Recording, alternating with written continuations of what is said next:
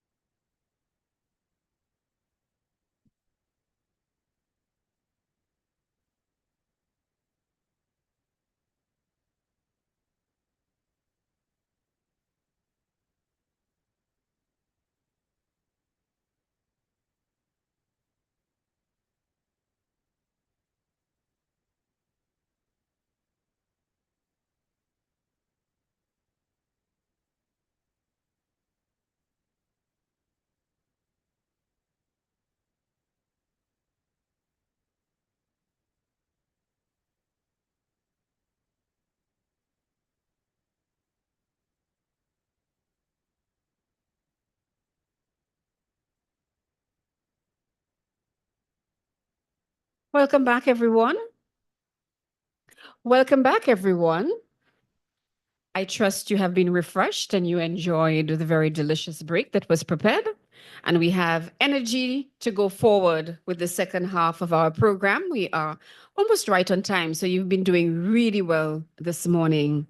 I'm really pleased to have all of you back here for our working session. And we will begin the working session with a presentation on the court system in St. Lucia. And as we know, this is organized by the Eastern Caribbean Supreme Court. So we are going to establish what the court system is in St. Lucia. And to do this presentation, we will, of course, invite His Lordship, the Honorable Justice Mario Michel. And I want to give you a little bit of an education on Honorable Justice Mario Michel, although I think there's some key information that's important that the minister shared with us earlier that may not be in his bio. So just indulge me as I read his bio. His Lordship, the Honorable Justice Mario Michel, is a graduate of the Cave Hill campus of the University of the West Indies. He graduated with a Bachelor of Laws and then went on to U Wooding Law School in Trinidad and graduated with the Legal Education Certificate. His Lordship was called to the bar in St. Lucia in October 1984 and entered into private practice, initially as an associate of a law firm, then from January 1986, only 2 years later, on his own. In October 1990, he established the law firm of Michel and Company, which he headed until May 1997. Anybody knows why? What happened in 1997? Pardon? He entered elected politics. Very good. Some people know some of your history. And we say he chose to serve government. Apart from his work as a lawyer, his lordship was very involved in other activities in St. Lucia, becoming the founding president of the St. Lucia National Youth Council in 1985. Interesting. By a show of hands. Anybody was here around 1985? Our young people I'm talking. Just raise your hand if you will. And we're not showing his age, we're showing the experience. 1985. I won't tell you where I was, but I remember his name. He was president of the St. Lucia Guild of Graduates in 1991 and the president of the St. Lucia Bar Association in 1995. So very much the leader from a very young age. In May 1997, his lordship was elected as the parliamentary representative of the district of Gros-Islet and was appointed as the deputy prime minister and the minister for education, human resource development, youth and sports in St. Lucia. In December 2001, he was re-elected as the parliamentary representative of Gros-Islet and reappointed as the minister for education. And he served in these positions until his retirement from active politics in December 2006, having declined to contest the 2006 general election. In January 2007, his lordship resumed private practice as a lawyer, but in January 2009, he responded to a call to service in the judicial sphere and served as an acting High Court judge of the Eastern Caribbean Supreme Court from 1st February to 31st August 2009. In September 2009, he was appointed as a High Court judge and assigned to Antigua and Barbuda, where he served until September 2012, when he was elevated to the Court of Appeal based in St. Lucia. We were happy to have him back home. Despite his exit from public life outside of judicial office, his lordship has continued to share his expertise and experience to local, regional, and international audiences. At the local level, he has delivered feature addresses at several school graduations, launching ceremonies and other non-political functions and activities. And at the regional level, in October 2015, he was the keynote speaker at the Caribbean Youth Development Conference hosted by the South Louis Institute of Social and Economic Studies at the Mona campus of the University of the West Indies in Jamaica. At the international level, in December 2015, he served as a member of the UN Advisory Panel, which met at the United Nations headquarters in New York to discuss and approve the Regional Human Development Report for Latin America and the Caribbean for inclusion in the UN's Sustainable Development Goals, the SDGs, for 2015 to 2030. In August 2017, he was a featured speaker at the 9th Commonwealth Youth Ministers meeting in Uganda. On 5th May 2024, his lordship was appointed by the Judicial and Legal Services Commission as the acting Chief Justice of the Eastern Caribbean Supreme Court, in which capacity he continues his service to the judiciary of the Eastern Caribbean. Young people, ladies and gentlemen, please help me welcome his lordship.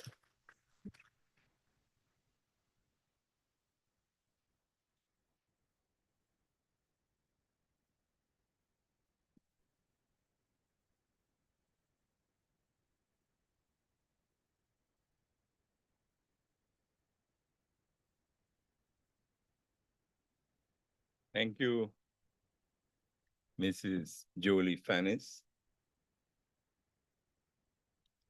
I've noted the protocol list used by you in your salutations this morning. And I will stand by that list so that I need not repeat the names of all of the distinguished personalities whom you mentioned. I do want to acknowledge, though, the presence this morning of the Minister of Youth Development and Sports, the Honorable Kenson Kasimi, who had to leave after the opening ceremony, which he did tell me in advance that he had to leave. I thank him, though, for both his presence and his present, although one jazz ticket is not enough. I want also to specifically recognize the judges and the master who are present here this morning. Justice of Appeal Esco Henry, Justice K.D. Centros Albertini, Justice Kimberly Snack Fulgens, Justice Rohan Phillip,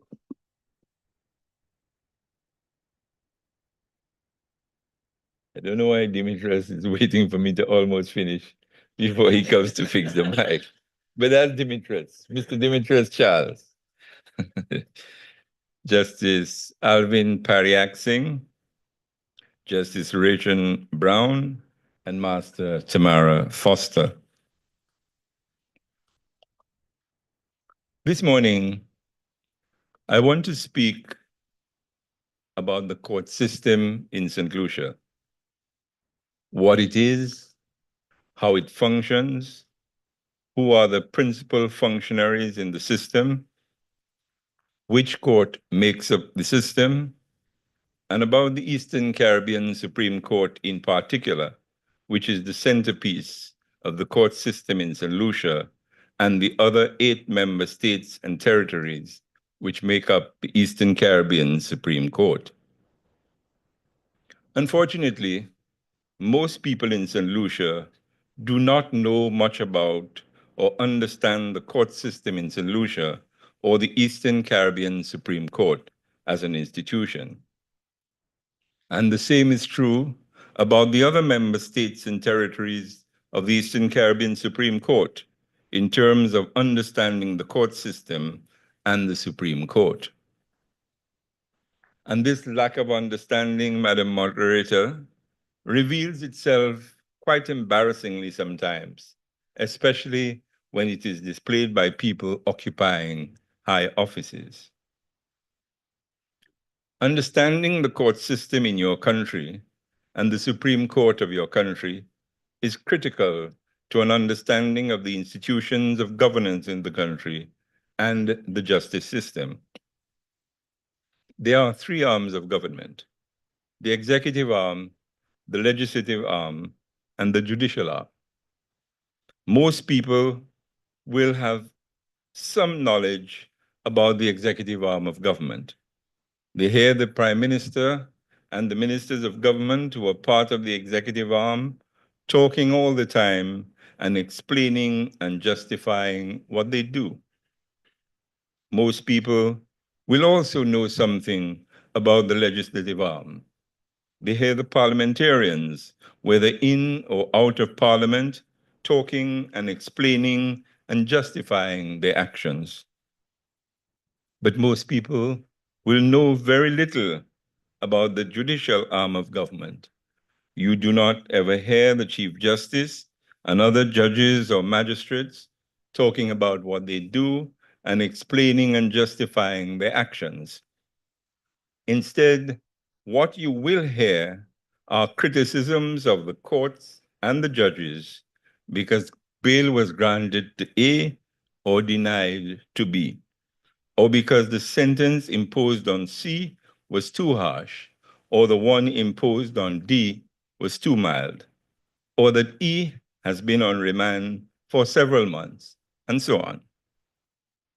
Judges and magistrates are blamed sometimes for all of these things and more, when most of the time, what they are doing is seeking to administer justice, not of the kind that some relative says he wants because of what they did his cousin, who may very well have been the one at fault, but justice according to law, the law as enacted by Parliament and as interpreted by the courts.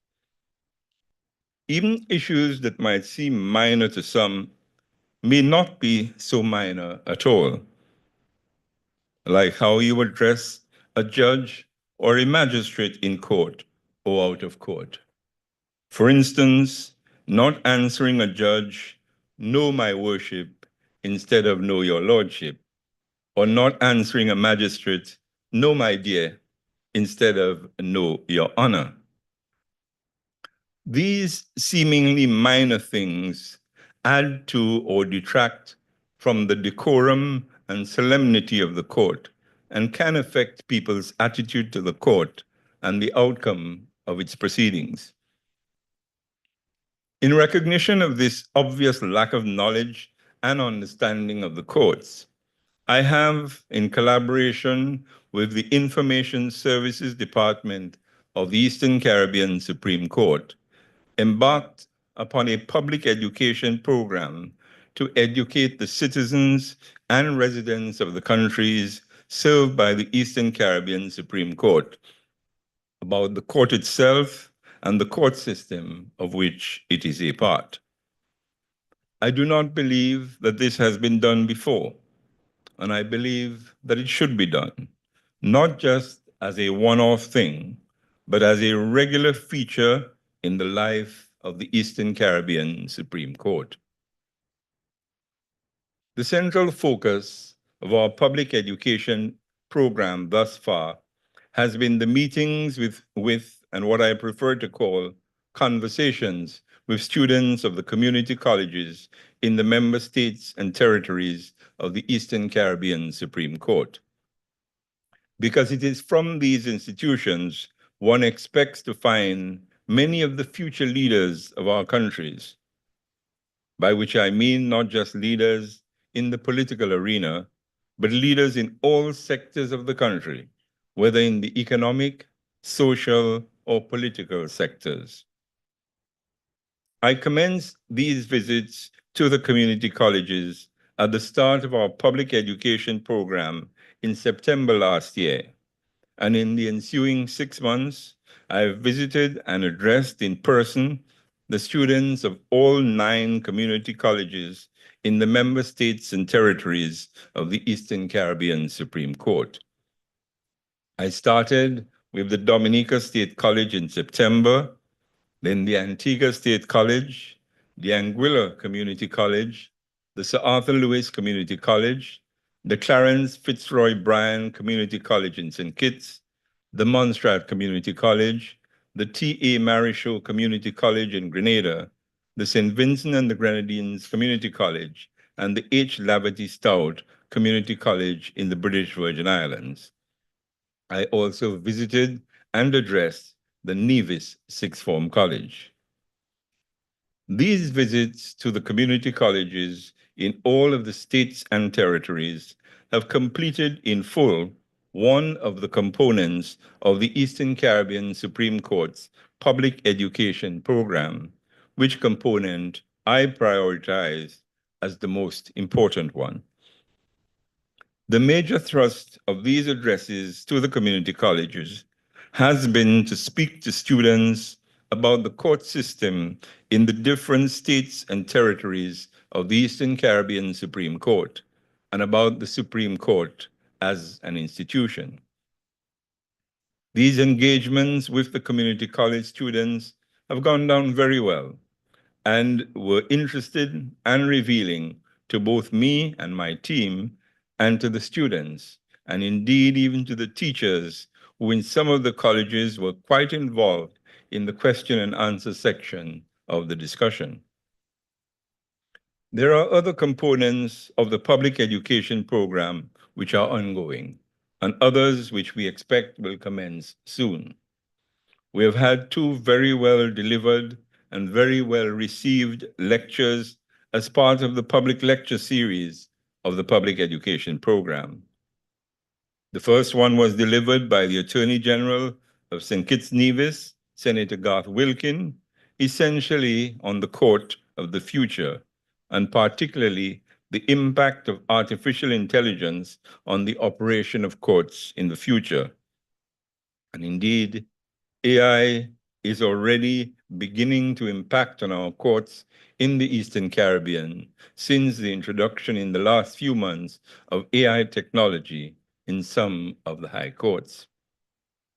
The second lecture was delivered by a judge of the Court of Appeal of Trinidad and Tobago, Justice Vashish Kokaram, on alternative dispute resolution, which is becoming a major feature of our court system in the Eastern Caribbean. ADR has been with us for several years now, but new modalities of alternative dispute resolution have emerged, and existing ones have been refined, which we expect will result in many more disputes being resolved by ADR than by adjudication by a judge or magistrate. The other component of the public education program, which has commenced, is what was referred to as a conversation with the Chief Justice, which took the form of an interview conducted with me by the moderator of today's proceedings, Mrs. Natalie Jolie Fannis. This interview was broadcasted on several media platforms, and it can still be viewed on the website of the Eastern Caribbean Supreme Court. It is my hope that these conversations will continue with subsequent Chief Justices and the dialogue will be maintained. It is expected that the public education program will include visits to secondary schools and discussions with students there by judges, magistrates, and practicing lawyers, that it will include also debates among the community colleges in the Eastern Caribbean, and community meetings and activities, all designed to educate St. Lucians and also the citizens and residents of the other member countries of the Eastern Caribbean Supreme Court about their court system and their Supreme Court.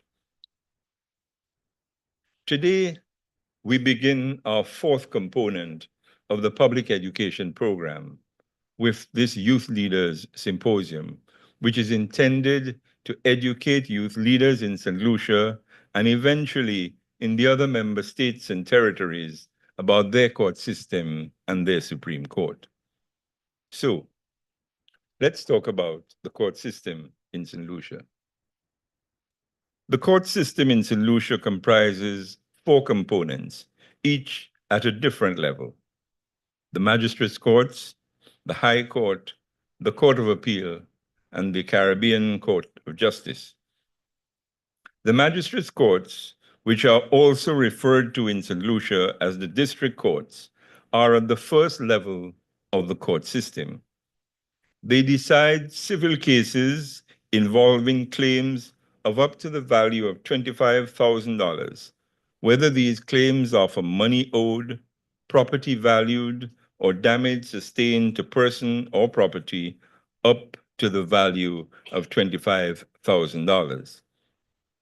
Disputes involving claims of more than $25,000 in value must be adjudicated by the High Court. When it comes to the trial of criminal offenses, lesser offenses referred to as summary offenses, like petty theft, common assault, and traffic offenses, to name just a few, are tried by a magistrate sitting alone in the magistrate's court. More serious offenses, referred to as indictable offenses, like murder, manslaughter, and rape, to name just a few, must be tried by a judge and jury in the High Court. The magistrate's court is presided over by a magistrate who is called Your Honor or referred to as His Honor or Her Honor. So if you are addressing a magistrate in court, you will address him or her as Your Honor. If you are referring to him or her, you would say His Honor or Her Honor. In a civil case, the magistrate decides who is or who is not liable on what is referred to as a balance of probabilities. So if in a civil dispute between Peter and Paul, the magistrate finds that it is more likely than not that Peter was the party at fault, then Peter must pay Paul. In a criminal case, the magistrate can only find an accused guilty of an offense if the magistrate is satisfied beyond reasonable doubt that the accused committed the offense. Any reasonable doubt must inure to the benefit of the accused.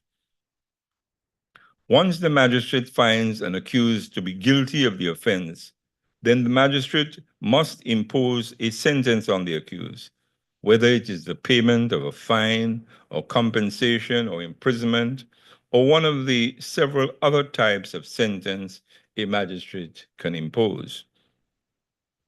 In civil cases, the judge sits alone, presiding over the case and deciding its outcome. As it is with a magistrate in a civil case, so it is with a judge, that the judge will determine liability on the balance of probabilities, so that the judge will decide in favor of Paula if it is more likely than not that Petra was the party at fault. In criminal cases, the judge sits with a jury of 9 persons or 12 in trials for capital offenses.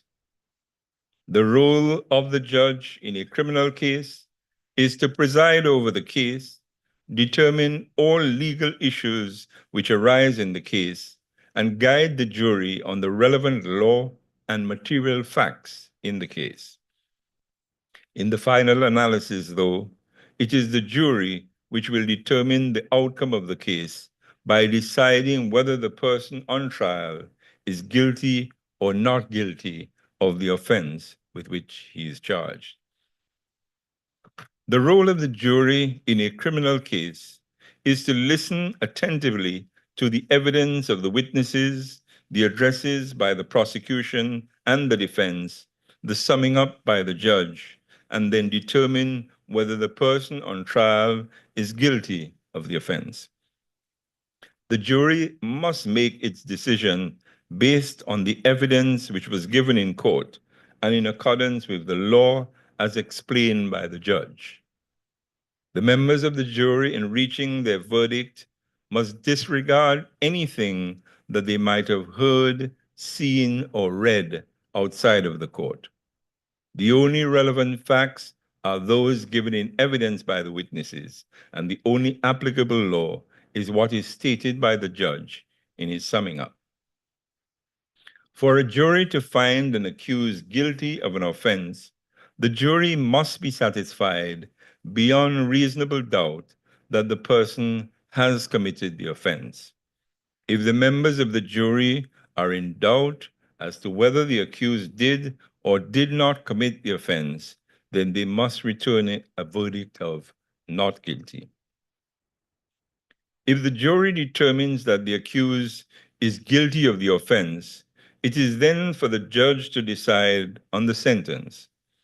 The mildest sentence which a judge can impose is a caution, reprimand, and discharge, which means that the judge cautions you about your behavior, reprimands you for the offense that you have committed, and discharges you to return to your home and work. The severest sentence a judge can impose is the death penalty, which means that you are sentenced to be hanged by your neck until you die. This sentence can only be imposed for capital murder or treason. The last time someone was hanged in St. Lucia, though, was 30 years ago, in 1995, when Joseph Solomon, having been sentenced to death for murder in 1979, spent 13 years in prison, was released in 1992, committed another murder in 1993, was sentenced to death in 1994, and was hanged in 1995. No other death sentence has been executed in St. Lucia since then, despite several convictions for murder after that. This virtual abolition of the death penalty in St. Lucia and in most of the Commonwealth Caribbean countries is mainly because the courts in England have determined that the death penalty is cruel and inhuman punishment, and through the Privy Council, which until recently was the highest court in the entire Commonwealth Caribbean and is still the highest court in most of the Commonwealth Caribbean, all appeals against death sentences are upheld once they reach the Privy Council. Mind you, the Privy Council has never held that a person cannot be hanged, because the death sentence is permitted under the constitutions of the Commonwealth Caribbean countries. What the Privy Council has done, though, is to constrain the carrying out of the death penalty to an extent that it is virtually impossible to do so. So that in the Jamaican case of Pratt and Morgan versus the Attorney General of Jamaica, the Privy Council ruled in 1993 that it is cruel and inhuman treatment to carry out a death sentence after 5 years had elapsed since the sentence was pronounced. And the English legal system has helped to ensure that death sentences will be tied up in appeals and petitions for more than 5 years, so that the death sentence will never be carried out. The Privy Council has also ruled in the Vincentian case of Trimmingham and the Queen in 2009 that death sentences should be reserved, for what they have described as, quote, the worst of the worst, or, quote, the rarest of the rare murders. And no murder, no matter how gruesome, as far as I'm aware, has met that standard for the Privy Council.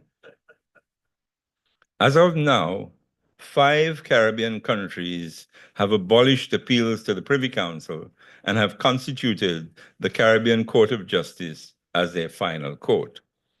But there is no indication, though, that 32 years after Pratt and Morgan and 16 years after Trimmingham, the Caribbean Court of Justice will take a different position to that of the Privy Council, which is that the death penalty is constitutional, but what is unconstitutional is the mandatory imposition of the death penalty, and that the death penalty should be reserved for the worst of the worst and the rarest of the rare, with no death sentence being executed more than 5 years after the sentence was handed down.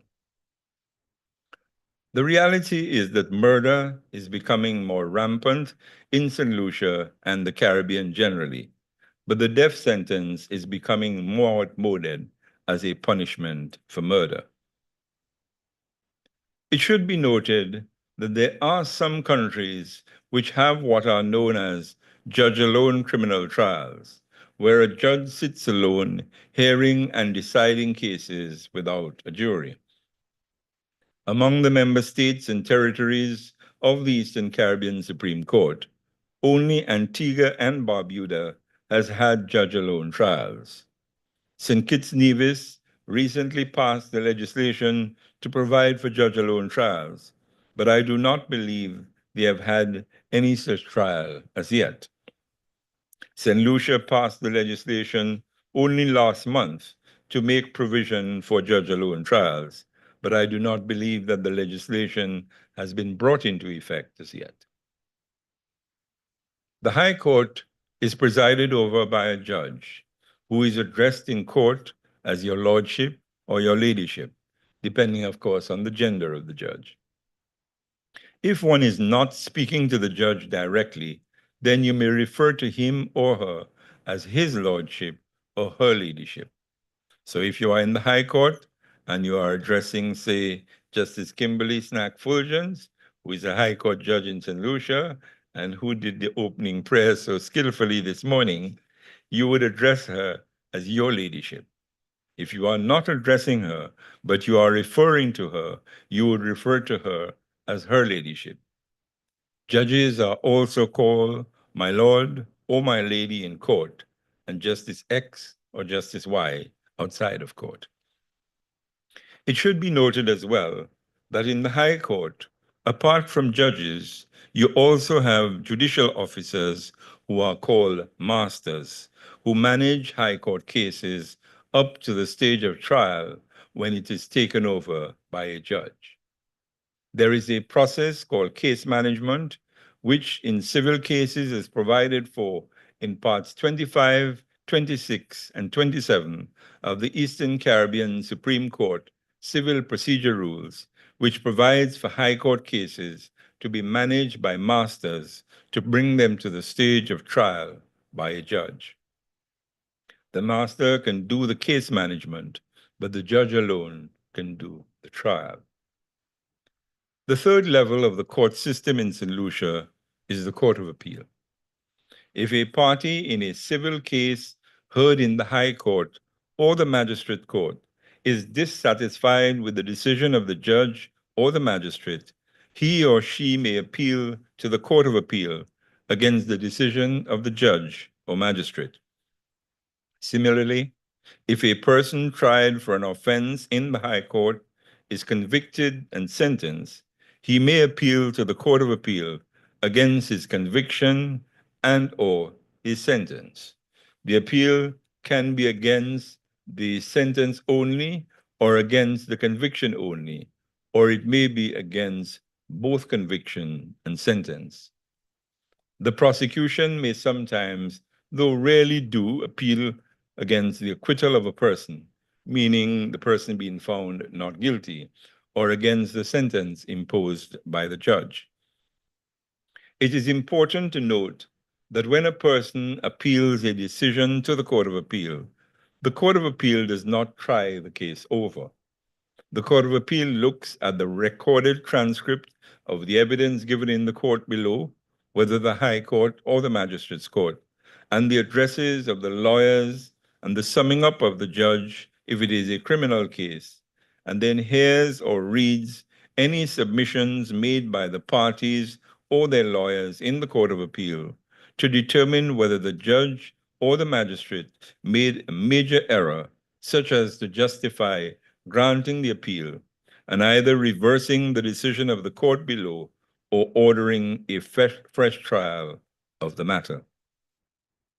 Cases in the Court of Appeal of the Eastern Caribbean Supreme Court, which are appeals from decisions of the High Court or the Magistrates Court, are presided over by 3 judges who are referred to as Justices of Appeal.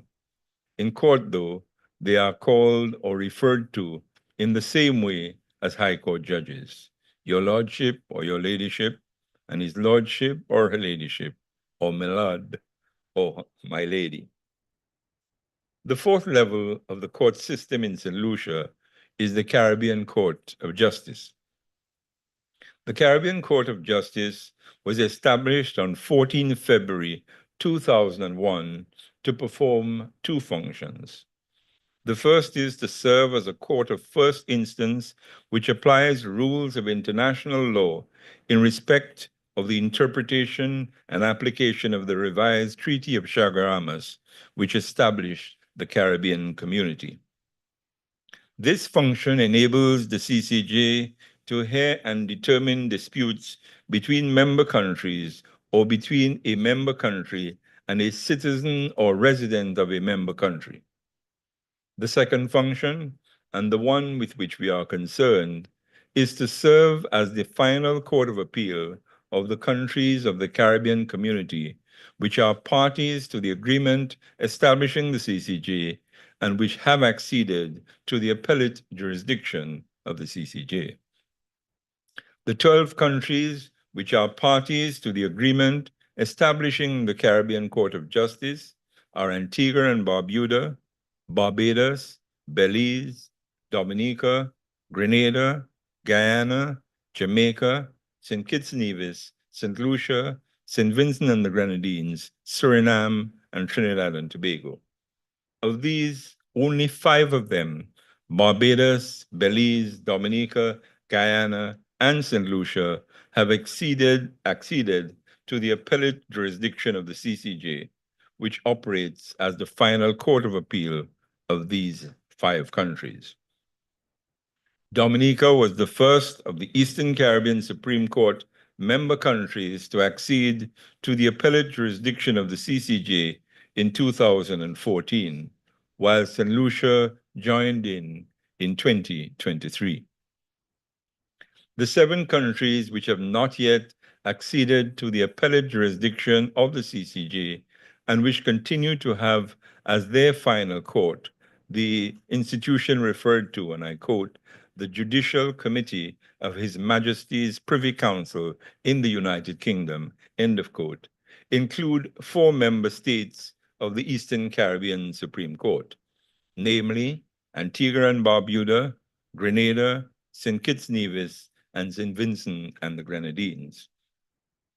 The 3 British overseas territories, which are members of the Eastern Caribbean Supreme Court, are not independent states, and so they could not be parties to the international agreement establishing the CCJ.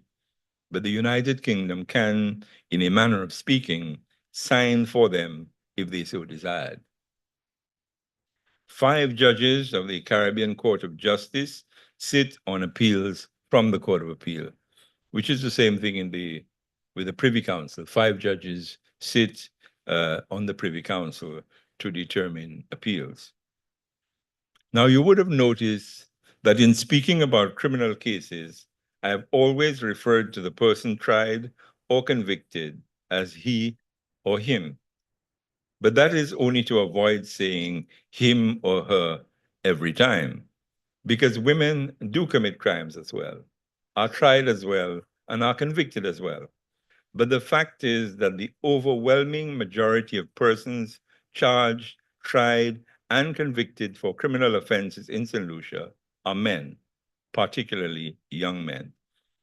As of December 2024, there were 206 convicted male prisoners at the Bordelais Correctional Center and 360 male inmates on remand, for a total of 566 male prisoners, while there were 3 convicted female prisoners and 10 female inmates on remand, for a total of 13 female prisoners. This means that for every 1 man in prison in St. Lucia, for every 1 woman in prison in St. Lucia, there are almost 44 men. This, in a nutshell, is the court system in St. Lucia. I want to speak now specifically about the Eastern Caribbean Supreme Court. The Eastern Caribbean Supreme Court is a regional court with 9 member states and territories, the 6 independent states in the Eastern Caribbean, and 3 of the 6 British overseas territories in the Caribbean. The 6 independent states are Antigua and Barbuda, the Commonwealth of Dominica, Grenada, St. Kitts and Nevis, St. Lucia, and St. Vincent and the Grenadines, whereas the 3 British overseas territories are Anguilla, Montserrat, and the British Virgin Islands.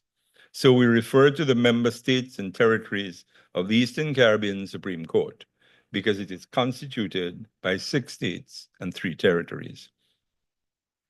The Eastern Caribbean Supreme Court was established on the 27th of February, 1967. It was originally styled, quote, the West Indies Associated States Supreme Court, end of quote. In 1979, the name of the court was changed to the Eastern Caribbean Supreme Court, by which time 3 of the former associated states had become independent states. The first Chief Justice of the then West Indies Associated States Supreme Court was Sir Alan Lewis, who later became the Governor General of St. Lucia.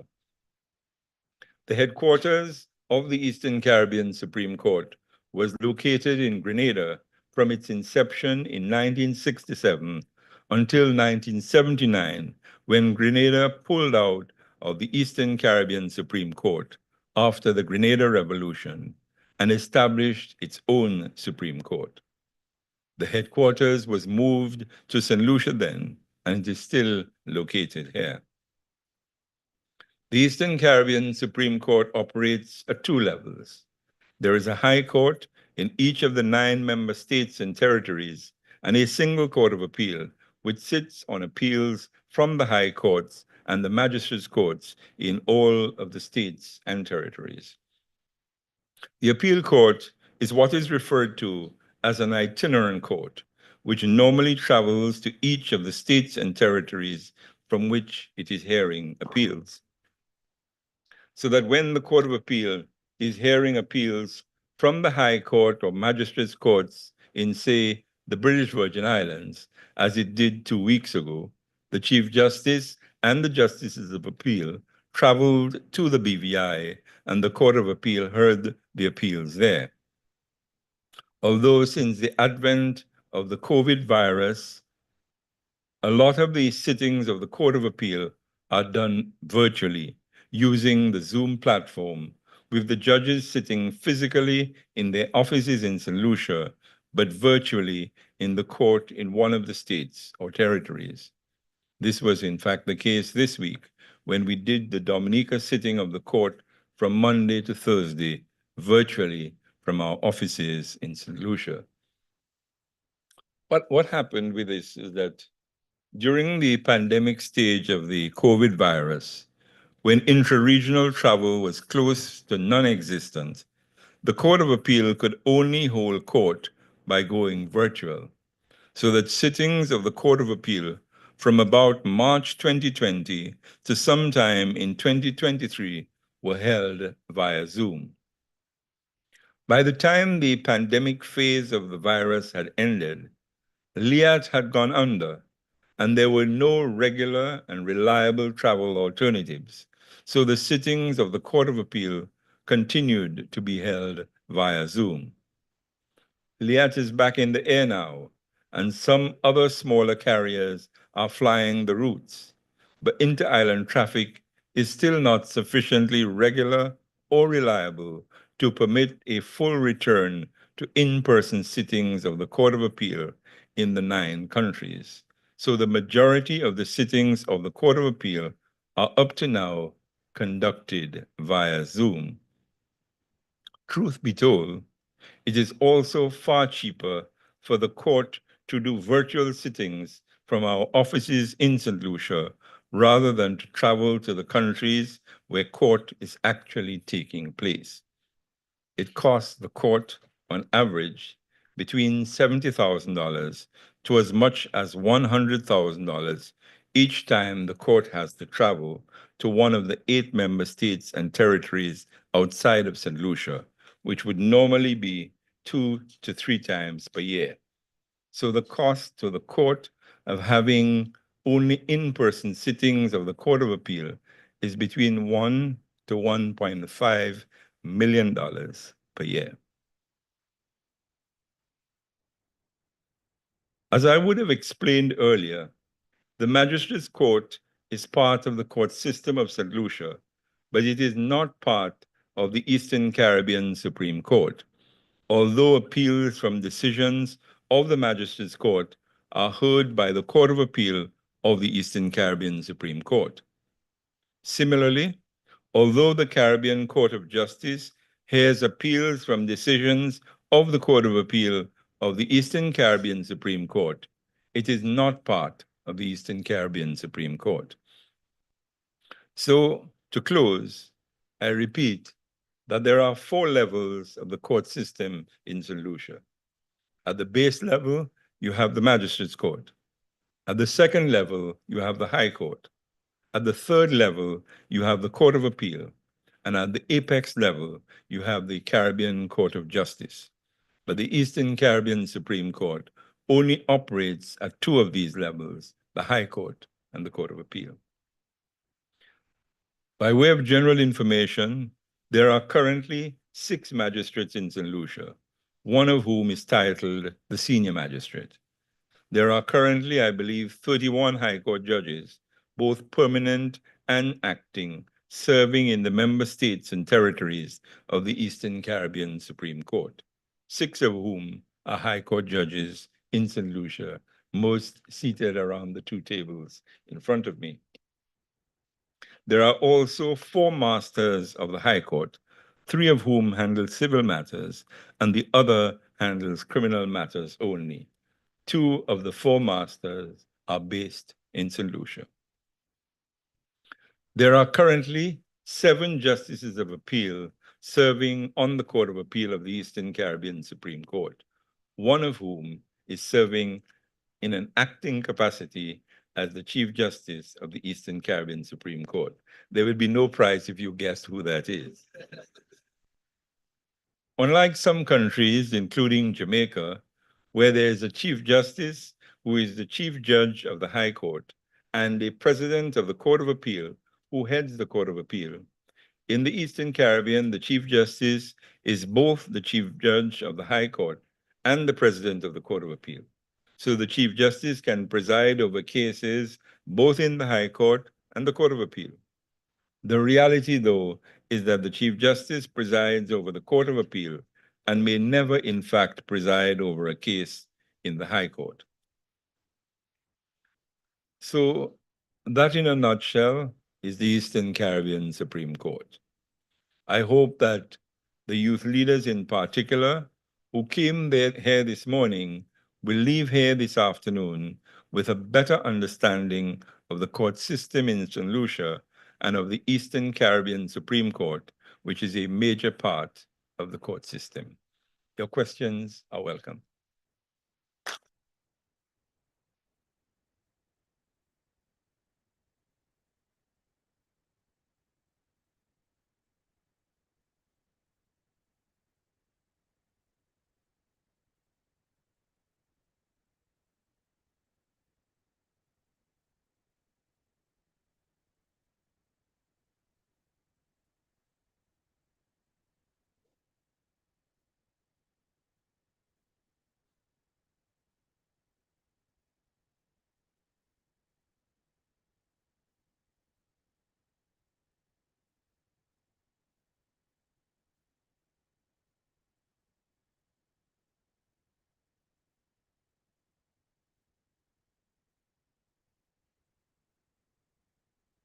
Good afternoon.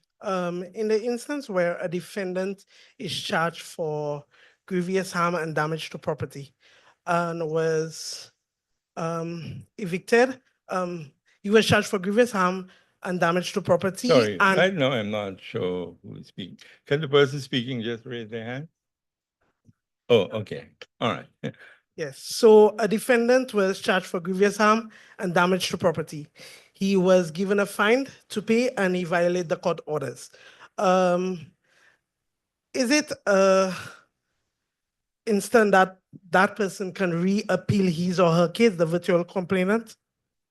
Well, if the court has imposed a fine, the court would always impose a fine with a prison alternative. So if you are fined $5,000, it would usually be $5,000 to be paid forthwith or $5,000 to be paid within 3 months. If you fail to pay that fine, there will be an alternative prison sentence. $5,000 to be paid in 3 months, in default, 6 months in prison. To the extent your question was a little unclear, to the extent that that was your question, then that is my answer. Yes, if there's because another aspect to it, I will welcome it. the other aspect, the other stage is filing a commitment warrant. So if this is not issued, what's the next step? You are trying to complicate things and and trying to embarrass me. uh,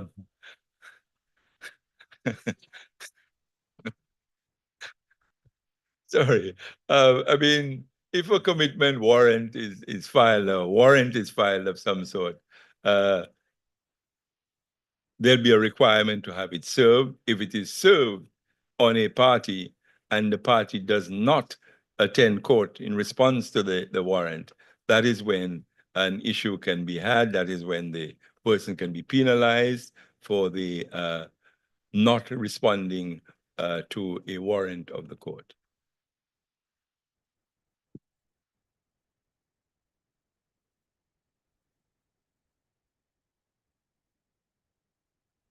My name is David Henry, and I am a young leader from St. Lucia. And I have been schooled in a philosophy that remains with me and will remain in me forever. My dad, Ricky Alexander, gave me some wise words of...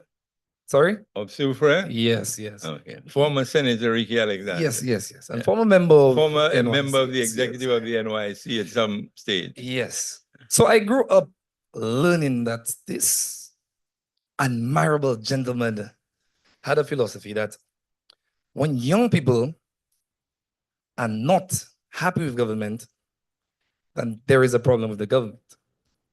And when young people are happy with the government, there is a problem with the young people.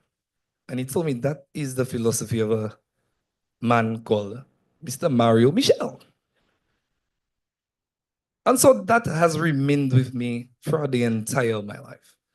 And as a young person, listening to your education program about it, as a young person, my question is always about the programming. And I commend the education program. I cannot wait for its rollout. My question is that in this educational program, is there a component that teaches the people from the various countries about the laws of their countries? Prevention of the crime starts with education. So with education, you probably wouldn't even get to the court. And these kind of programmings we do not have. So my first question is, does your educational program have that component?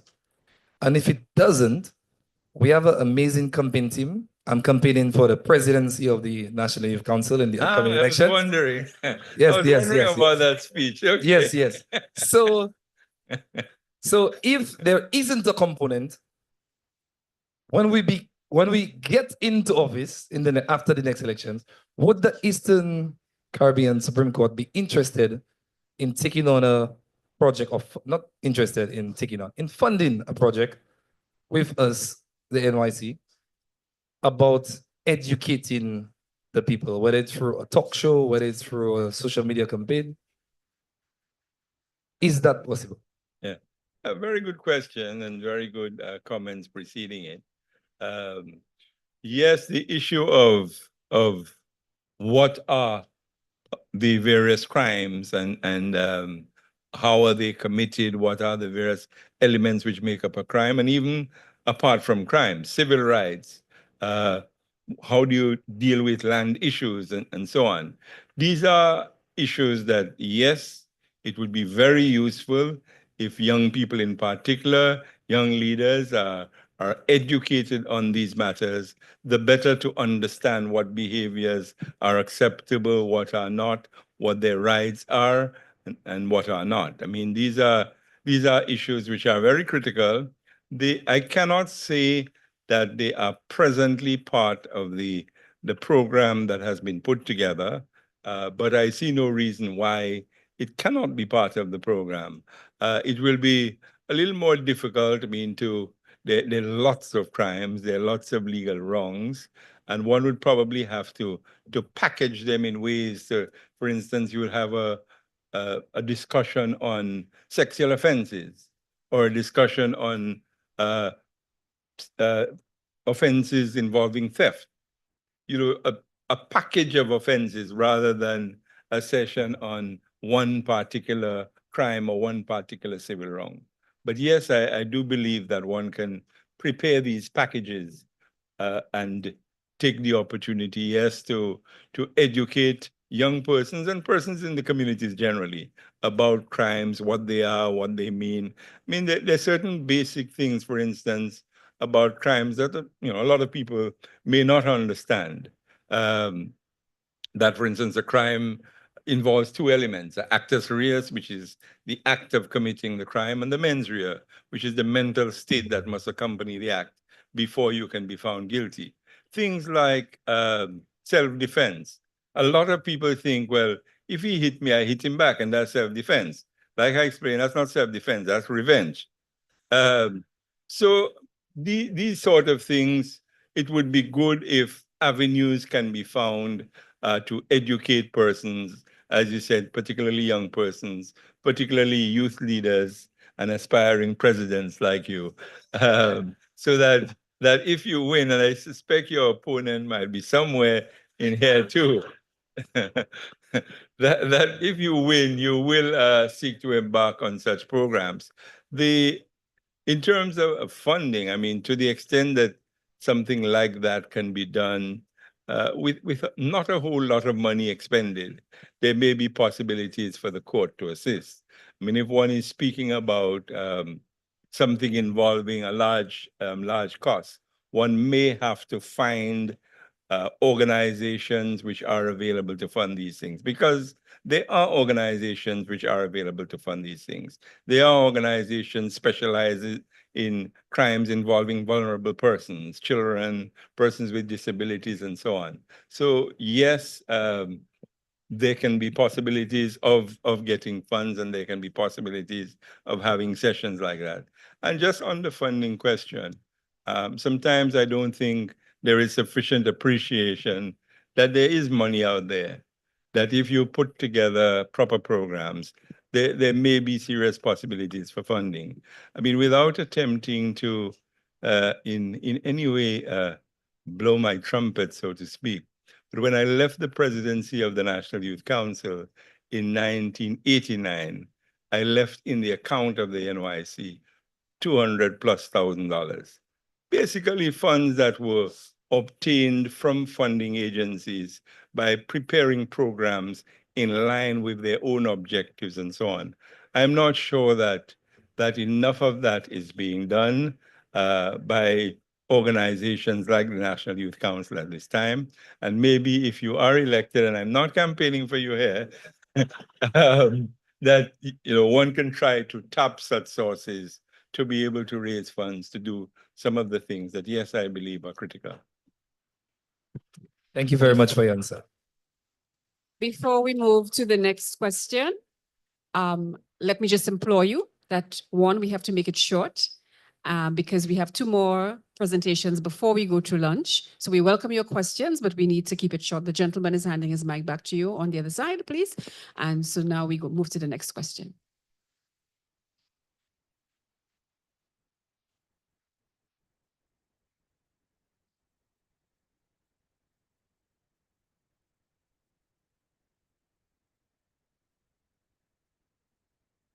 Hello. Okay, so what mechanisms are in place to hold members of the judicial? Better now? Yes. Okay. What mechanisms are in place to hold members of the judiciary accountable for misconduct or biases? They really putting you on the spot this morning. The appeal court is the mechanism that is available for alleged biases. If one thinks that the court, whether the High Court or the Magistrates Court, that a decision of the court was reached by virtue of bias or any impropriety of the judicial officer who hears the matter.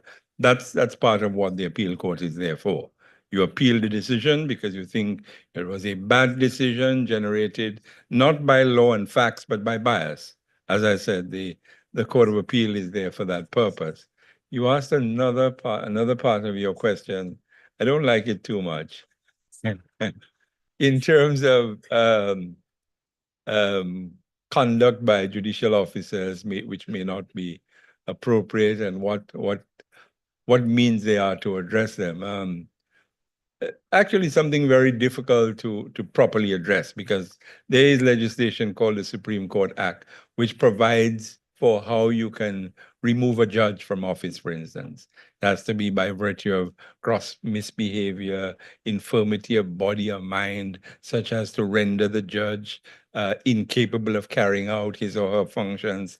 It's not a very easy thing, put it that way, to exercise discipline over judicial officers because of the level of protection a judicial officer is supposed to have in order to be able to function effectively. So if you give the judicial officer that level of protection, it then makes it difficult, if that judicial officer is giving problems, to remove him or her, because you have garrisoned him with a level of protection against interference with his independence.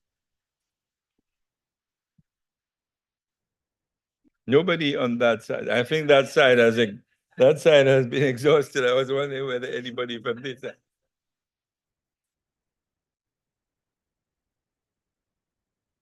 Okay, so as a student, like, let's say there is a fight between two students, and I am the aggressor, and the defender is trying to defend himself. Why both of us get suspended? But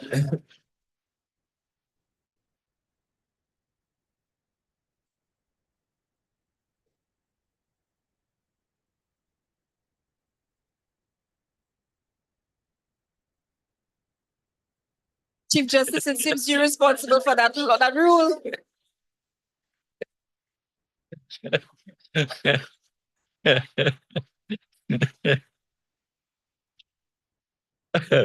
Yes, just just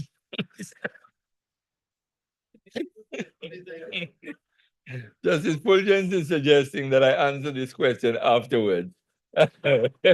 Because it is not exactly a question about the operation of the law. It is a question more about the exercise of discipline in schools. And I mean, a lot of schools would have possibilities like there'll be no fighting. So I mean, if somebody hit you, you should come and tell the principal rather than strike him back. I mean, that's the behavior that is expected of students and persons in institutions like that. He strike you or he call you a name, go and report him to the principal, rather than strike him back or call him a worse name. But your question, your question was very interesting.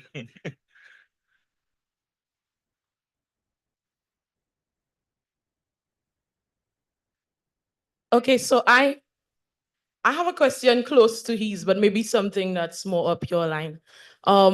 If two parties from different countries were involved in a case, and one person's highest court or high appellate court, you call it, is the CCJ, and the other is the Privy Council, which court will take, who will actually decide on it?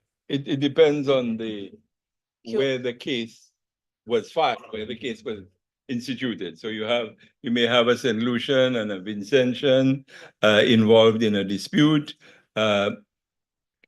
Appeals from in St. Lucia, the highest court is the CCJ. St. Vincent, highest court is the Privy Council.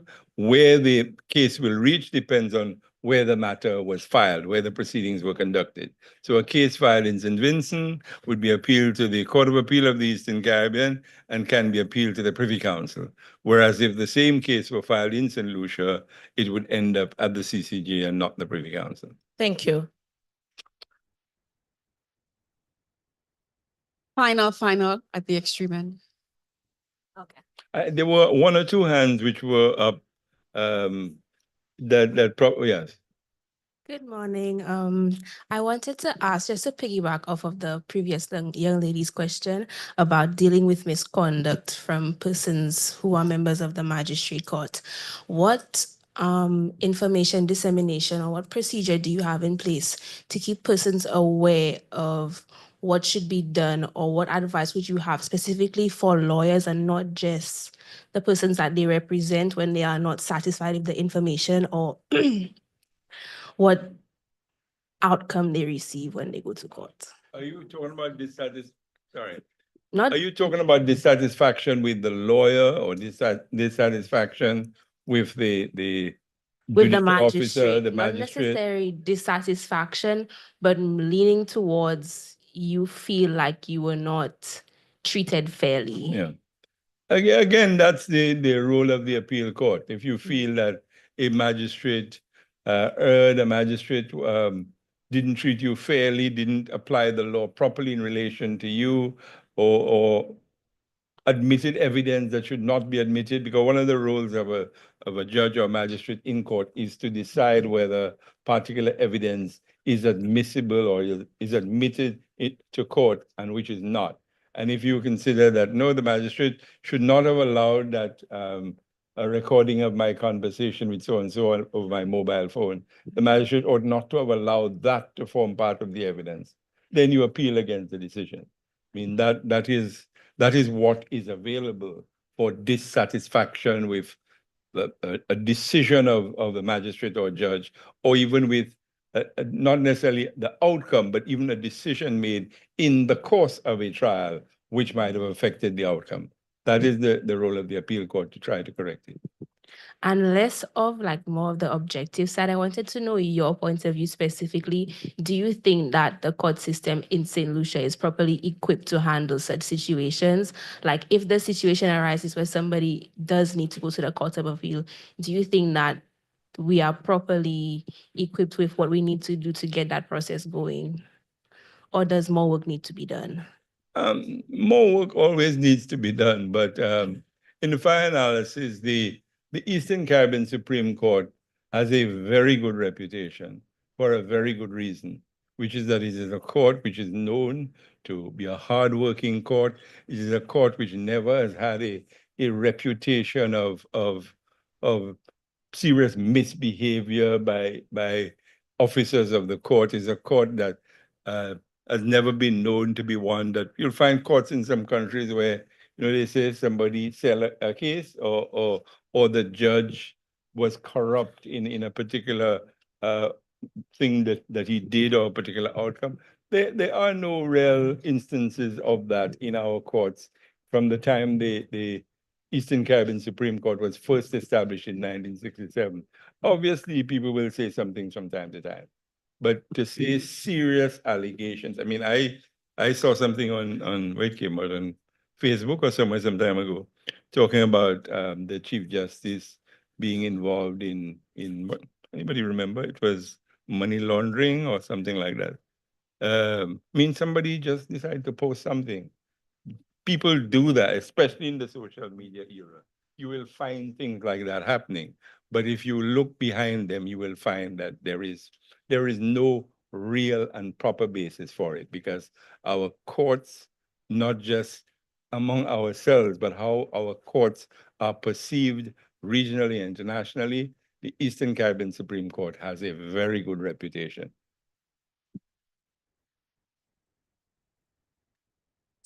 Yes, Mr. Levon. Good morning. Thank you very much for your presentation, very comprehensive. My question is, you mentioned that St. Lucia is one of the countries which has moved to judge-only trials. Can you speak to the rationale for that decision? And I think generally, you know, the public is very critical about institutions. So if you could speak to the efforts of the court to ensure that the public understands the move and can more or less put in mitigative measures against any negative implications to that step. Thank you. Okay. All right. It isn't that a decision was made or a law was passed that determines that from here on criminal trials will be judge alone. It is one of the options that they can, in certain circumstances, be judge alone trials. The system will continue to be essentially one of trial by judge and jury for serious criminal offenses. But there are provisions that have been made in the new legislation passed. Anybody has a copy electronically? I see Justice Fulgence was on her phone. I thought she may have been getting something that would that would enable me to better answer your question in terms of the circumstances under which a judge alone trial can be held. It is not that trials from here on will be judge alone trials. There will be situations where trials can be done by judge alone. And in terms of the buy-in on that, I don't know, I can't say that I heard a lot of discussion on it. There was some that I heard in terms of whether some people who thought, no, that's not a good way to go, or that's the best way to go. A lot of the issue of judge alone trials arose because of the COVID pandemic period, because all the social distancing and so on, for you to have a jury of 9 persons, 6 feet apart from each other, I mean, you would have to have a room almost as big as that in order to conduct court, so that everybody can be 6 feet away from each other. That is one of the things that gave rise to the need for judge alone trials in order for court to be properly conducted, for judge alone criminal trials, because that's really where the problem is. Civil cases, the judge sits alone, so you don't have that logistical problem that you have in criminal cases in the High Court. Whereas I say you must accommodate 9 people sitting 6 feet apart from each other and 6 feet apart from the bailiffs and all of the other persons involved in the court process. So that's where the need for judge alone trials in our system was born, really. That's when they first started to be talked about, that look, we need to move to that. If not, there will be problems. There will be a serious backlog of criminal cases, because criminal cases were just for a while not being heard, because there simply was not the physical facilities that would enable criminal trials to be conducted. So they were just, a lot of times, just not being heard. And Antigua was the first to respond by passing legislation that facilitated judge alone trials. And they have, in fact, had judge alone trials with, as far as I'm aware, there has not been any complaints in any form as to the trials in Antigua were unfair or whatever. St. Kitts has passed the legislation. I believe there may have been a recent trial that has been started. I'm not aware that it has yet been completed.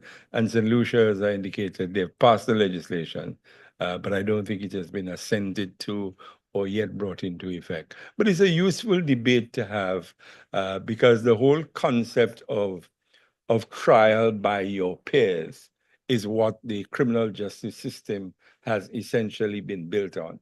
Not forget what's supposed to be the more minor criminal offenses, but in terms of major offenses, the concept of trial by your peers is, as I said, supposed to be the foundation. And when you have judge alone trials, you remove that element of trial by your peers. But there will be arguments on the other side.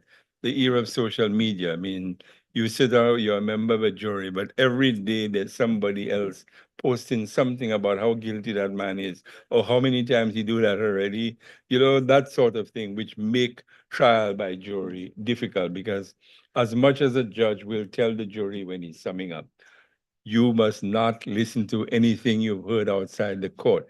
The only evidence is what you've heard in court, and so on and so on. But the fact is, last night the person read something, well, that man do that 10 times already, and so on and so on. And it's very difficult. It's very difficult to disengage your mind from that. Just somewhat of a joke. I remember while I was a judge in Antigua, did a criminal trial, a man who was charged with bestiality, having sexual intercourse with a goat. The trial went on. Jury eventually found him guilty. I eventually sentenced him. And when everything was over, my orderly driving me home after court, he says, "Sir, it's habit, you know." Now, to be fair to the orderly, he waited till the matter was complete. Jury had found the man guilty, you know, sentenced and all that. He did the proper thing by waiting until then to tell me that. But yeah, there are people who would, jurors would have heard things like that. That's a man habit, and you know, and then it becomes very difficult to get a fair trial. But a judge can sit in court, even have heard that himself, and disaggregated that, and based on the evidence that came into the court, yes, the man did this on that day at that time, and so on, and that is the only thing that I will use to determine guilt or innocence. Very difficult for a jury to do the same thing, despite all of the directions. So there are issues either way, and you know, the jury will continue to be out to deliberately pun on that issue for a while.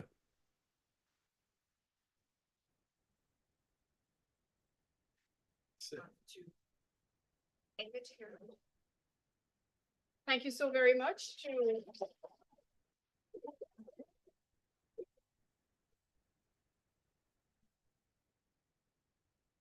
This was an education in itself, of course, and I know we could be here all day asking questions of his Chief Justice, and we thank those of you who were able to get your questions in. Hopefully, some of the things will come out in the other presentations. I really trust that they will. And I look forward to the conversation. You know, as a teacher, worst thing is to say questions. I ended up with a whole test, there was just so much information. It was really rich. It was well communicated, the little storytelling. So from one communicator to the other, excellent job. So our next presentation is on the essentials of estate planning and the importance of St. Lucia Land Registry for youth leaders. And that will be delivered by Mrs. Diana Thomas Hunt, partner at Flosac Dublé and Thomas Attorneys at Law. And Mrs. Hunt is the former president of the St. Lucia Bar Association, who graduated from the University of the West Indies Faculty of Law with first-class honors, and from the U. Wooding Law School in 2003. She has served on several boards and commissions in St. Lucia as acting master of the Eastern Caribbean Supreme Court, and she is a registered provider with the Legal Aid Authority. Please welcome Mrs. Diana Thomas.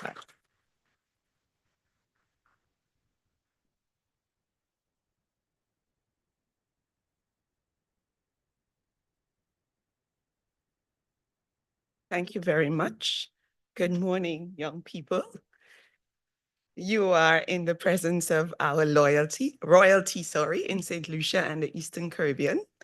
And who you have here with you, I want to say to you that you're very fortunate that this Chief Justice, my Lord, or your Lordship, has decided to have this function for you.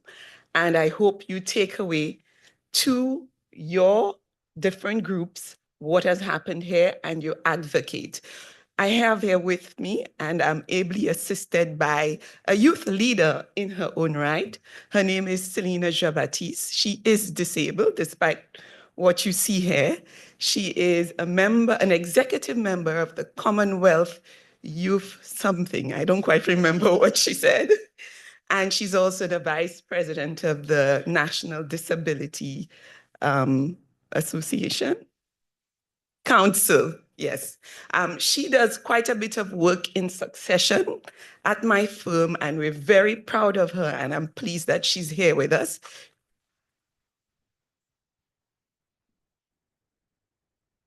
She will also be participating. So we have here the Eastern Caribbean Supreme Court's logo, because this is our function. And as you can see, we have all the flags, and in particular, zone in on the flag of St. Lucia. This is who will decide the fate of all of us if we go to court. And as His Lordship indicated, the High Court and the Court of Appeal are part of the Eastern Caribbean Supreme Court. So the essentials of estate planning and the role of the St. Lucia Land Registry for youth leaders, empowering youth for a secure future. I am Diana Thomas Hunt, and who participated in developing this slide would be Aika Dorival. She's a very young lawyer, but she couldn't be here with us today because she had to travel. And of course, Selena Javatis. And this is the name of our law firm. So Selena will join you and tell you what she hears among the youth about estate planning.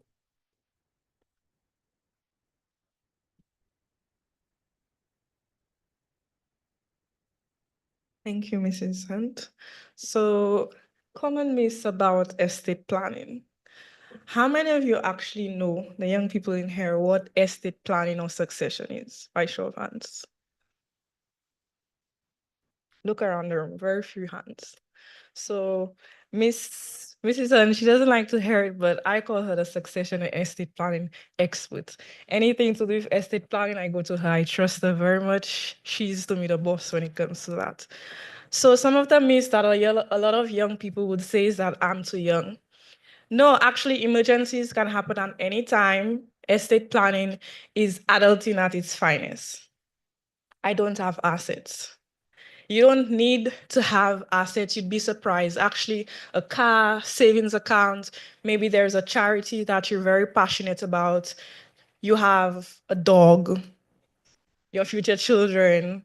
You want insurance for that. You want a power of attorney if anything were to happen to you. All that is part of estate planning. Only rich people need estate plans.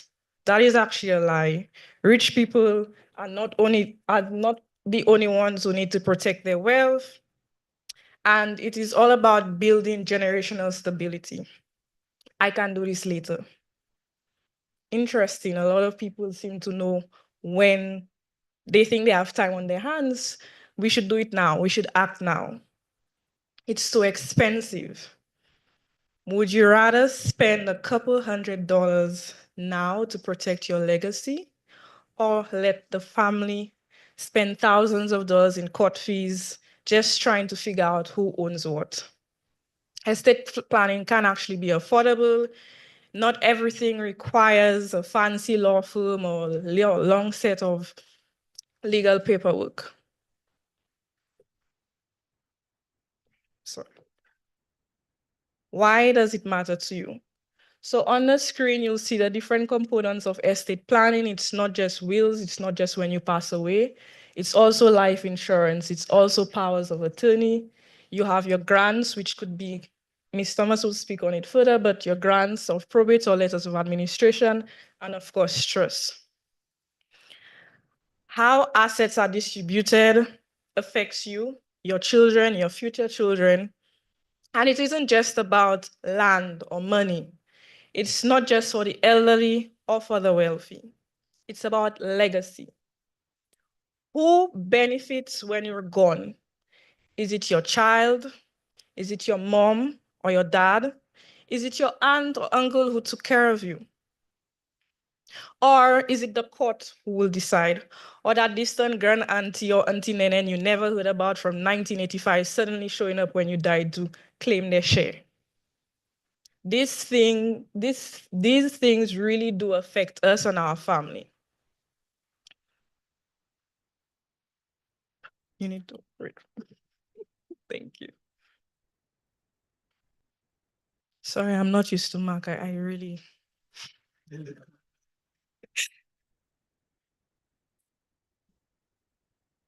Okay. I think that's this one. We'll need to have a Apple course here because I just Yes. Thank you. Okay. So not having a plan also affects your family's financial security. So imagine you passed away sadly, and in the middle of grieving, your family has to now decide who owns what. Actually, if any of you guys own land, do you know where the land register is, where the deed of any deed of sale or any title? Do any of you know where that is right now?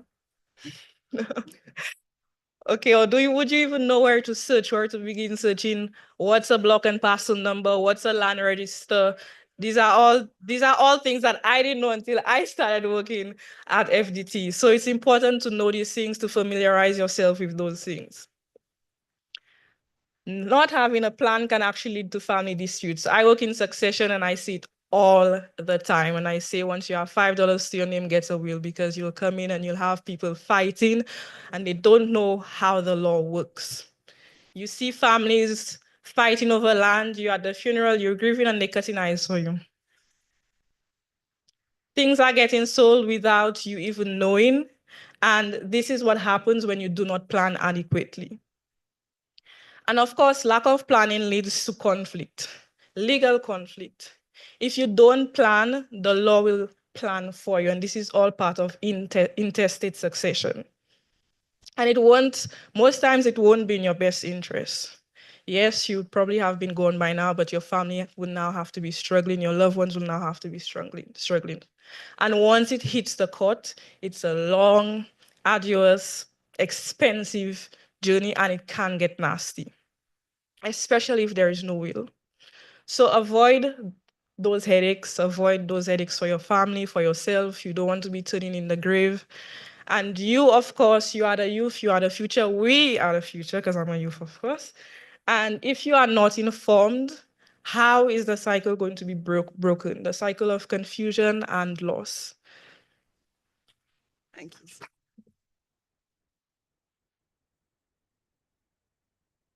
So we have some key concepts here in estate planning, words that you will hear very often, and hopefully you will become a little more familiar with today. Simply, what is a will? A will is a document which states how your debts are to be paid and how your assets should be distributed after death. Importantly, that will must be made without interference of anyone who is to be benefited. That is very important. Trust. You place assets in the hands of one person, but it actually belongs to another. They call it trust because you trust that the person who has the asset will deal with it in the way that you say they ought to deal with it. Executor or administrator, that is the person in charge when you die. You're not there to pay your debts. You're not there to distribute your assets. An executor or an administrator will do it for you. Beneficiaries, legatees, devisees, these are all words which mean basically the same thing. Somebody who gets your movable assets, your cars, your jewelry, your shares, your code. If you do some coding, all of these are movable. And then you also have immovable assets that you devise. So these words mean the persons who are benefited. Life insurance, of course, you know what that means. You go to the insurance company, you are sure to die, but you make provision for when you die, and they calculate how quickly you might die. They guess, but it's an informed guess. And then, of course, you have probate and letters of administration. Probate is where you file papers and the court recognizes the executor as the person in charge. Whereas letters of administration, the court appoints a person in charge of your estate. In St. Lucia, we have 3 types of will. And the first one is a notarial will. I'm a lawyer. I'm also a notary. You can make a will in my presence together with 2 witnesses who are not employed by me, or you can make a will with 2 lawyers. That's a notarial will. A second is the English will, where you make it before a justice of the peace and 1 witness. And the last is a holograph will. That is a will entirely in your own handwriting, and you sign at the bottom. So leaving here, I'm challenging you to write a holograph will. What do? You write a letter. in your handwriting on blank paper or ruled paper, dear, you can write it to someone, dear Jelani, this is what I would like to happen after I die. I want you to be in charge, and I want to leave my car I bought yesterday to my sister. Sign it. That is a will, as long as it's entirely in your handwriting. So, if you do not have one of these wills, what will happen when you die is that your succession or your estate will decide how your assets are going to be distributed. And what you need to know about this is that you will have no idea when you go 6 feet under what is happening with your assets. Even if you decided that this is my favorite sister, and I want my sister who has been by my side throughout my life to have everything that I own. Or this is my second marriage, and I want to benefit my second wife, but I also want to leave something else for my previous wife, because notwithstanding that we are divorced, she was good to me. No, the law says how it will be distributed. And so it's possible that you will overlook your loved ones if you do not make a will. The other thing that wills also provide for, who is going to take charge of your little children. They're 10 years old. You may leave assets. You might decide, I want this sister to have physical custody of my child, but the other brother is really good with money. So I want to appoint that brother to be in charge of the money, and the brother will give the sister money to take care of the child. All of these things you can have dealt with in your will. How is intestate succession distributed in St. Lucia? You must know that among the Caribbean territories, St. Lucia is unique. St. Lucia gives priority to children, not to spouses. Yes, I see eyes being opened. Yes. Children inherit first, not your spouse.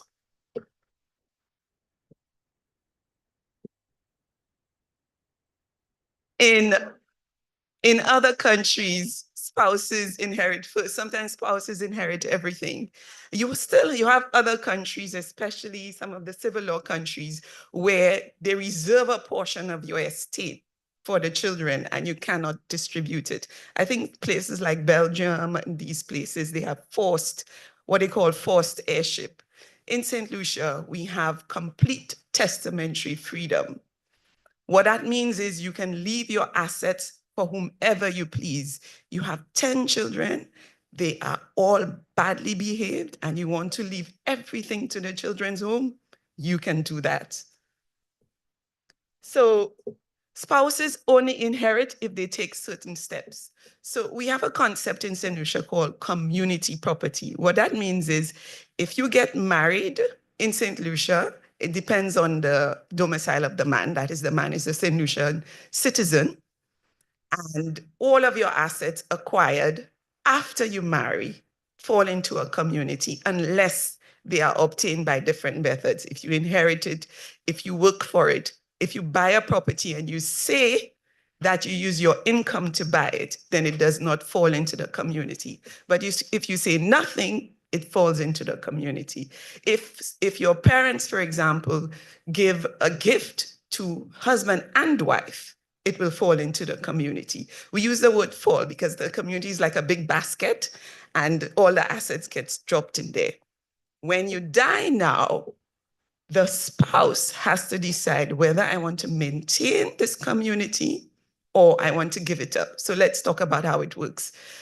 A man dies, he leaves $10 million worth of assets, and he has a house with his wife, owned jointly, that is worth $1 million.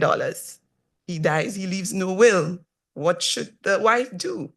Should she say, I will keep my community interest, in which case she gets $500,000? Or should she say, I will put that $500,000 worth in that basket and take 1/3? So the law gives her 1/3 and the children get 2/3 to split amongst themselves. That is how it works.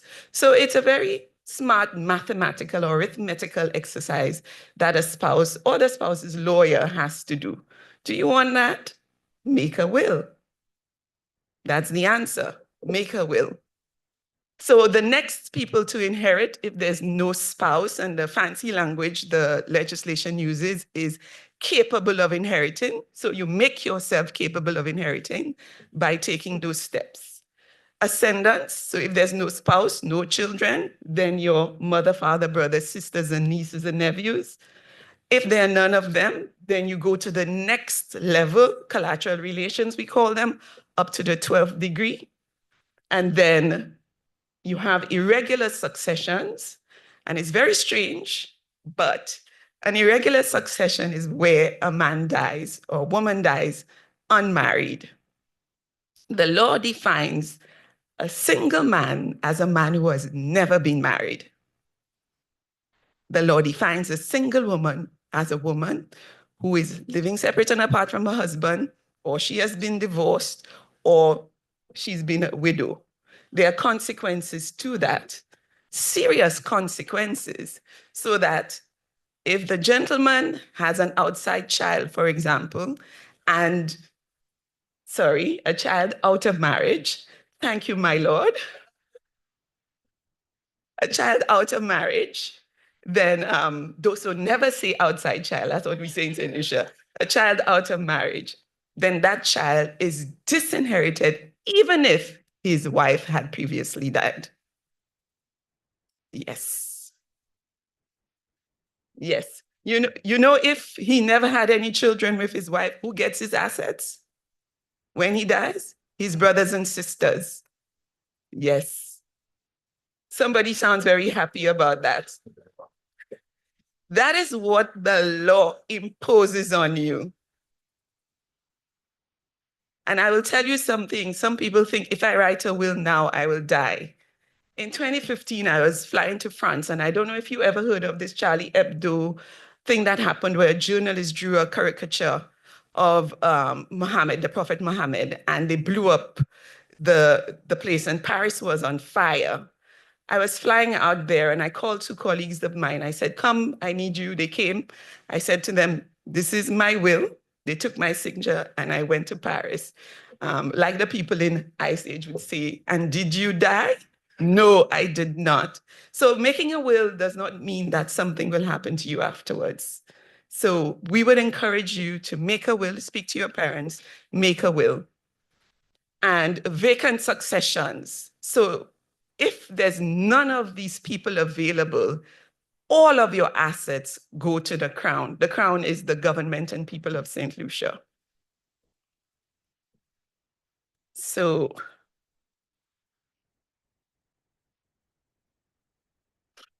here we're talking about, yes, I'm sorry, I was, the dark side of estate planning. So a lot of the cases that I deal with are contentious cases. Contentious meaning the judges now become involved when people do not agree as to how to deal with the assets. Somebody dies, you will get people quarreling. And it's usually people who have not worked for what they are fighting for. And one of the very trying disputes that I deal with is when vulnerable people are involved. I have a client who has a lot of land and he has one child. He worked very hard in Cayenne. He acquired a lot of assets. He is now on his 17th will. Yes.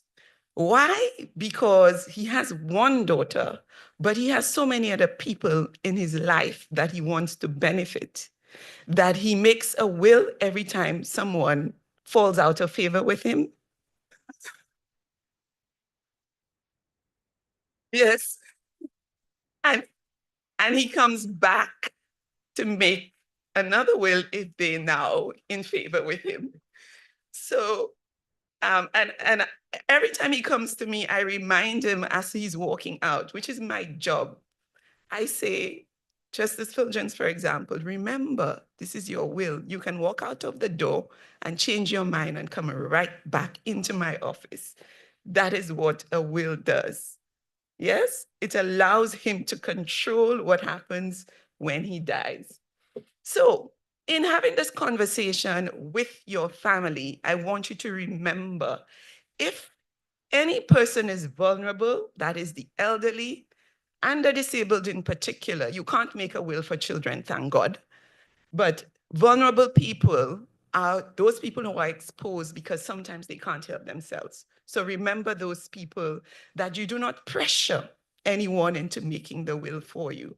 Don't go and say, Granny, I think because I love you more, I should get this piece, and let her think for herself.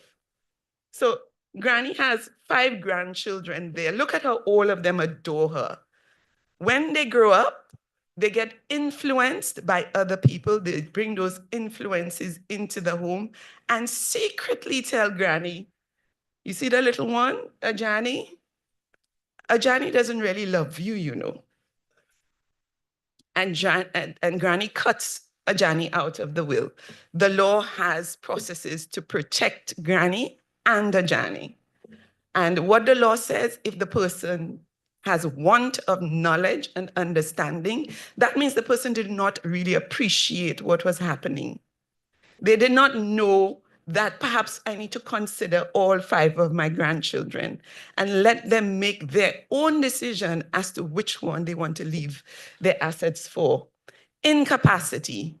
Incapacity can come in many forms, but mostly what the law speaks of is mental incapacity. Does the person have the cognitive functioning to prepare a will? So sometimes an older person comes into my office, or I go to the person's home. It's my duty as a lawyer, if somebody asks me to make a will, I must take instructions. But what I have to do is to ask the person's questions so I can be satisfied that the person knows what they're doing. Granny, how old are you? When were you born? When were you married? When did your husband die? Where were you all living? Oh, you all went on a cruise? These sorts of questions. Then I can know that Granny is coherent and she knows what she's doing.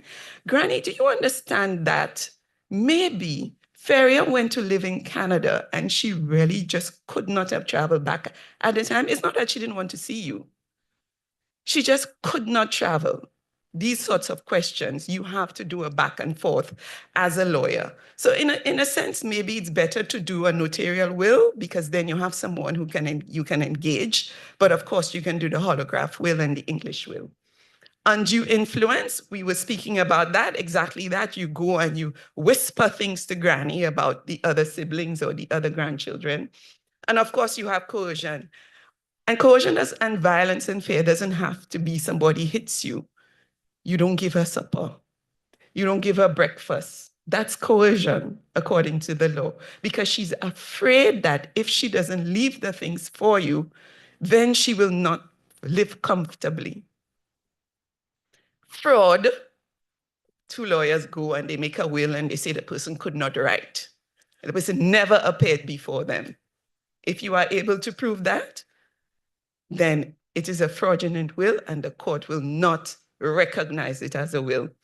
And suspicious circumstances.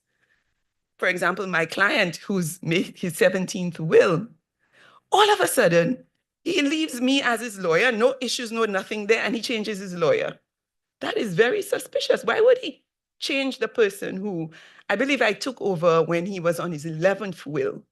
All of a sudden, he's changing his lawyer. And the will is entirely different to what he would have said in his previous wills. So that is suspicious. So then the court would now want to inquire further on why that client would have changed that will. So this is the dark side of estate planning. And these are the things you need to be aware of when you are having discussions with your family. So one of the significant aspects of our presence in St. Lucia is St. Lucians grew up knowing that I want to own a little piece of that pie called St. Lucia. St. Lucia is a beautiful place, but the land is finite. There's only so much of it. And in 1987, the then Prime Minister decided, or it was 84, I should say, to engage this land registration and titling project. So what happened is every single piece of land in St. Lucia has an identity. And the identity is by a block and by a parcel number. So what does the land registry do? It keeps records of land ownership, including the boundaries, the location. If you want to know where your land is located, somebody left you a piece of land by will, you can go to the registry. You will find where it's located. You will find the size. It keeps records of other land transactions, such as mortgages. When foreign people come to St. Lucia to purchase, it keeps those records. Things like cautions. If there's a case in court going on and you don't want people to deal with that land, you would put a caution. It provides you proof of your ownership of land. So you go to the registry and you get a piece of paper called a land register. Some people here seem to be familiar with it. And you'll see your name written, proprietor. Yes? Ajani, if you're here, I'm sorry, I like your name. So you'll see Ajani Thomas. This is the owner. And it protects against fraud. The land registry system is very opaque. You go in there, you see the land register, but you don't know what happens after. And there's a vault where all of the historical documents are kept. So someone has to go get those documents for you. It is to protect against fraud. And it also works together with the surveys and mapping section. So when land is subdivided or combined, all of those records that are kept at the surveys and mapping section of the Ministry of Planning are reflected in the land registry. So you see that, Peter, there? You want to get a piece of that pie? Yes. Yes. You will not be able to get a piece of that pie, but you'll be able to get a piece of a place from which you can easily see that pie. Yes. And so how can you acquire land in St. Lucia? By purchase, and you get a deed of sale. By donation. We spoke about Granny earlier. Granny figure, I almost dead already, so I can give my children or my grandchildren so they could take a loan to go to school.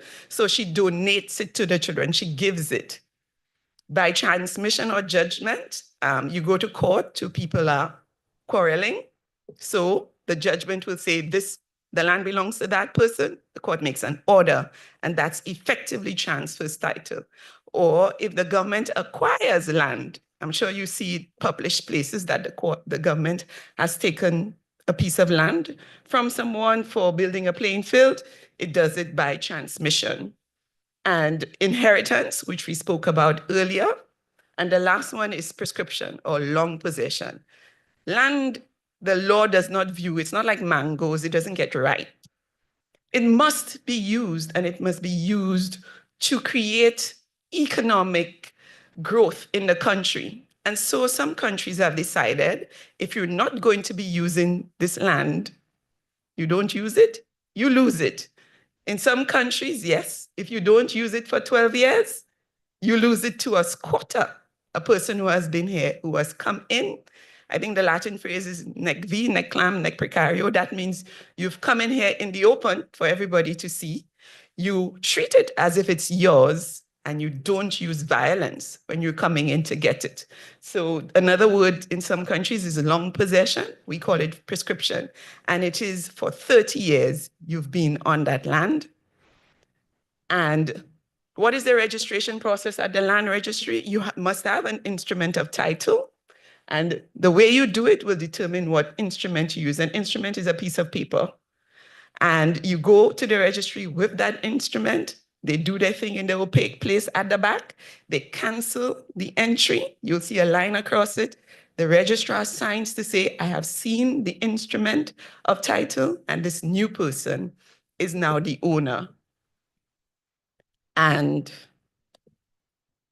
Selena will tell us what you can do, she's come up with it, what you can do to move forward with the process. Okay, so Ms. Thomas has gone very in depth, and I'm sure when you leave here, you have a greater understanding of estate planning. So, what can you do? Talk to your family, your friends, your peers about estate planning. Like Ms. Thomas said, some people, when they think about wills, they think that death is on the horizon, or they think that it's going to come. These conversations can be awkward, but it's important to have. Ask your aunt, your mom, your dad, even yourselves as young people, what do you have in place for your future children, for future generations? Learn about the legal processes in St. Lucia. I heard a lot of oohs and ahs and wows because a lot of these things are not known. Knowledge is power, and so know the basics. What does the land registry do? What happens if someone dies without a will? It is your right to understand your legal system. It does affect your life, it does affect your family. And you really don't need to be a lawyer or have a fancy degree to understand the basics. Advocate for a civics class to become part of the curriculum. That is important. We know Pythagoras' theorem. How many of us have used it since then? A squared plus B squared equals C squared. How many? Exactly. But we don't know the basics of the legal system, the judiciary system. Advocate for protection against vulnerable and elderly people. I am a person with disability, so I will always be an advocate. Older folk do get taken advantage of, like Ms. Thomas said, and they get tricked into passing on land or property, assets, and they are often left out of decisions. So let's protect them with laws. Let's protect persons with disabilities with laws, awareness, and respect. Estate planning is one of the ways that we can do that. So like Ms. Thomas challenged you, and I'm going to also add on that challenge, start drafting a simple will. And she also mentioned that you can come 10,000 times before you pass away and change your will.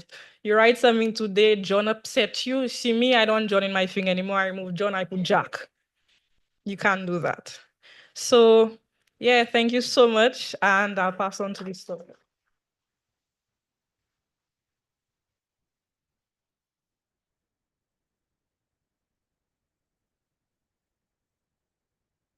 Over here, Miss Jolie. Miss Jolie,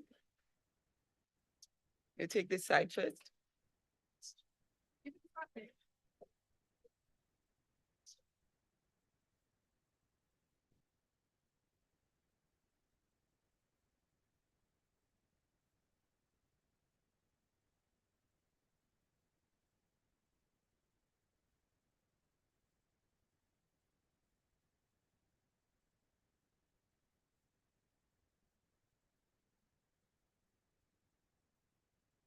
Maybe we can hear if they try. Just ask, yes.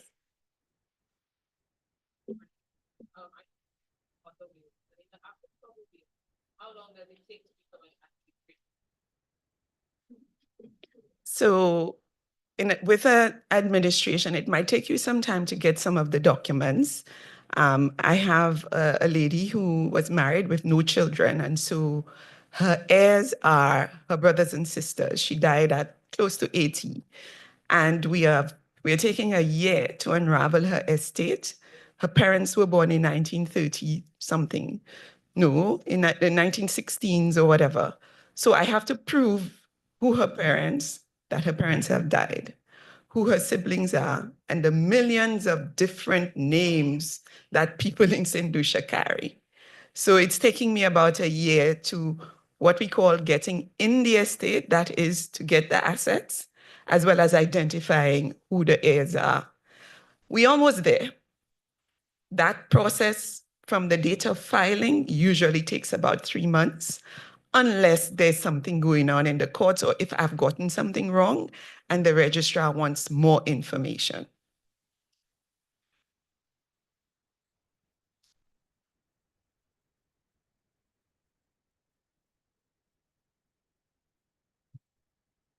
Thank you for your presentation. So I would like you to go over the point about children out of wedlock. And what if there is a DNA test confirming parentage before that person has passed away? It makes no difference, unfortunately. None whatsoever. None. The child gets nothing. Rien.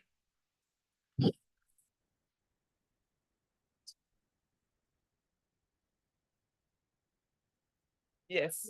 So, and that is because, again, the single man is defined as a man who has never been married. So Selena was talking about advocating to care for vulnerable people. So advocate for them to change the law.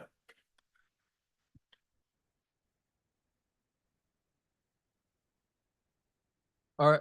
Yeah. Good day Sorry. to all. My name is Sheikh Alphonse. I have a question. I'm not sure if it's exactly linked to the topic that we're That's discussing. okay. However, so let's say you're a young individual, you have a degree, you have a stable job, so that means you can afford a loan or a mortgage, right? Yes. And let's say normally in St. Lucia, we get land passed down for our parents or grandparents, right? So let's say you have somebody in your family who is willing to use their land as collateral for you Yes. so that you can build on that land.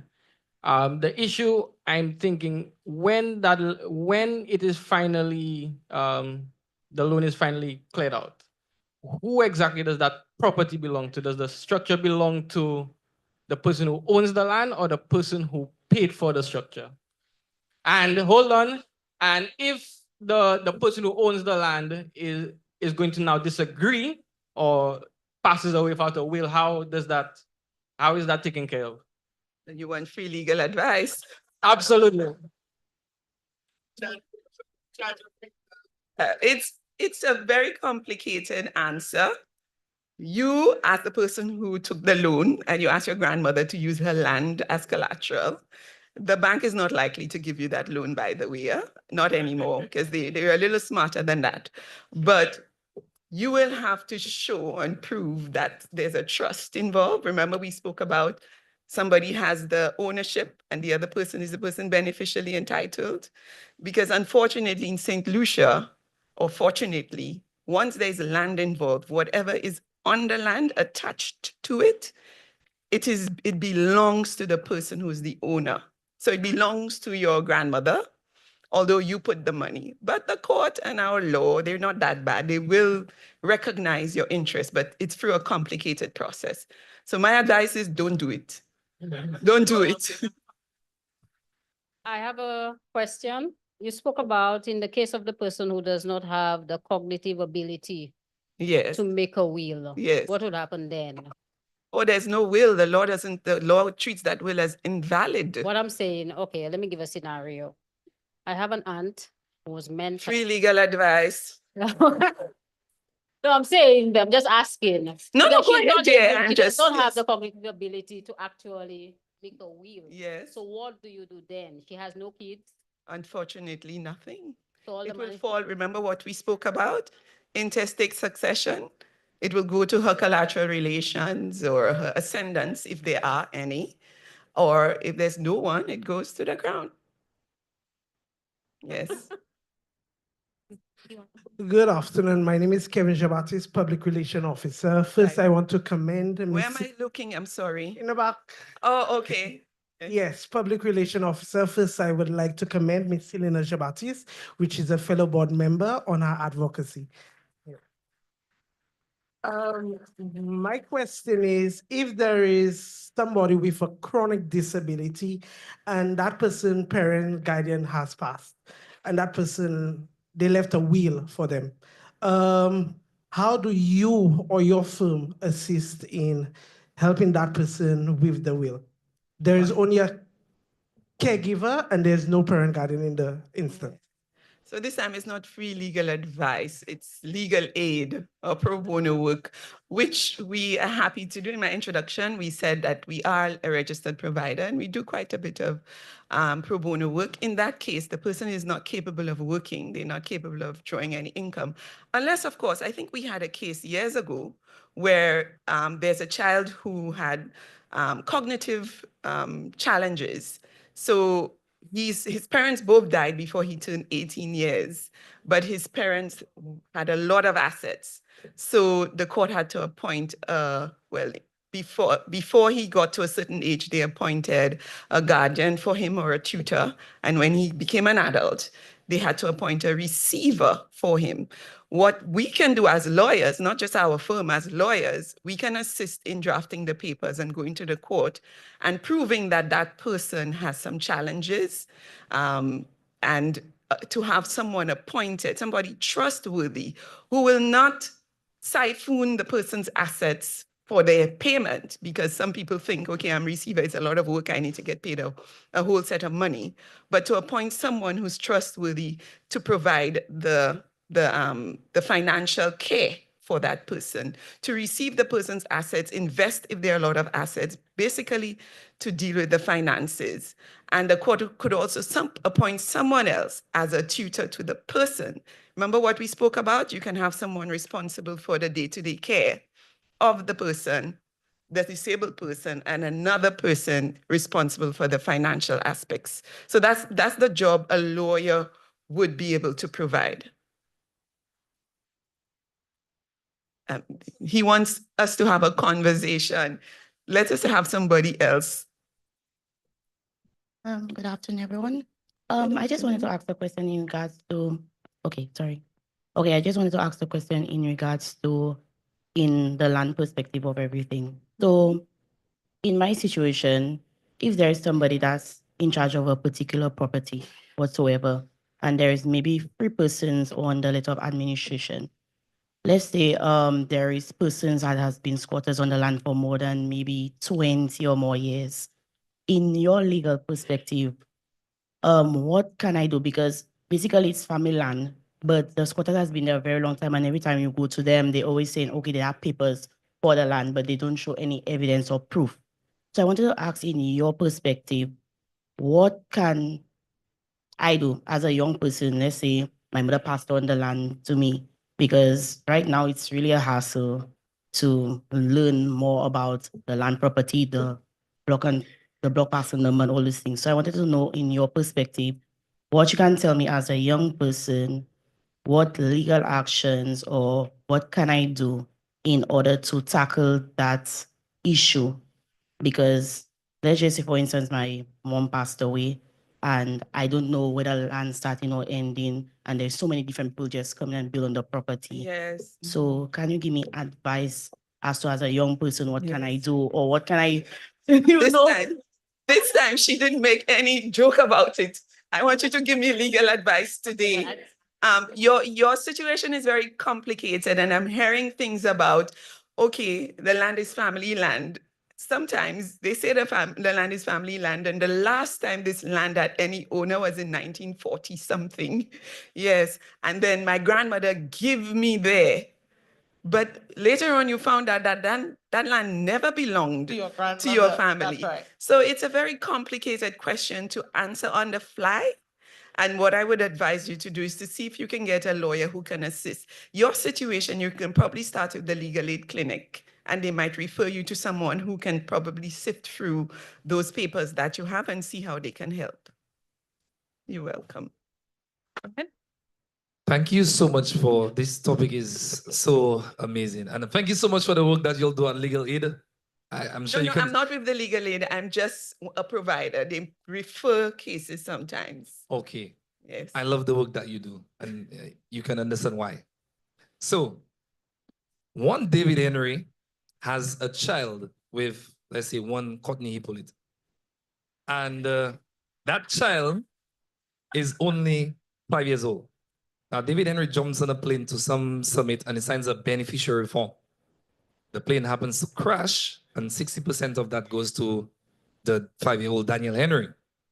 But before he traveled, Courtney Hippolyte would have left him and have another relationship. So that 60%, is he really giving it to the 5-year-old Daniel Henry, or is he giving it to Courtney Hippolyte? And what can the law, according to the assistance that the will can provide, how do we ensure that Daniel gets that 60%? Okay, so he made a will or he did not make a will? No? He didn't make a will, yes? He just signed what you call a beneficiary form, which is the life insurance he takes when he goes on the plane, yes? Yes. So the child is 5 years old and Courtney is the child's mother. So they are not married. So the law will recognize Courtney as the child's de facto tutor. So Courtney will be in charge, but the law has other protections because the baby's aunt can come, for example, and say to the court, I don't trust the way that Courtney has been dealing with the child's assets, but they must have evidence for the court to deprive Courtney of those rights. Now, even if you're a tutor, there are certain obligations. You can only use the child's money for the child's benefit. And the court will be able to see through nonsense that people come to the court. So I want the child to contribute to the electricity bill, but the electricity bill is $200 a month. But you want the court to contribute $200 a month to the electricity bill. The child is not using $200 a month in electricity.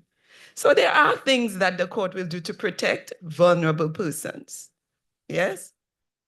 You're welcome. We'll have to make this, okay, I'm seeing 2 more people with mics.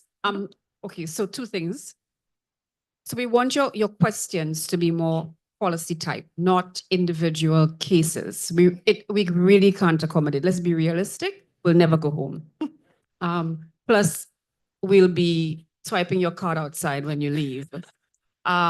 So we have 2 more people with mics. We will take those 2 questions. Hopefully, they're questions that everybody can benefit from. We had a presentation we should have had before lunch, but we can't. Lunch is here. We don't want you to eat cold food. Be so considerate of your stomachs. So we will break for lunch after the last 2 questions. And then when we return, we have an added presentation to the afternoon. And I'd love to be here with you all day, but so let's make our questions short and to the point. Thank you. Good afternoon. Thank you so much for a wonderful presentation. My question is in regards to the holograph will. Yes. Who verifies it, and can a holograph will be challenged? Yes, the holograph will can be challenged for the same reasons that any will can be challenged in terms of its formal validity, if it's not dated, if it's not signed. Formal validity is looking at the form and seeing that it complies with what the law says. It can also be challenged if, for example, you can show that somebody dictated the will to the person who's making it. Who verifies it? When you are applying for, remember the probate, where we said the court recognizes the will? You have several people who knew the person's handwriting. So you would have affidavits from these people. And affidavits is a legal document where you swear and you say, what I say in this document is true. Otherwise, I know I could be caught with perjury. So the person will swear an affidavit to say, well, I have seen the way the person has written. This is the normal signature. And if necessary, you can actually provide documents. These days, all of you all type in. So I don't know how you're going to make holographs wills and prove it. But yes, that's how it's verified. Okay, so you spoke about the president's process and the president's process, and I was just wondering what would make this process legal? Because if someone is the legal owner of a piece of land, shouldn't they have complete jurisdiction on what they choose to do with that piece of land? Whether it be to leave it, I guess, just there for 20 years or to use it right away. So why would the, I guess, courts or the government be qualified to take it away after a certain amount of time and give it to a squatter? So you said prescription, yes? Yes. Prescription. The president's process, I believe. Oh, prescription. The prescription process. Yes. Yeah. Okay, so the final question is for the same reasons that I said. It's a policy of many jurisdictions. In some countries, you can't even own land. You know that. But in our jurisdiction, fortunately, you can own land. And so, as I said, land is finite. There's only so much of it. So the policy, the public policy is that land should not go unused unless, of course, you want it there for forest or for whatever reason. It should be used to generate GDP, gross domestic product. And so that is why most countries have established a system. Some countries is 12 years. If a squatter comes in and live on it for 12 years, so you have jurisdiction, except that during that time, you must do something to assert your right as owner. You can ask the people politely to leave. You can fence without breaching the peace. And finally, if they don't leave, you will unfortunately have to go before Justice Fulgence and say, this person is on my property. Can you please tell them to leave during those 30 years? So that's the power that you have as the owner. Yes. Thank you so very much. Very welcome. It was very well received from Mrs. Thomas Hunt and her assistant, Selena. We really appreciate that wealth of information that you provided and all of the free legal advice that, a lot of pro bono work. But I think that really speaks to the essence of what is happening here, that there has to be that kind of information sharing, that there is a hunger for knowledge, that we need to be more educated about the laws, about our legal system, etc. So great participation. I think we have had a really, really full morning, and we're going to come back with full stomachs, but still energized for our second session, where we will have 4 more facilitators. We want to thank the probation office for graciously allowing us to have lunch and then return. So we will take 25 minutes at most. I see some people opening their eyes. You can do it in shorter space of time. Yes, so let's try to move. There are 2 setups so that the lines can move a little faster. So maybe we can exit at the two doors and we can have a good lunch. Should we bow our heads and thank God for the blessings of, and the person who said absolutely will offer the prayer.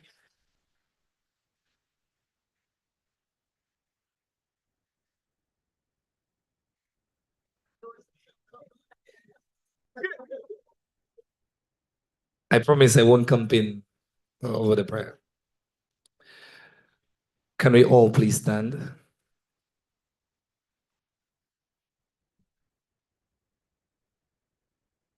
Those who do, please sign yourselves. In the name of the Father, Son, and Holy Spirit. Amen. Heavenly Father, we thank you for this gathering here of young minds and the people who are here to serve the purpose of educating us about our rights as people and the systems of the country that we live in. We thank you always. As we go out for lunch, we ask that you may nourish us with the energy to come back here, to want to learn more. We want to thank you for the health and strength that we already have. And we ask you that you bless the cook, because without the cook, we will not be able to eat this. We thank everybody hosting this event and bringing us here and giving us a good meal. This we ask in your holy name. Amen.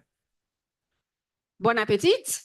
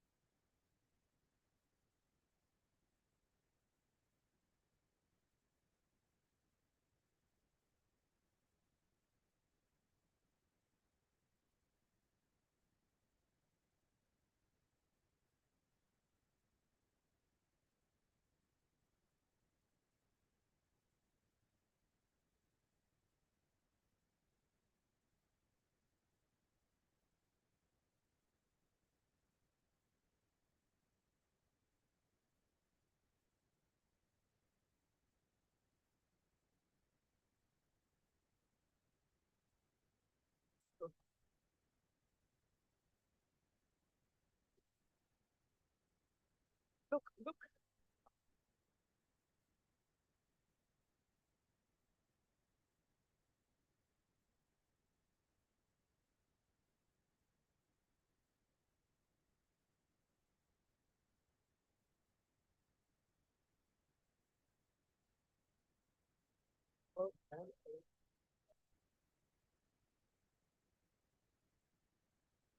And what's one right here?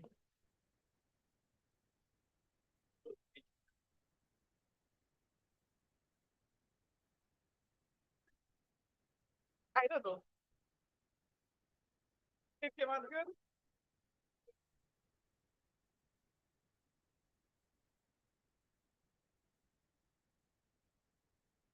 It came out right. Yes. Good, what about you?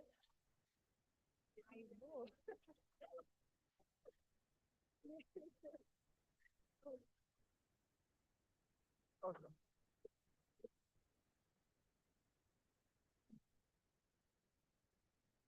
You're getting the table in here, right? Okay, come over here. And then you'll get the.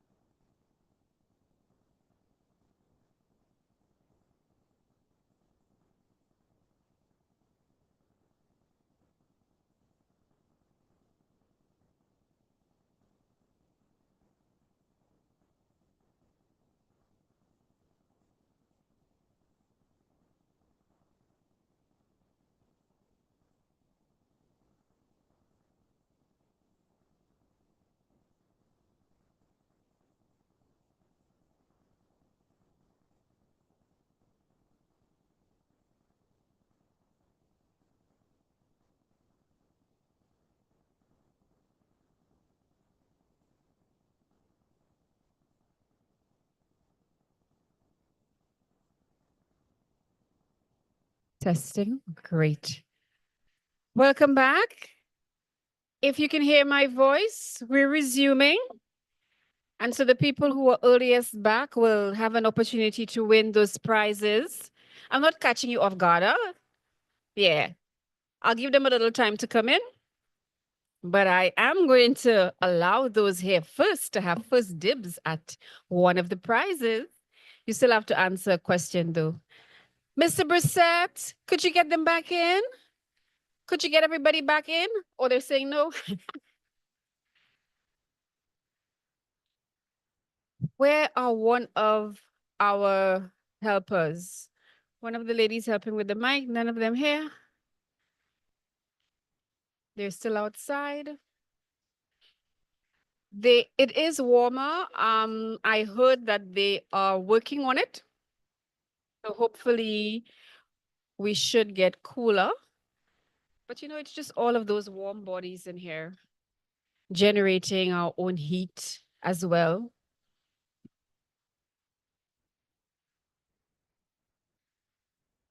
So the questions will vary.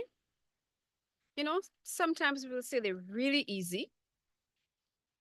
I had some help with a couple of them. So it's not just me giving you those questions. I'm going back to our first set of remarks, not even our first presentation. In the opening ceremony, we had a presentation with a partner that is represented here, and they spoke to their presence in the Caribbean. If you can tell me the name of the program that I'm referring to and the islands in which they will be implementing. Sawed? I just complicated it. Come, my darling, come up. You are so confident that I know you're going to give us the answer. Whilst I don't have a cordless mic, come here.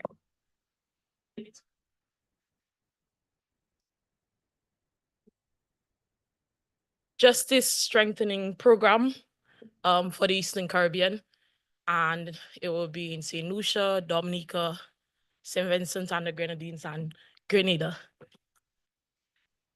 Justice strengthening will take that? Is this exactly which yes? Judicial strengthening. Your justice was right. Judicial. All right. Judicial strengthening. Yeah. She's Yeah. right. And the acronym is right behind us, ladies and gentlemen. Jess. Well, thank you so much. What's your name? You're right. You're Since right. you said the program, I was going for the program. No, you're right. You're Yeah. right. I'm just telling them it was right there behind us.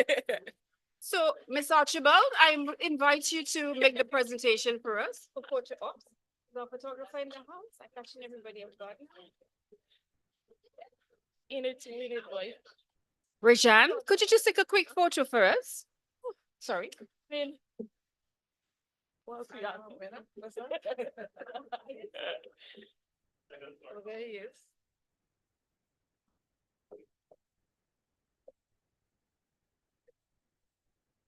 Thank you. Thank you. What's your name? Yasmin. Congratulations to Yasmin. She was definitely paying attention. Yeah.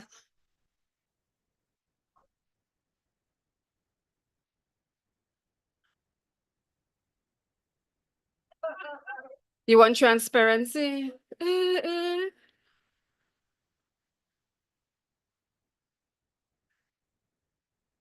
I have so much legal representation in here that I think I have the right to say what I want and be defended.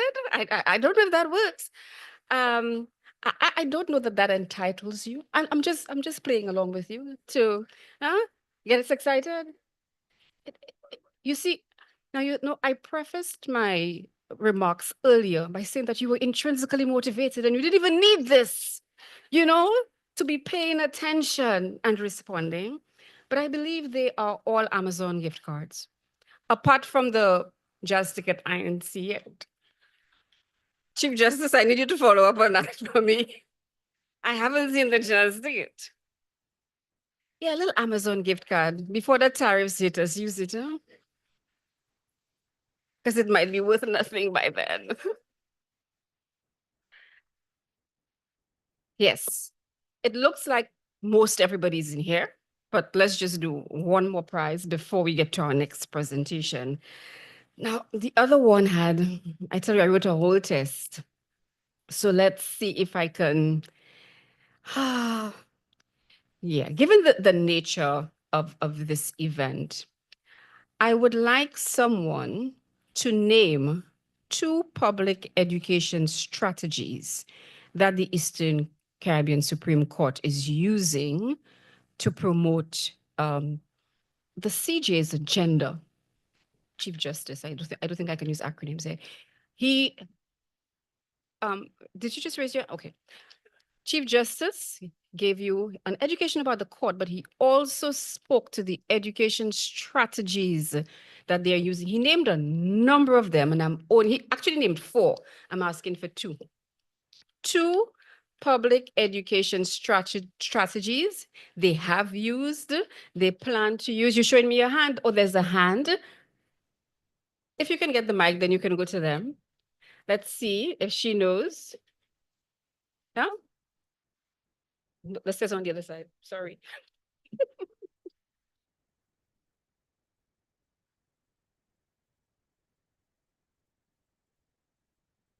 The first day, it was a broad program called the Public Education Program, and he spoke about visiting different community colleges in the Caribbean, he wanted to implement an elective with the Sir Arthur Lewis Community College about civics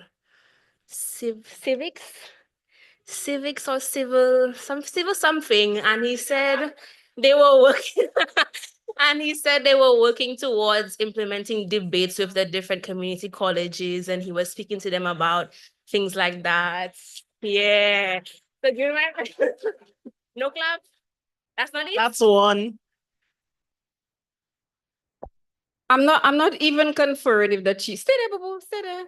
I'm not even conferring. I'm Chief Judge, Justice, Jury, Tudbagay.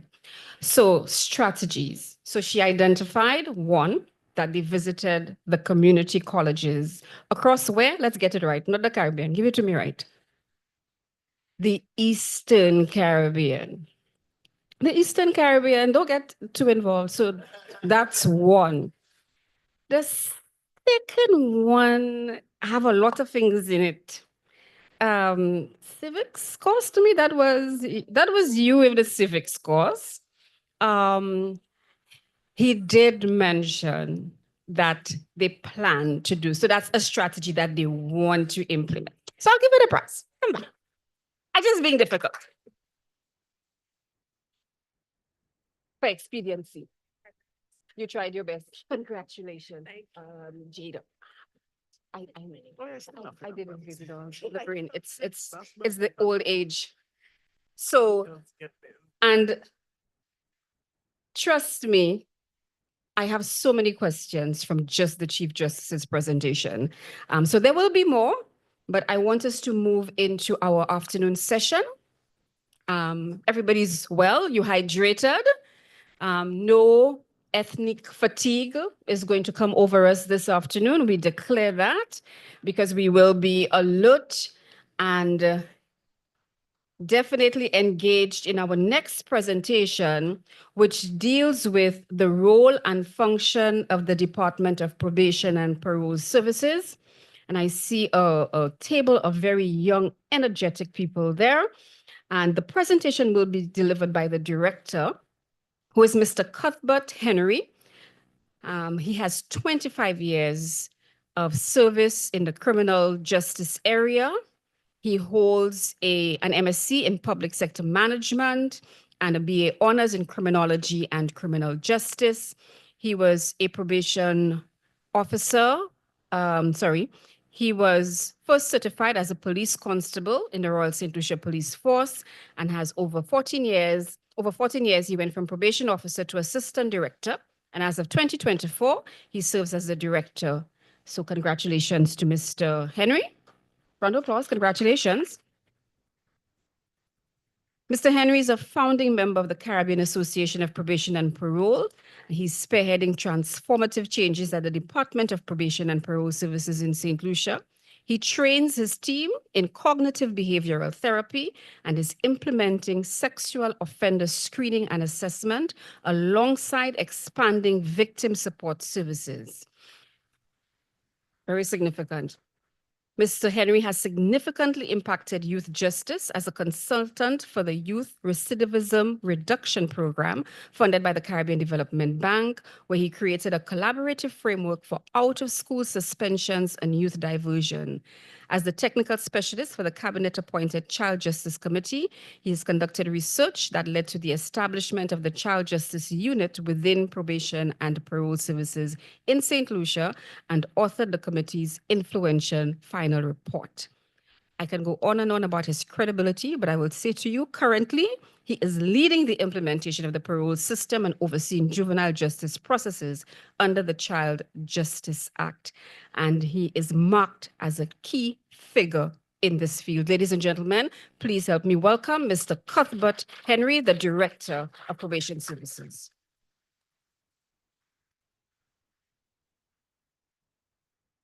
Protocol already been established. Good day, everyone. Public speaking rule, you adjust the mic before you start.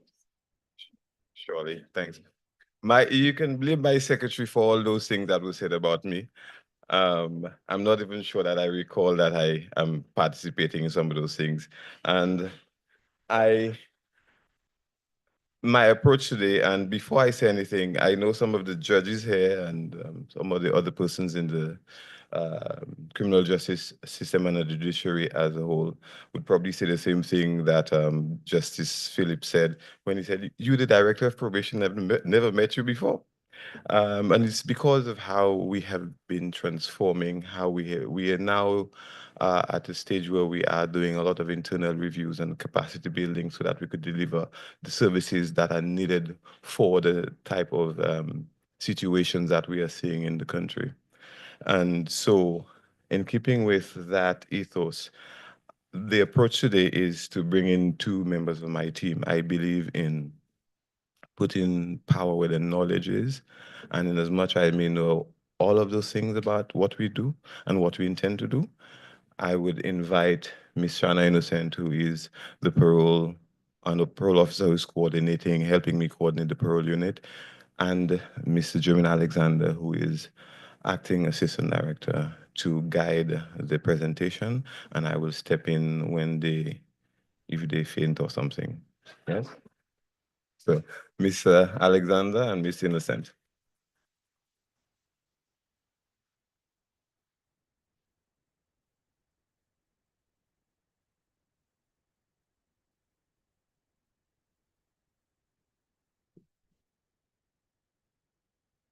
Good afternoon to everyone.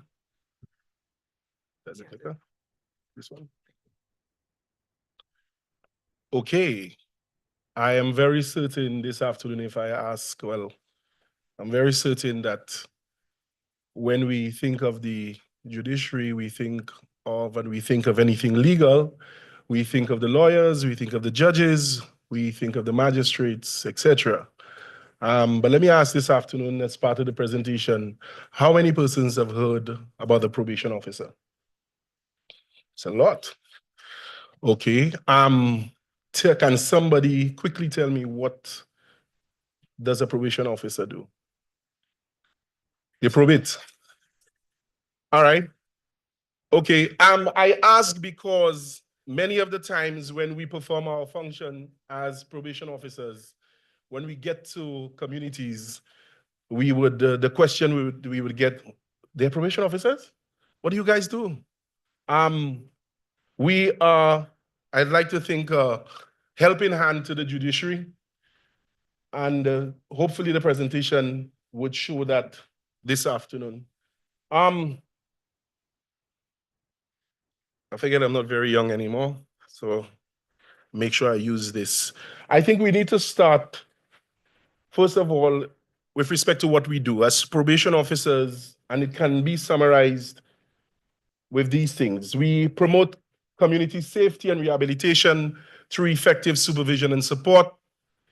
Services, we provide services to the magistrates court, The Chief Justice spoke about the different courts, the Magistrates Court and the High Court, and also the Parole Board of St. Lucia, which my colleague would be speaking about a little later. Also the community. We focus on both juvenile and adult offenders. We deal specifically with offenders. Now, what guides us? The framework, the legislative framework that guides us is, of course, our criminal code, the Criminal Code of St. Lucia. That is the basis for all of the work that we do. Specifically, Section 1156 outlines our duties and our responsibilities. So if you have a criminal code, you can go there and you see all the things that we do as probation or our function. Also, the Child Justice Act, which I know I heard came up a while ago, deals specifically with juveniles, and the practice directions 2020 for mediations. Now, we will speak a little bit about mediation in the presentation, but I know that presently the Eastern Caribbean Supreme Court is working on legislation for criminal mediations in the Caribbean, and it should be noted that as probation officers, we are doing criminal mediations referred by the courts. Probation officers deal specifically with reports for the court, and these are the reports that we mainly deal with. The pre-sentence report, the sentence indication report, the social inquiry report, and the progress report. Now, I think they sort of explain themselves, but quickly, let me just tell you what they do. The pre-sentence report is a report that is provided to the court, and as it says, pre-sentence, before sentencing, with a detailed social, criminal history, and the risk assessment of the offender before the court. So after someone is found guilty and we move to the stage of sentencing, the pre-sentence report is ordered by the particular court. The probation officer then goes to the offender, the defendant, the communities, friends, family, job, everything, and we put that information into a report to present to the judiciary. The sentence indication report is a little different, just a small difference. It is a report that is given to the court the idea is that the court, the offender, can have an idea of the range of sentencing that he or she may get if he or she pleads guilty.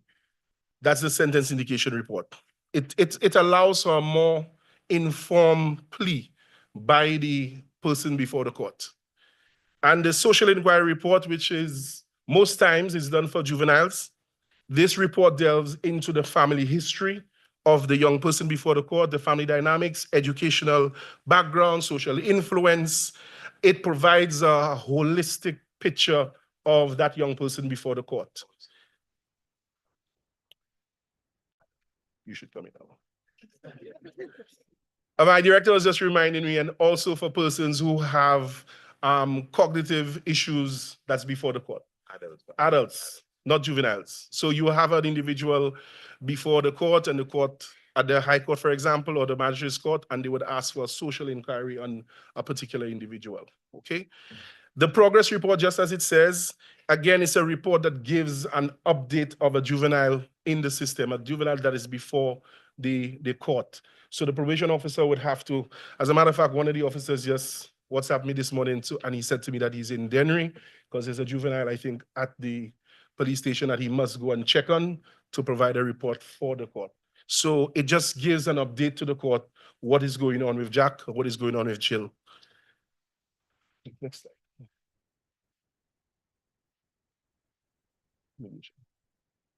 Okay, another very key function for the probation officer is that of dealing with alternative dispute resolution, and specifically we deal with mediations. We are trained mediators. All of our officers are trained and certified mediators, and we mediate matters, criminal matters that comes to as well as civil matters in the low court.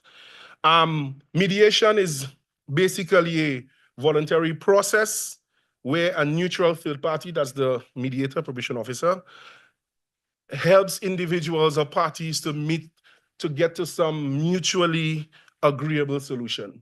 We act as facilitators, bringing persons together to get that solution. I don't have to tell you what it does for the judicial, for the system. One of the things that it does that's very important is that it helps to reduce the backlog of cases in the court. So a matter may be sent to the court, and if it is solved, a solution is gained at mediation, then that matter, of course, goes back to the court and it can be disposed of. We are also involved in, restorative justice, which focuses basically on repairing harm that is done, harm that is caused by crime, involving victims, offenders, and the community. We practice at the department something called circles, which is another restorative justice method that we use in the department to repair that harm that's caused by crime. And here I will invite my director to continue. Okay, so basically for us, everything that you do must be underpinned by something, whether it's spirituality or whatever area. And so cognitive behavioral therapy is one of the theories underpinning what we do. It is important for us to be able to engage those high-risk individuals. And so you need to get those skills. So for example, an entry requirement to becoming a probation or parole officer would be a first degree in the social sciences, psychology, for example. And you may come in there with a degree in psychology and social work, but you require to know how to approach this difficult and to roll with the punches when you get difficult individuals and difficult families and so on. So CBT gives us that sort of skill set to deal. So it looks at how the thought processes work, how in an offense cycle, for example, if you when you understudy and you are competent in CBT, you start to understand the person's thought process that leads to the offending. When you can be able to see when the person is going to offend by certain key factors that are in place in the environment, and it results in the actions and so on. Motivational interviewing is amazing, and I would encourage any of you young people to understudy, to be a student of motivational interviewing. It is a facility, psychosocial facility, once you have it, that allows you to navigate difficult conversations, that allows you to be able to have discussions with persons who are very resistant, to help them understand and to be able to denote what stage they are in their change process and how you can stimulate that change process to help with relapses and lapses and so on. And it is vital in the work that we do in parole, in community, those persons under community supervision, because you need, otherwise, if you have none of those skills, somebody comes in and the two of you sit there forever and you don't get to them. Emotional intelligence. Emotional intelligence is not only important for dealing with the clients, but to deal with each other when there are differences in opinion as to how we should proceed with a particular case. And if a judge says something to me in court, and it feels a bit embarrassing because of the theatrics of the court and so on, how your resilience is in your professional life and so on. So emotional intelligence is vital to what we do. Trauma-informed practices. This is absolutely important for us. But other agencies like the police and so on, the social workers need to be heavily trauma-informed in their practices. Trauma-informed, I like to be very hands-on. So somebody who has come before you, whether it's an offender or a victim, that person who had already faced some sort of trauma. So if somebody comes before you and you do not have the service, a parent comes and they're having some difficulty with a juvenile, for example, that juvenile is below 12, which means we don't deal with that. It means that goes to the Division of Human Services. Do you just say to the individual, the human services over there, go there? You have to, what you do, you know that that person is stressed out, they're going through this for a while. So you empathize with that individual and you assist the process by making the referral, giving them a note, making a call before they go ahead, so they don't go every time they go and they hop from office to office saying the same thing that they have been, and they cry into that one, they cry into that one, and they feel like a puppy show. And they feel hopeless. And it contributes to a lot of frustration, and they go and they beat the child, they kill the child, they drink Gramoxone, that sort of thing. Right? These are real things. Evidence-based practices. So for example, you heard about the sexual assessments, and we are about to roll out, after we meet with members of the judiciary. We, for a very, very long time in the country, we have been writing reports for persons who have committed sexual offenses. And there was no assessment of that particular offense. And you were giving a professional report based on professional judgment. So now we are including actuarial assessments along with structured professional judgment. So these are evidence-based practices. We're not doing things like, I and my team can tell you, when we sit at meetings, you don't hear I think. We only operate on what works. So evidence-based practices is heavily intertwined with what works ethos that I push heavily at our department. Risk, needs, on responsivity principle. What this means is that when you are dealing with persons, you need the assessment. You need to assess their risks.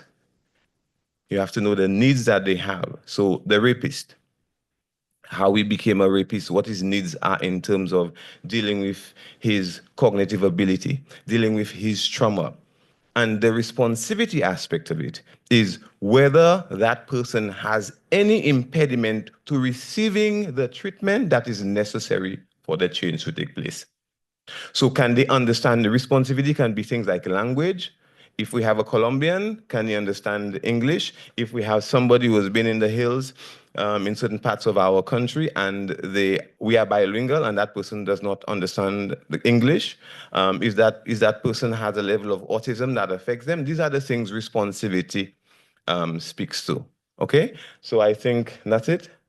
We take over from here? Okay. Okay, as our director said, that we have seen at the department a thrust in assessments, a push towards assessments, and we have done a lot of training only this year alone, and we have so many things on the horizon. We presently at the department, the assessments we look at right now for juvenile assessments, the assessments are done for both juveniles and adults. But juvenile assessments, we use the SAVERY, which is the structured assessment of violence risk of youth. That particular tool, what it does, it looks at the risk of violence in young persons in the youth.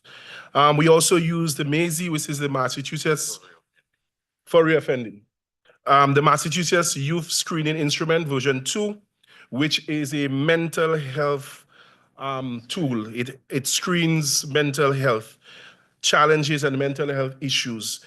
The other assessment that we use for young persons of juveniles is the JACE, which is the Juvenile Assessment and Intervention System.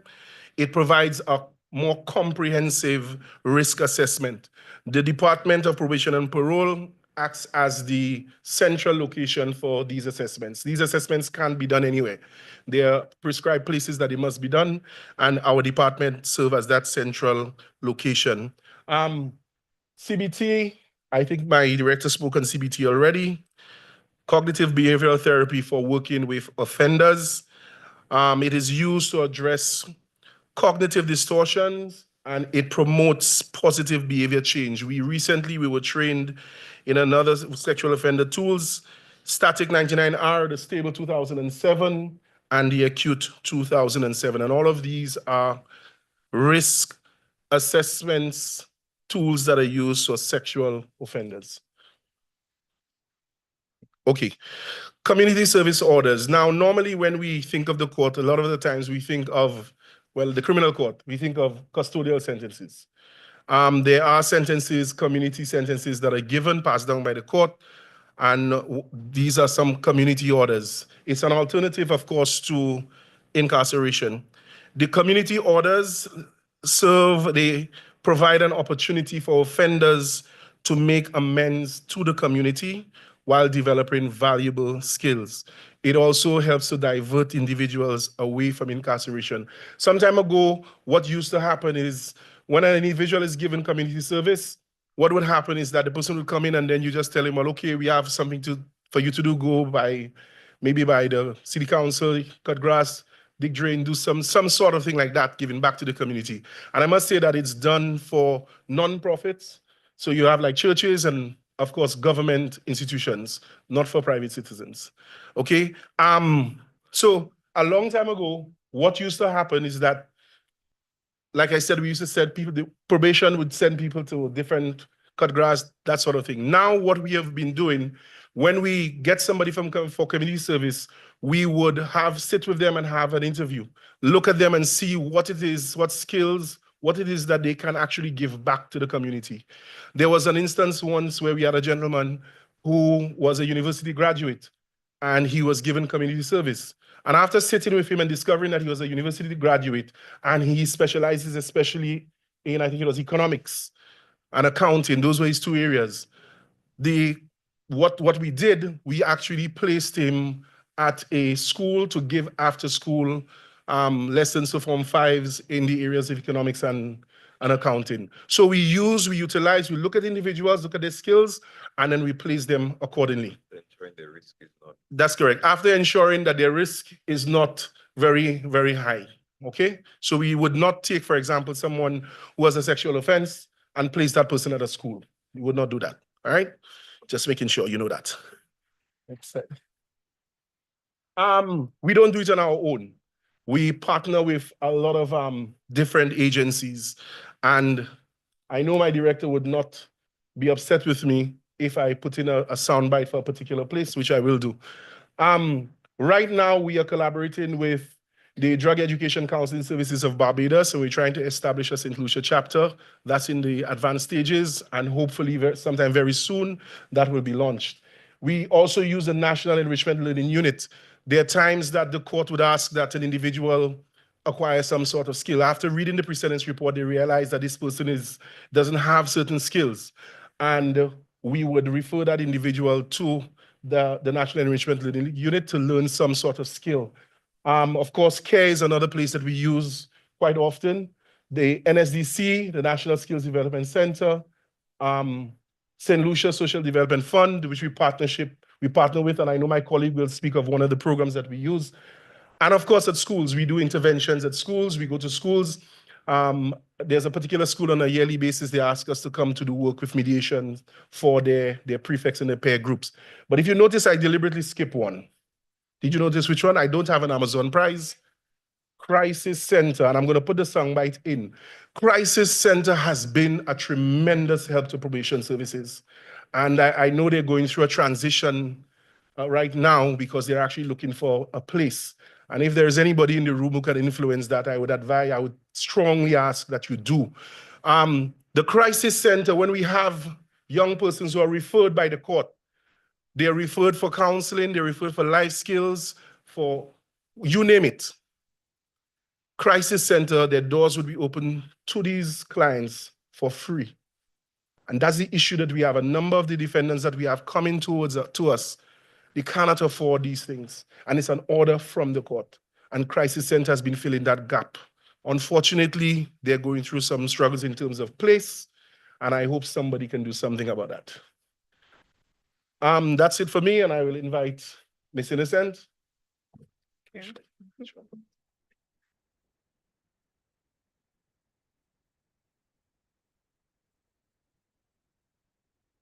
Good afternoon, everybody. I know it's a bit hot and we just had food, so I'm going to try to be as quick as I can with speaking to you about parole.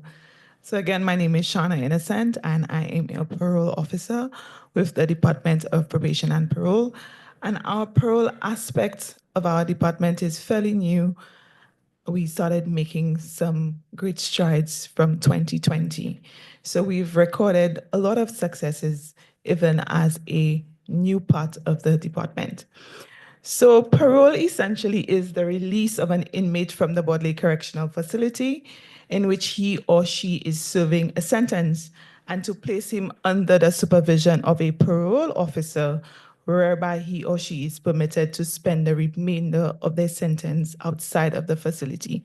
So essentially, to be granted parole, you need to be at the correctional facility and you will serve the remainder of your sentence in the community, supervised by a parole officer. And the Parole Board of St. Lucia is the only discretionary executive who executes parole. So it's the only administrative body who can deny or grant parole to an individual. Parole officers are responsible for preparing detailed dossiers for each applicant. And the parole officer uses robust tools, which we spoke about earlier on, and some of which we will dive a little bit further in, which assesses the risk and needs of the offender. The parole officer gathers information from the offender, the offender's family, the victims and/or the victim's family, the police, the courts, the correctional facility, and the community. So it's a holistic report that we prepare, or a set of reports that we prepare about the offender, and we try as far as practicable to always engage with the victims who have been affected by the offenses. Sometimes the victim is deceased, so we deal with their family members who are also victims of the offense. The information collected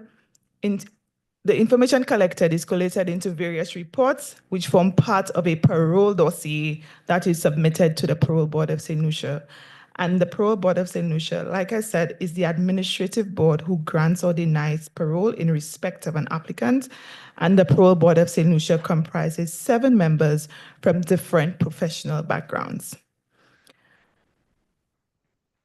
Parole assessments evaluate various risk factors, including static, which are unchangeable, and dynamic, which are changeable factors, to determine the likelihood of reoffending. And that is our business as parole officers, to determine or to assess the likelihood of reoffending and to identify how that risk can be managed in the community. The statistical information on recidivism scale provides a quantitative measure of risk. The sexual offender assessment tools are critical for managing offenders who have committed sexual offenses. And of course, you see other tools that we use, which is a static factor assessment and a dynamic factor assessment, which is a very, very long tool, but it's a beautiful tool, which collects information on 7 areas within the offender's life: family, education, their community, employment, their personal and emotional, their attitude towards the offense. So it's a beautiful tool, although very long, takes us a few days to complete, but it's a beautiful tool which provides us with comprehensive information about the offender. So of course, if there is parole, there needs to be a parole process, right? So the parole process, an offender is eligible to apply for parole, and I want us to remember that. An offender is eligible to apply for parole after having served 1/3 of their sentence or 12 months, whichever is greater.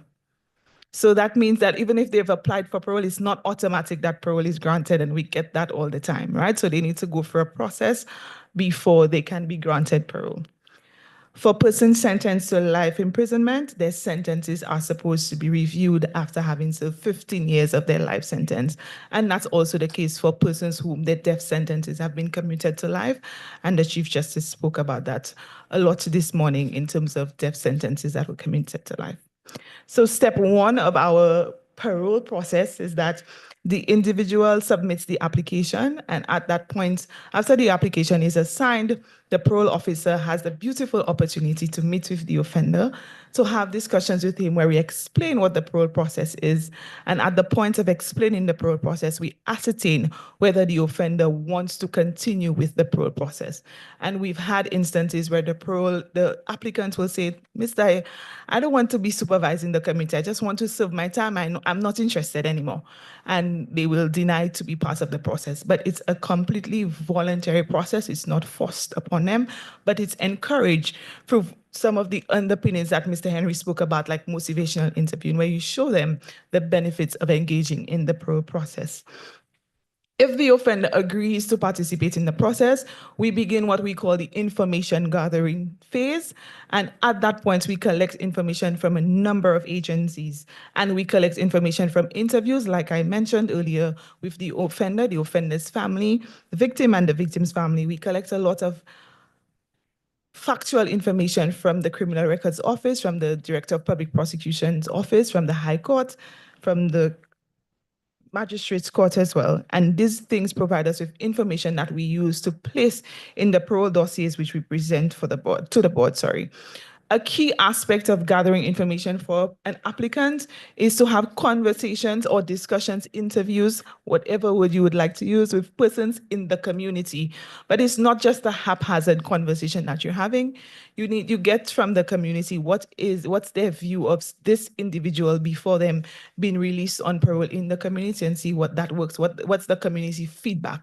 And a lot of times the community provides us with additional information about the offender that we may not have been able to collect with interviews or with some of the official information that we receive. After we've done all of these beautiful interviews and gathered that information, we do a number of reports, and I will not go through them with you because it's a lot of reports.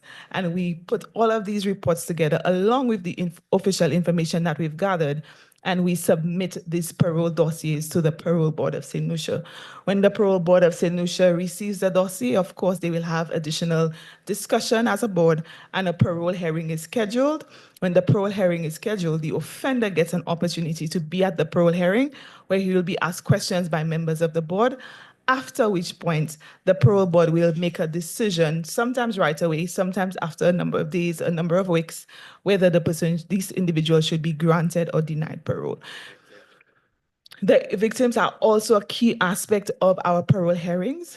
We don't leave our victims out at all at any point of the process. They're informed of every part of the parole process. So when a parole hearing is scheduled, we inform the victim, and the victim informs us as to whether they would like to attend or be part of that parole hearing. And if they do agree to be part of the hearing, the parole board usually gives them not usually, always gives them the opportunity to speak, to provide information on how they have been affected by the offense. So it's a lot of information that the board gets that helps them with making that overall decision in the end. And if the individual or the applicant, is granted or denied parole, we need to inform the victim of that as well. So we provide them with every piece of information about the parole process that, as far as practicable, benefits them and the offender. If an individual is granted parole, the offender will be supervised in the community, at which point this offender is referred to as a parolee. And Mr. Henry mentioned the R&R principle earlier on. And of course, risk always matches need, which always aligns with responsivity. So all offenders will have different supervision schedules, and there will be different things that we need to work on while the offender is in the community. And if they are granted parole, the parole board prepares what is called a parole order, and the parole order provides different information as to the conditions of their parole.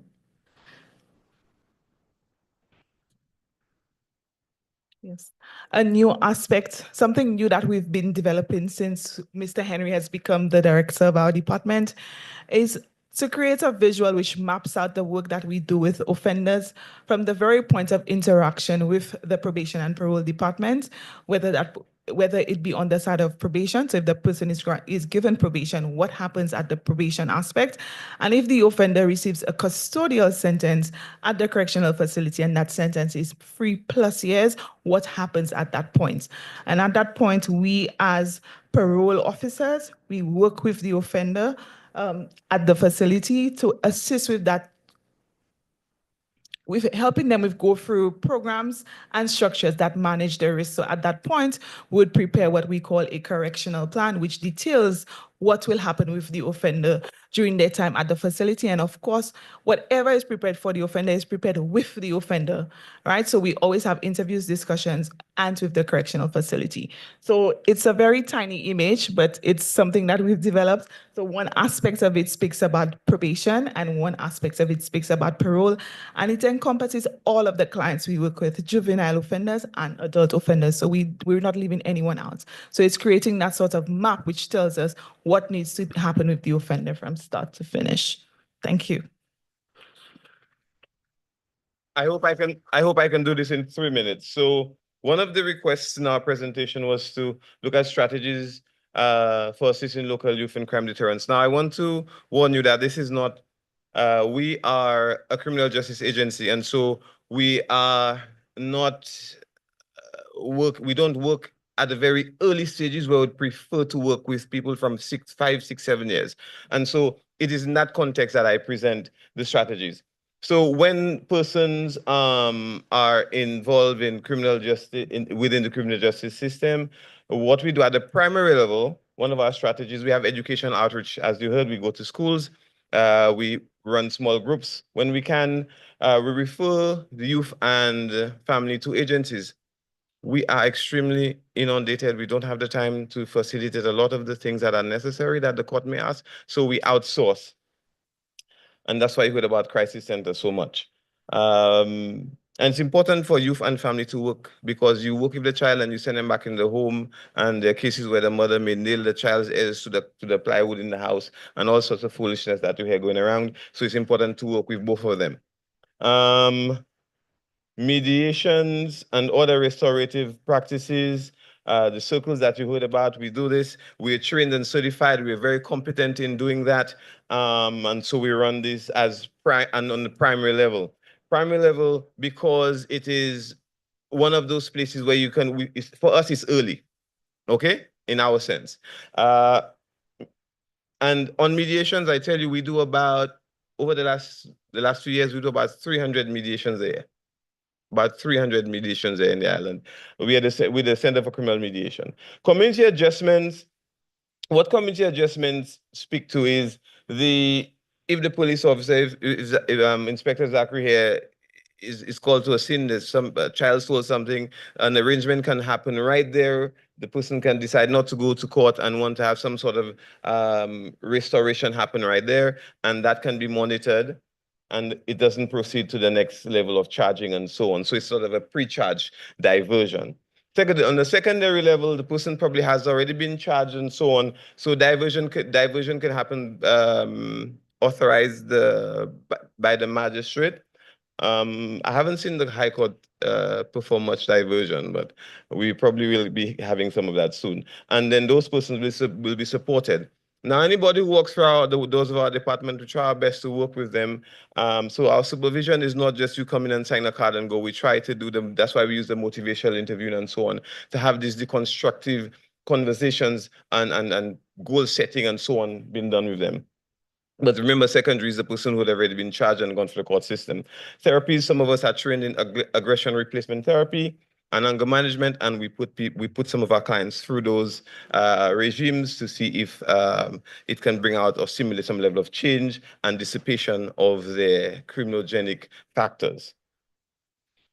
The tertiary level, when you're at the tertiary level, you're basically looking at institutionalization and so on, or you get you sentenced, right? Before on the secondary, you are diversion. So now you sentence, and the community-based orders, we try our best to work with some of our probationers and those persons under supervision orders.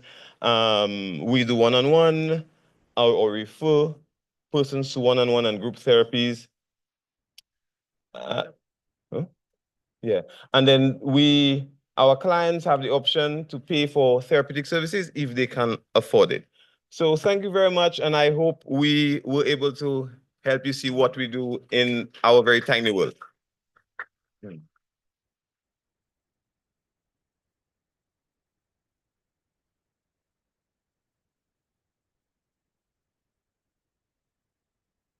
His tiny word, he said, but very, very impactful.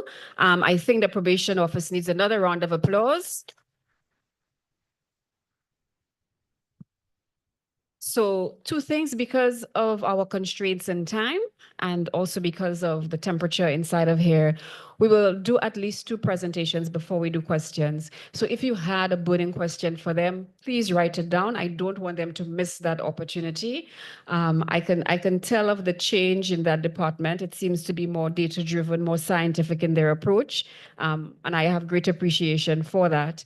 So write down your questions. I think that is good for those of you who are student leaders going back to inform your communities of some of the services that are available. I'm sure Mr. Henry can even extend some training to leaders in some of the strategies that he spoke to. So I hope we can get to that. Everybody agrees with me that we will move on to our next presentation. And if we need to already take questions there, we will field them to both of the presenters. So we move from probation and parole services into safeguarding, into promotion of entrepreneurship in our communities.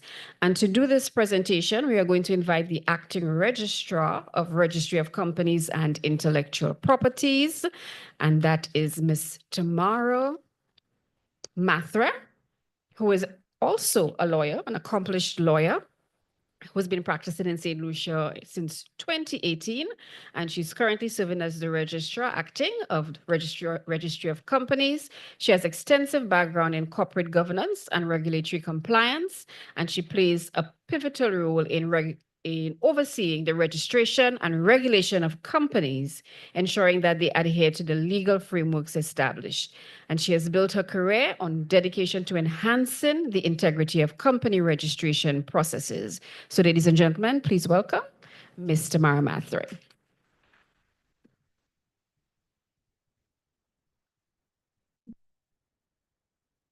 Good afternoon, everyone. Protocols having been established, I will just move into my presentation. If we look around the room, we will see that there are several items ranging from tables to chairs, and every last one was invented, created, and then sold either through a business. And this is where Registry of Companies comes in. Who or what is ROSIP? The Registry of Companies and Intellectual Property, ROSIP, is a department of the Attorney General's Chambers, which is responsible for registering of legal structures, namely business names, companies and partnerships, and intellectual property rights, including trademarks, design rights, geographical indications, and patents. We are also responsible for promotion of education and awareness of company and intellectual property law. Now you may ask, what is the difference between a business and a company? A business is a broad term referring to any activity or organization that provides goods or services to meet a market demand, while a company is a specific type of business entity that is legally recognized as a separate entity from its owners. So what that means is that with a company, there are natural persons, whether it be you yourself or a group of individuals. When you incorporate your business, the company becomes a legal person who has capacity to do everything that an individual can do, including purchasing land and so forth. How do you register a business name? I had prepared 2 separate slides as to how to incorporate, but I will just try to summarize the 2 in the interest of time. Essentially, the steps are the same. The first step would to come up with a business name. You would have to choose your business name, whether it's a business name registration or a company name, a company incorporation. Once you have decided what your business name will be or your company name, you need to find out whether it is available. So then you would submit a name search or a company name search. So there are 2 types of name searches. One is a business name search, one is a company name search. The business name searches are free and the company name searches are $5. If you are going to reserve the name, which will afford you a little more time to incorporate, it will be $25. The names, once approved, are valid for 30 days outside of having a reservation. We have recently, as of last year, February 2024, we moved on to the Digital platform, which is a joint venture between DPSM and the Registry of Companies to get its services online. So we no longer accept physical name searches. You would have to create a DigiGov account to start your process there and complete it. Okay, so I think I have the fee is 125 for a business name, registration of a business name, and for incorporation of a company, it is 850. I have already summarized those, so we will move on briefly to what is intellectual property. Does anybody have an idea as to what intellectual property is? Yeah. So intellectual property is essentially an intangible right, meaning you cannot hold it in your hand. Intellectual property refers to creations of the mind, inventions, literary and artistic works, designs and symbols, names and images used in commerce. It is essentially legal protection granted to these creations, allowing individuals or businesses to earn recognition or financial benefit from them. This is a definition from the World Intellectual Property Organization. There is a website, so I urge you all to go on to their website. We can provide the link after, and you will get all the information you would need on there. So in particular, if there is anyone who is interested in music, there is a publication on that website that will tell you how do you make money as a musician and so forth. It's a very good website. Okay, and then the importance of business registration. The first one is that you gain legal recognition and identity. Your assets, meaning separation of assets and legal standing, as well as being in a position to comply with regulations and the law. So separation of assets would mean that anything that is owned by the business is the business's own in the sense that it's a company when you have incorporated as a company. And a legal standing would mean that the company itself could do everything that a natural person could do, including taking on contracts or purchasing land. The second benefit is credibility and trust. That essentially means that with your business, you get to create a professional image, you raise brand awareness, and you could also network. The third one is access to opportunities such as funding, government contracts, tax benefits, and business growth. And as it stands, the government does have some grants that come up occasionally for small businesses that could be accessed. The information could be accessed through SEDU. And the fourth one is protection of intellectual property, including trademark, copyright, and brand identity. And there are other benefits like a creation of a business account separate from your personal bank account. And again, there is a little type of tax benefit.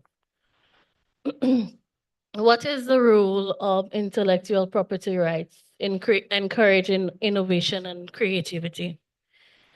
Intellectual property rights, such as patents, copyright, and trademarks, incentivize innovation and creativity by providing creators and inventors with exclusive rights to their creations. That means nobody who has not created a product can benefit directly from that product without the necessary licenses and so forth. This affords the following benefits. It allows creators and inventors to control how their work is used, including selling it, licensing it, and receiving royalties. This financial incentive encourages them to continue creating and innovating. It is simply financially beneficial. IP rights also prevents copying or unfair use of a creator's work. That means only you can benefit from your efforts and your creativity. By ensuring that companies compete based on the merit of their ideas, there is no borrowing or theft of ideas. It prevents unfair competition based on copying. And IP rights also provide creators with recognition of their work, boosting their reputation and potentially leading to further opportunities. IP rights can turn an inventor's knowledge into a commercially valuable asset, opening up opportunities for licensing, joint ventures, and business expansion. IP rights also contributes to economic growth by creating opportunities for businesses, fostering innovation and attracting investment. How IP rights protect your innovation and nurture your brand? Well, in terms of a business, incorporation would be the first step in protecting your brand. And what incorporation would do is, again, give you a legal personality, and you would be able to have that, sorry, avenue in place. Next thing is similarities in logos and business names can confuse customers. So when you have a separate and distinct business name, it gives you that uniqueness. So individuals could keep on coming back to your business and it's not a one-time transaction. This will deter competitors from using any confusion to their advantage. So for instance, you may feel, somebody might think that business A is associated to business AA if your name is too close. However, if you elect to go to naming your business B, you are entirely unique from the first business. Once you make it official and you register your brand, you have legal options, and that is where the courts may come in before, well, after, to discourage misuse of your creative rights. Additionally, becoming official can help you from inadvertently making the same mistake of naming your business something too close to a competitor, avoiding mix-ups or lawsuits later. Now, the thing is, registration of business names are not mandatory. It is entirely optional. And in registering your business is when you may find out that there is a business similar to the name that you are using. So in that, when you do submit your name search form, if you are then told there is a business similar, you can then use that as an opportunity to rebrand and reestablish yourself as a business. And then the last slide, it's just a list of services offered by the Registry of Companies and Intellectual Property. It is to do your name search and reservations, registration of business names by an individual, a firm meaning two or more individuals. Let's say the five of you at the table decide you want to go into a business, you would register as a firm. That is different and separate and apart from partnerships, which comes underneath the Commercial Code of St. Lucia, and it's a different process altogether. The other service is incorporation of domestic companies, including nonprofit, registration of member state companies, and registration of external companies. With the registration of member states and external companies, that just means that the company was formed outside of St. Lucia and they are re-registering with the Registry of Companies. And on the screen, you'll see filing of post-incorporation documents, such as annual returns, notices, and other company documents. What this means is that when you have incorporated your company, it doesn't stop there. There is a duty on you to maintain the records of the company. So if there are any changes to the directorship, the secretary, and so forth, you would have to file a copy with the Registry of Companies to give notice. The other thing is there are annual returns due every year. It is mandated by the Companies Act, and it is due, there is a due date of the 31st of March, similar to tax returns. Now, with the annual returns, what they do, they capture a picture of the company. It will provide the company name, the company number, the filing period, the shares held, the shares authorized to be issued, and who the shareholders are, and who ultimately is the beneficial owner of the company if there is a liability matter or so forth. So that is one of the documents that is considered to be post-incorporation documents. Many individuals, they incorporate and they're not aware that they must file annual returns by the 31st of March of every year. Okay. I think this is a good time to say that the registry is a public registry, meaning anybody could come off of the street and ask for copies of post-incorporation documents, as well as pre-incorporation documents and so forth. Sorry, I'm a little nervous. Granting of IP rights. The Registry of Companies is the sole organization who grants intellectual property rights in St. Lucia. What that means is that we receive applications for trademarks, geographical indications, patents, designs, and so forth. We received our first geographical indication application last year, and it was successfully registered. That would be St. Lucia Rum. Yes. And again, as I said earlier, we are a public registry, so we facilitate public record searches of the registered maintained by RUSIP. The registers we maintain simply means a register of business names, a register of companies, a register of trademarks, and so forth. And we also provide photocopies of documents. Well, I'm at the end. I guess we will take the questions after. Yes.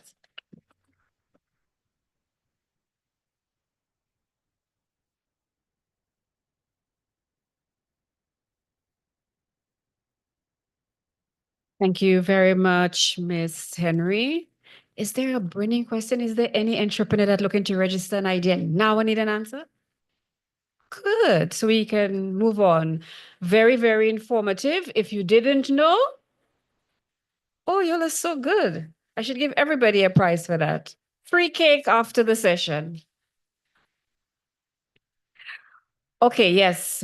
Very, very informative. Our next presentation, we are moving on to a gentleman whose face you see regularly on the television, and he's here to talk about community-based policing opportunities for crime prevention and community engagement. I like where we're going with these ideas. So our speaker before the last, Mr. Zachary, you're avoiding me here. Our speaker before the last is Inspector Zachary Hippolyte, who has been a police officer for many, many years, almost 3 decades of policing. And he's currently the inspector in charge of the Mico Police Station, my birthplace again, of the Royal St. Lucia Police Force. He's a member of many different organizations and committees, but I like that he is a youth advocate, a former youth parliamentarian who is an avid debater, and he's the holder of 2 national debating championship titles. So, ladies and gentlemen, you see him every Tuesday night from 9 p.m., but he's here in person with us today. Welcome, Inspector Zachary Hippolyte.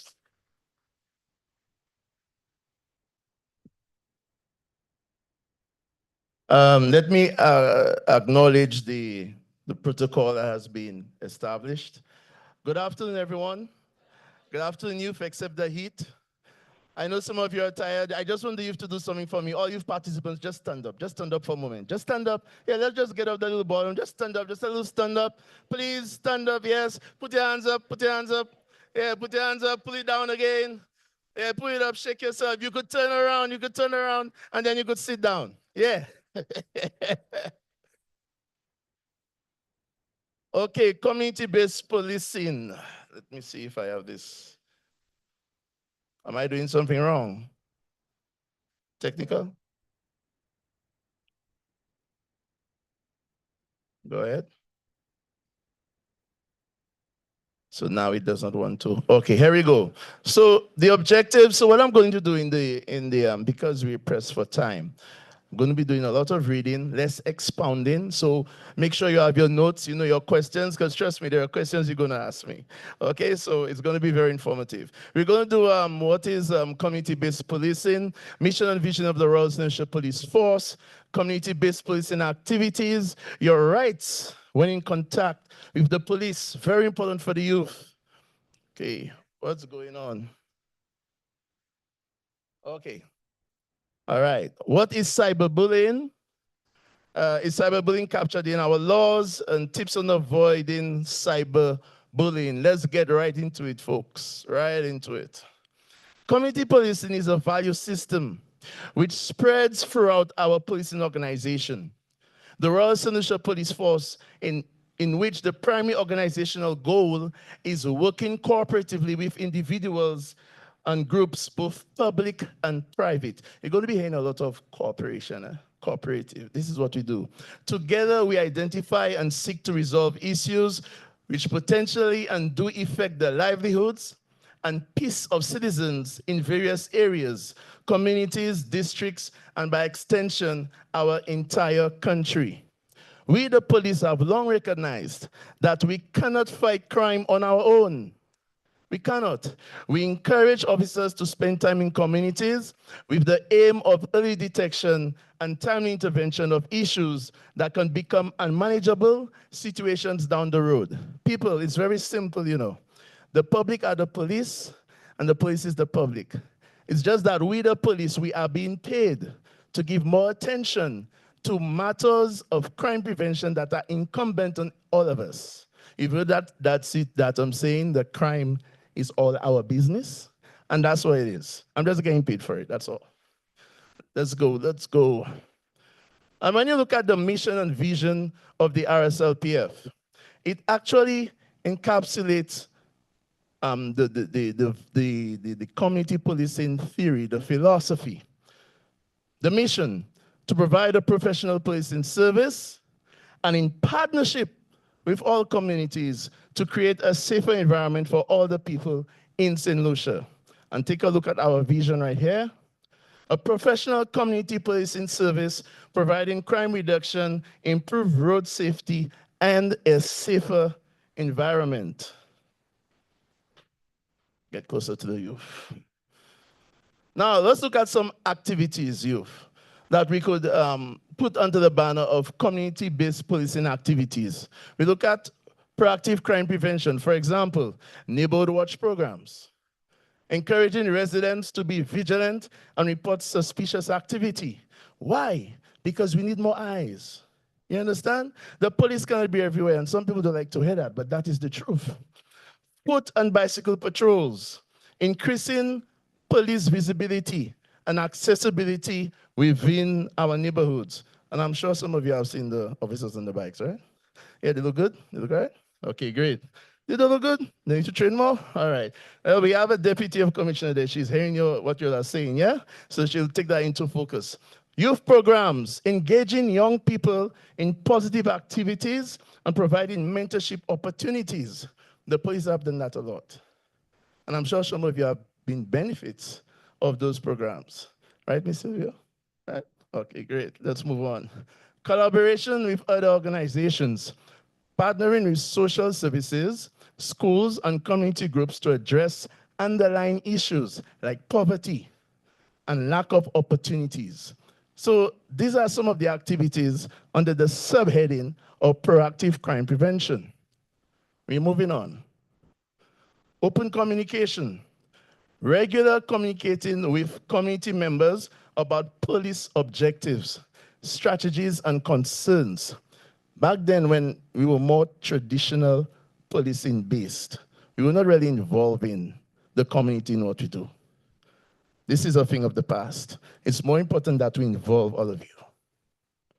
Let's move on. Community meetings. Oh, that's very important. Providing opportunities for residents to interact with police officers and share their concerns. Informal interactions. Encouraging officers to spend time interacting with residents in law enforcement settings. I have said to our officers that where you live, you should be king of that community. And what do I mean by that? Get involved in what goes on. There are youth groups, sporting groups, and if there are no groups, guess what? Start one. And that's what we should do as police officers. All that is community-based policing. Long-term assignments, assigning officers to specific neighborhoods for extended periods to foster familiarity and trust. We're moving on. More activities, community-based. Addressing underlying issues, connecting individuals to resources. I think it was the director of probation who spoke about, the way the police should be empathetic. Don't just tell the person, oh, go to Division of Human Services. Understand their situation. Make the call on their behalf. Yeah, that's more like it. Connecting individuals to resources, linking residents with social workers, mental health services, and other supports. Problem-oriented policing, identifying and addressing root causes of crime and disorder. We have a department called the Research and Development Unit, and trust me, they're doing a lot of work, especially in that regard. Working with other agencies, collaborating with government agencies, businesses, and nonprofits to improve overall community livability. And the last, not the last slide, that's the last slide in that section. Involving residents, let's move on. Yeah, involving residents in decision-making, actively seeking input from residents on law enforcement priorities, prioritizing community concerns, addressing issues that residents identify as most important. It makes no sense that you have a police station in a community and they have not even reached out to you. But what is the issue? Where do you think we should target? We might be doing some patrols. What areas do you believe that we should spend most of our time? That is important. The police, we need to do a little more of that. And developing collaborative solutions, working with residents to find solutions to community problems. Let's move on. Your rights were in contact with the police. Anybody have ever been in a situation where they had to speak to a police officer? I hope it was good, eh? Not bad? You're not arrested? Okay, just checking. All right. Let's move on. So your rights in contact with the police. I believe for people to understand their rights and the way they should liaise with the police, they should first know the importance of the police. Why the police is there. According to Section 5 of the Police Act, 2013, the force shall be employed in St. Lucia for the maintenance of law and order, the preservation of peace, the protection of life and property, the prevention and detection of crime, the enforcement of all laws and regulations with which it is charged, the apprehension of offenders, and for the performance of such duties, officers may carry arms. Gives us the right to, have the little popo. Okay? All right. And it goes on to say, you like the little animation thing going on there? All right, good. When you're dealing with the youth, you have to have the little things, According to Section 22 of the Police Act 2013, every police officer, hear that, youth? That's powerful.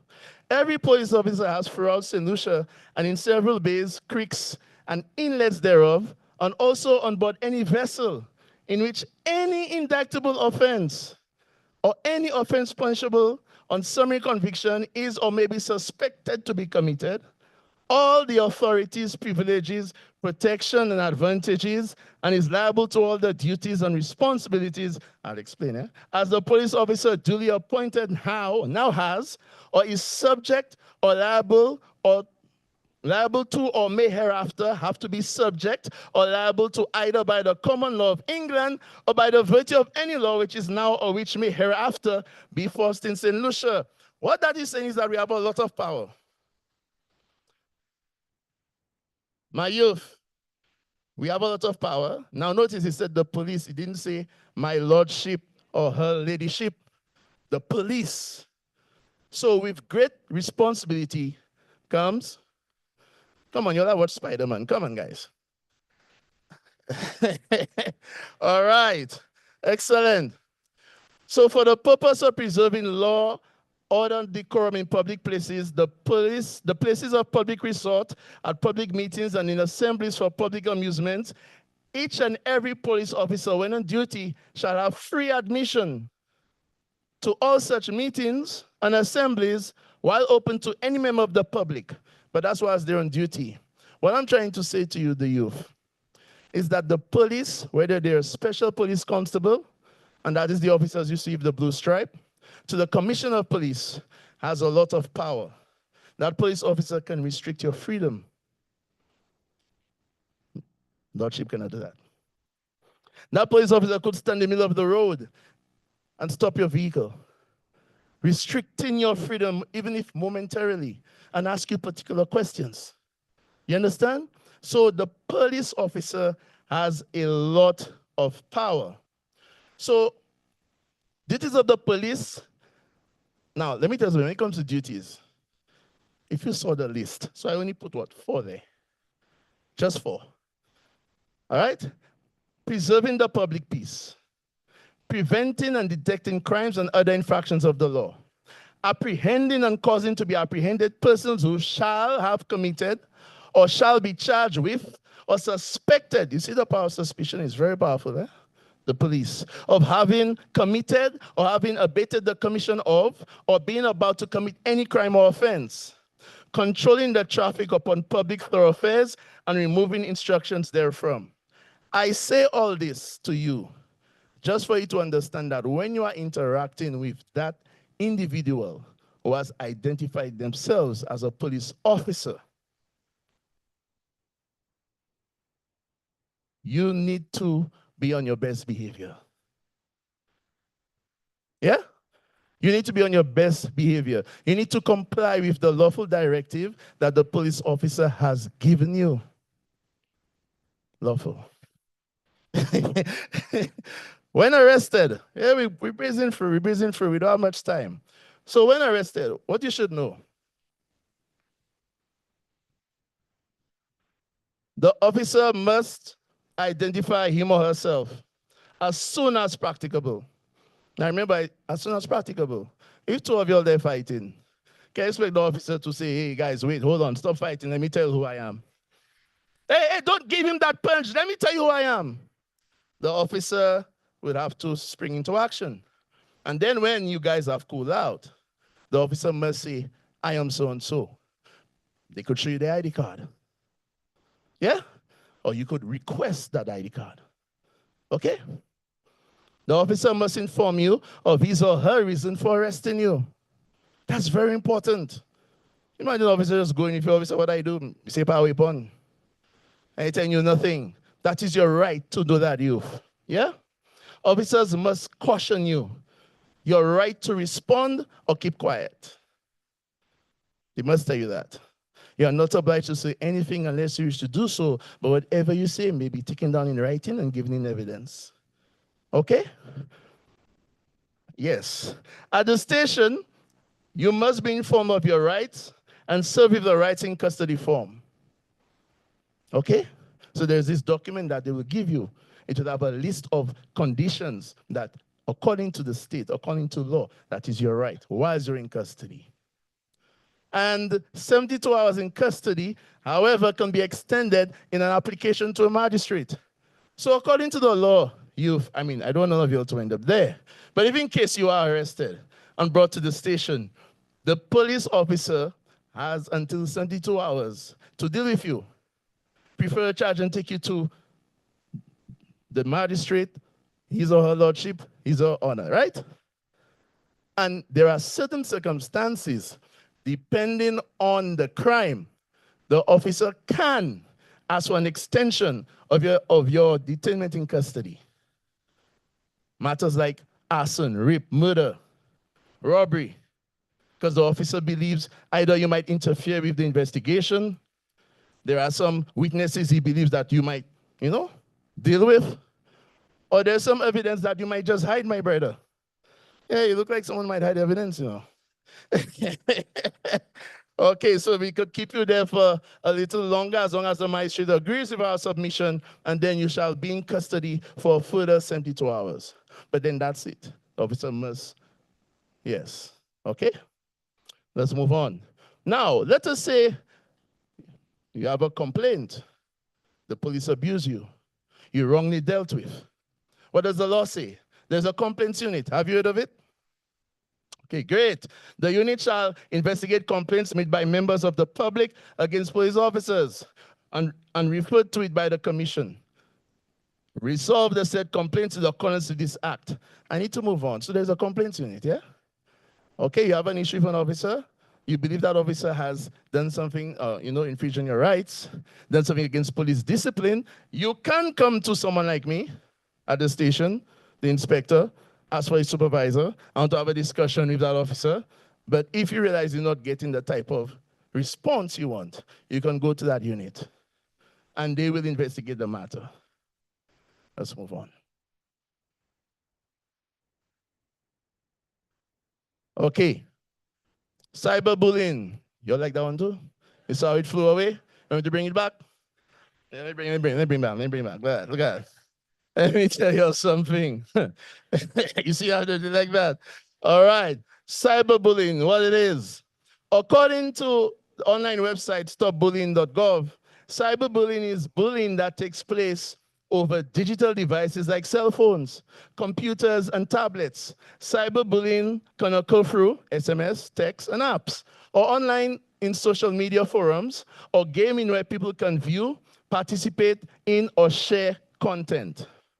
Cyberbullying includes sending, posting, or sharing negative, harmful, false, or mean content about someone else. I hope none of you here are doing those things. Missy, I didn't hear anybody. What happened? Huh? Okay, all right. It can include sharing personal or private information about someone else, causing embarrassment or humiliation. Some cyberbullying crosses the line into unlawful or criminal behavior. Now we have a nice little video there. I want you all to listen to it.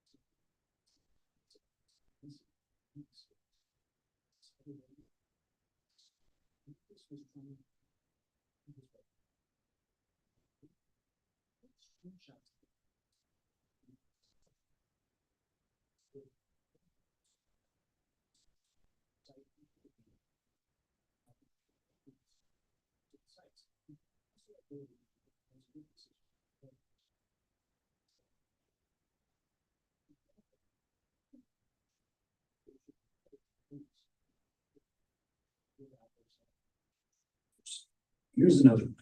Jaden and his friend Dylan were having fun, getting around after school. Jaden took photos and posted them online. One photo showed Dylan making a weird face, which they both found funny. But other kids who saw it started posting mean comments about Dylan's face in the photo. Dylan was upset by the photo and the comments. Is it cyberbullying? No. If Jaden didn't mean any harm and he's willing to delete the photo, it is not cyberbullying. If Jaden doesn't delete the photo after seeing the negative comments being posted about his friend Dylan, he could be contributing to cyberbullying though. What can Dylan do? He can ask Jaden to remove the post and, in the future, to ask permission before sharing photos of it. If Jaden is a friend, he'll respect Dylan's request, apologize, and delete the photo. Now, if this is happening to you in St. Lucia, you may wonder, but do we capture such activities in our laws? Yes, we do. Yes, we do. According to this slide, malicious communications, and this section is coming from the Computer Misuse Act, 2011 of St. Lucia. Yeah? So I don't know if have you ever heard that act before? Yeah, Computer Misuse Act. And it says, according to section 15 of the said act, a person shall not use a computer to send a message, letter, electronic communication, or article of any description that A, is indecent or obscene, B, constitutes a threat, or C, is menacing in character, with the intention to cause or being reckless as to whether she or he causes annoyance, inconvenience, distress, or anxiety to the recipient or to any person to whom he or she intends it or its contents to be communicated. And hear that, you. What's the penalty here for not behaving on social media? A person who contravenes subsection 1 commits an offense and is liable on summary conviction to a fine of $10,000. You'll have money? You'll have that? Just so you want to give the government $10,000, my girl? Huh? Or to imprisonment. Yes. Our lordships and honors will send you to jail. Well, for a term not exceeding 3 months or both, or in the case of a subsequent conviction, to a fine not exceeding $20,000, or to imprisonment for a term not exceeding 6 months or both. So please, my youth, understand the importance of internet etiquette, of being nice to people. Yes, I know you must be saying, but I see some adults in certain positions doing that to each other every day. Don't worry about it. Only follow the good examples. And the last thing I want to say to you, knowledge is power. My youth, read the laws that govern you. Some of you don't even know the first section of the Education Act. And all of you are in school. Thank you so much.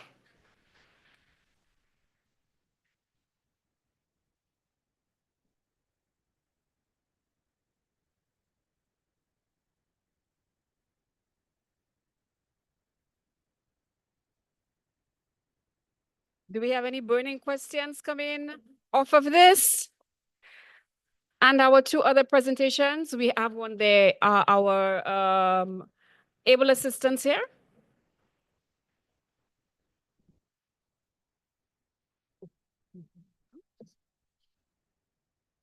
Can we get the mics? But Dane, I acknowledge your hand came up first. I saw 3 hands come up. Grab the mic over there for me. Not for you to ask the question first. Shade. Oh. Dane, come closer in the meantime. So we have Dane, Shade, and since Shade has the mic, we'll let her start off. Okay, so good afternoon, everyone. My question is, I know there is an act that speaks to being subject to a search without a warrant, and it does state or stipulate that citizens are not allowed to object to such searches so long as there is reasonable cause. That was an issue that came up in one of my sociology classes. So I wanted to know, in a situation like that, if there isn't a reasonable cause, I think it's in possession of a weapon especially, in a situation like that, if a officer is to approach you and say that there is a reasonable cause, but you do not believe that there is a reasonable cause, or it is later found that there isn't, what would happen in a situation like that?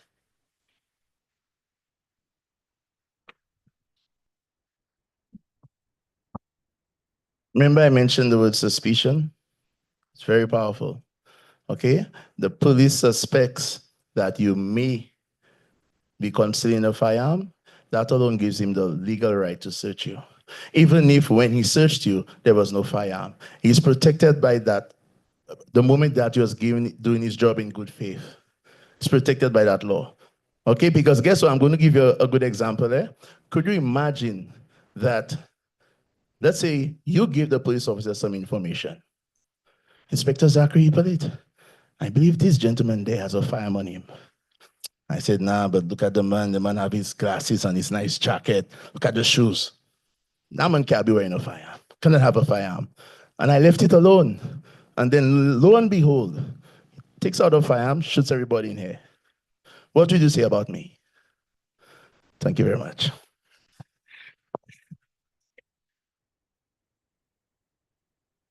Good afternoon. My name is Justin Ann. My question was for Mr. Henry and the parole department, but I don't see anyone around. Yeah, there. Oh, okay. Can I go ahead? Yeah, my question is, they highlighted some of the initiatives that are used to reintegrate offended persons who have been charged with a crime back into society.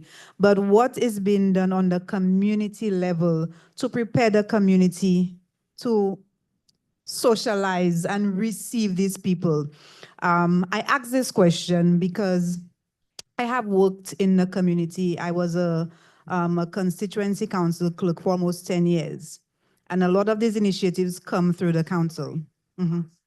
Yes. Okay. Yes. Okay, no problem. Yes. Okay, so when they come, I can continue. No problem. Thank you. Okay, so just about 2 questions, right? So let's look at, for instance, licensed firearm holders. Again, I'm just walking through town case scenario, and someone has a gun. And I have no idea, could that be a criminal or not? So I think it's really difficult if there's nothing really in place to say, okay, you know what, that person is a criminal or maybe a licensed firearm holder. So I think something should be in place to make it more, I don't know. So how do I report that person? What if he's an actual criminal? You understand? So Are you a licensed firearm holder? Oh, not yet. So I need you to apply. And when you apply, you shall go through a comprehensive course that will tell you what you can do, what you should not do, etc. If you believe someone has a firearm, I mean, call the police. Call the police. Observe. At this point in time, I'll advise you to observe the individual, whether you're a licensed firearm holder or not. Okay, it's the job of the police to detect those crimes and stuff like that. Observe the individual, and there's also, if in case if you did not know, you could give information anonymously through your devices. We have a crime reporting app. You can go into Google Play Store and you could download it. Okay, or you could also dial 555. It's anonymous. You don't have to give your name. So what you would do? Toot, toot, toot, toot. Hello. I'm not giving you my name. There is a guy there. Where is he? With the glasses and the jacket with a fire on him. That's what you do, my brother. yeah, so the next question is this. In terms of fines, for instance, let's look at cyberbullying, for instance. Again, I think that's a very popular thing that happens all the time. But for some reason, I don't see people being penalized for it. It almost seems like it's an okay thing to do. All right, and that's the last one here. And the last question is just this. When someone is fined, for instance, if I went to the police and I filed a complaint for someone for bullying me, cyberbullying, who does the fine go to? Do I get compensated for being bullied, or does it go to the court?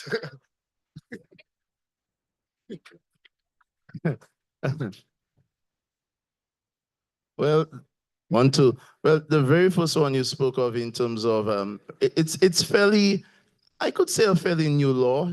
There's a lot of sensitization that still needs to be done, even especially when you look at a law as recent as the Domestic Violence Act. There are a lot of youth who do not know that they could make such reports. But you can, if you believe. One of the like the video said, someone has done something to you on social media that is harmful, you feel embarrassed, you're insulted, you take a screenshot, you make your way to the CID will start the investigation. We have an information technological unit that's going to assist them, and hopefully we can prefer charges.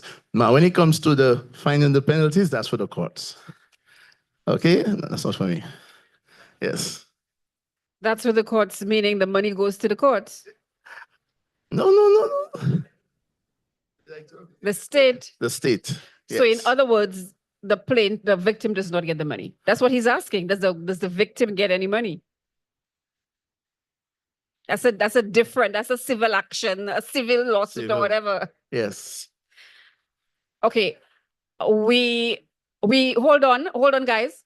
Is that a follow-up to that or a new question? Yeah, no, it's a new question. So we had somebody on the floor for the probation office. So I want to give her an opportunity to ask. She had a question. Go ahead.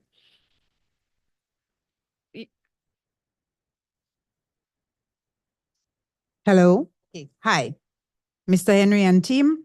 What I asked earlier, you spoke of several initiatives where someone who has been found guilty and gone through the whole process, jail and reintroduced back into society, that there are many things in place for them to be reintroduced into society. But what is done on the community level? I asked that, and I was saying before I was interrupted, I have worked as a constituency council clerk, and having worked on that level, you are exposed to so many things, but that is from institution to institution. And sometimes it's not our place to go into the community to say anything. We're just there to facilitate whatever it is that needs to be done. But also, I have moved on to working on projects that are CDB, World Bank and EU funded. And they have certain stipulations. When you go into work into a community, what is expected of you as a project team. Now, we have some individuals who just on their own do their reading and understand what's to happen and how they should conduct themselves and, just to how you socialize with these people, but the general community does not know what to do and how to react. And we have a lot of gossip that goes around. Somebody comes from prison and the first thing they say is, oh, this person used to do this person used to do that. But now having the Department of Parole explain to us what they have done, we have to trust that when you let somebody back into society, that they have been, what's the word? Rehabilitated. I may have that understanding. Everybody else may have that understanding, but we come from societies where it's a stigma. Right. There's a lot of stigma and there's a lot of gossip. And like his lordship said, when the gentleman was brought in and charged for bestiality, he came back into his vehicle and the guy said, that's his habit. So that's things that happen. I live in a community where there are people who have gone to prison, they've come back and they live in the community and we have no problems with them. Thankfully, the type of community and the family I come from, I can say I've not been exposed to that. My mother would tell me, this is a gentleman, he did whatever, but he's back, respect him and whatever. I have a family who embraces those people and community in general. We don't have that in every community, and I cannot speak for every community. I know that. I know that's something I can pass on So to my let child. them find out But what it is. I just want to know, yes, What are you how doing? can we? Yeah, because we need it in the communities. We need it in the communities deeply, deeply. So what are your initiatives and what can we look forward to? Come to the mic, sir. We have some level of constraints. Everything is political in our environment. And so some of what I would want to do would not be in line with what the political environment or atmosphere is at the time, but I'll tell you what I do nevertheless. When somebody's going to be discharged into a particular community, we narrow it down to a particular community. community. We don't go on a mic and say, Castries Soufre, you know, we go to Swazel, Debrel, wherever, and we have discussions with persons, and we can tell, what I can tell you is St. Lucians are more ready than governments think. They are more ready. And what must happen at a national level is discussions and education. Because right now, Bodley probably has about 600 and something persons. And you'd be surprised to know that Bodley has over 100 people on remand for murder, right? And you'd think that's strange in a small country. So that means these don't happen in one area. It happens in Swazel, happens everywhere. So every other house is affected by crime, and people are more ready than we think. So we go to the communities that are going to be affected by the presence, and we deal with it at that micro level. The victim's priority, the immediate persons, and we also we elicit feelings, information, and so on from persons as far as we can in the community, and it's been very successful, very positive. And as I said, St. Lucians are ready. So we can't do it on a national scale for what we do in terms of individual persons, but there's a necessity for larger, a macro education drive, not just from probation, but from the entire criminal justice system.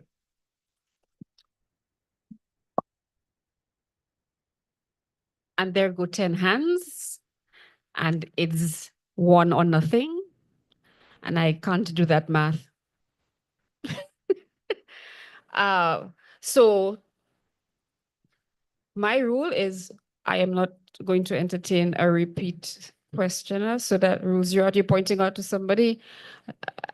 I actually had a question here for the longest while I took her mic from her. So if I go to you, I will be doing her an injustice. And we're at a justice forum. Do you I'm have here a... as well. I have a question. I see you, and that's what I'm saying. She had her hand up long before you. So let me take her, and I will get a time check to see, because we do have one more presentation and a performance. And I can go with all the Amazon gift cards because we might not have time to go through them there. So, okay. Come quickly. And you can say I discriminated because she's looking like me. I good with that. Okay, hi, good afternoon. My question is to Mr. Hippolyte. He mentioned that there's research being done in the police force, I guess, to influence policy and so on. There was a study that was done recently. I'll try not to be too specific, but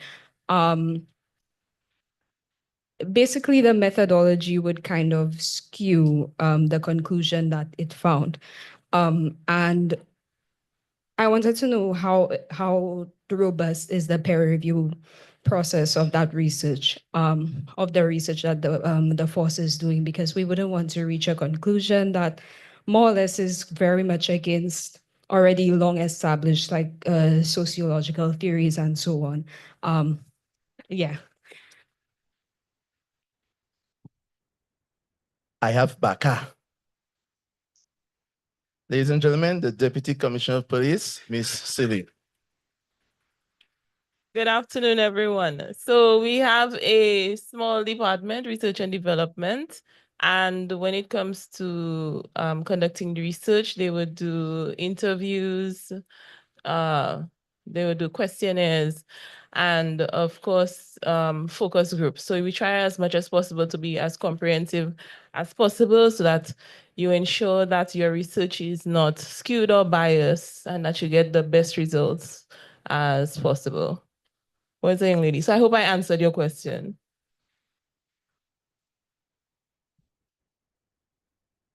Okay. I suspect that question will go a little deeper in terms of the nature of the research, where it's been applied, et cetera, et cetera. We're getting very academic here, but that's okay. So final question from Jeshurun, and then we will move on to our next item. Thank you very much. My question is for Mr. Hippolyte. I would like to start by commending you on a very youth-friendly presentation. I think that was very good on your part. I know your youth leadership training over the years from being involved in youth organizations would have probably guided your process this afternoon. So my first question is, you so lucidly articulated that the police or any officer should indicate who they are and they're supposed to tell you why you're being arrested. Yes. However, over the years on social media, we would have seen instances where young people who are being arrested have felt that they were not provided with a proper reason, and so their friends get very involved in the process. So as a citizen, as a civilian, what really are your options in a situation like that? How do you conduct yourself? I'll be honest with you, it's not that they have not been provided with a proper reason. Some individuals are just not happy with whatever the police officer is saying to them. We've had situations where also some of them are not even aware of particular laws or even when they're committing certain crimes. So when the police officer has approached them and said, hey, so-and-so has made a report against you, or I've suspected you have committed this offense, they're just ready to resist, especially if they believe that, okay, no, I never did that, officer. What they need to understand is that the police has to carry out an investigation, and an arrest is just one of the components of carrying out that investigation. And like I said, if you believe a police officer has handled you in a manner that has infringed on your rights, then you could make a report to the complaints unit. You could even seek advice from a lawyer. Okay, my second question quickly. I think some time ago, I'm not sure how far back, we would have heard about some sort of act providing police officers on the island of some special powers to be able to do certain things.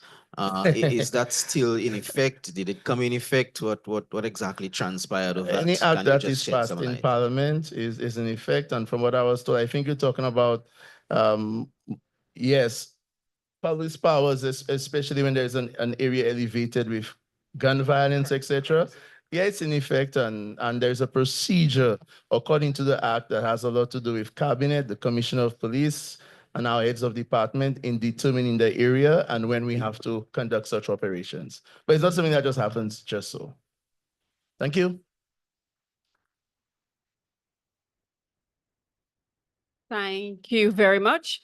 And Inspector, I hope we didn't miss the point. It's an education and truth, because even me as an informed citizen, I take offense to sometimes when up until my education, when a police officer approached me like, but exactly, he says it, they have the power. This is what they're supposed to do. And there has to be an education. This is what they are trained to do. This is how they train to do it. It is the process. And you can only have redress after they have executed the way they're supposed to. Yeah? Yeah.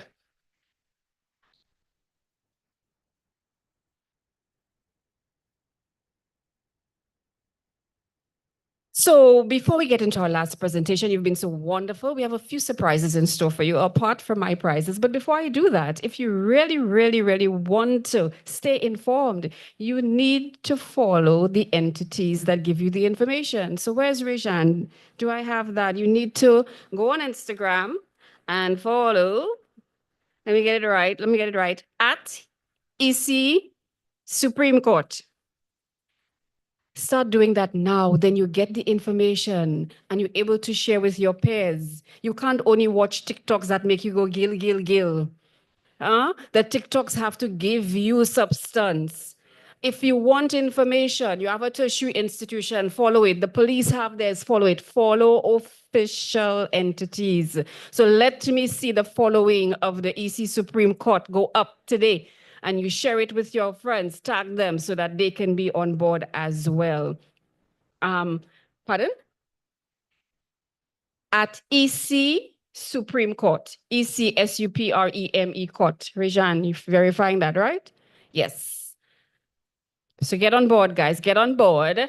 And now, ladies and gentlemen, you've heard enough from me. It's time for you to get a little bit active. I don't know what's coming on, but let it drop, let it drop, let it drop. Where is the... Hey, the drop right there. What a drop, what a drop, what a drop. That's all the introduction you're giving me? Oh, shit. Very well. Good afternoon. Good afternoon. Hold on, DJ. Hold on. Teach me how to do the I. Teach you how to do the II. Yeah, let's go. You want to lose your voice today?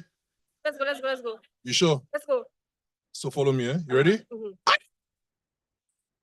Where you going? You see the same thing? That's my problem if you. Anyways. Later.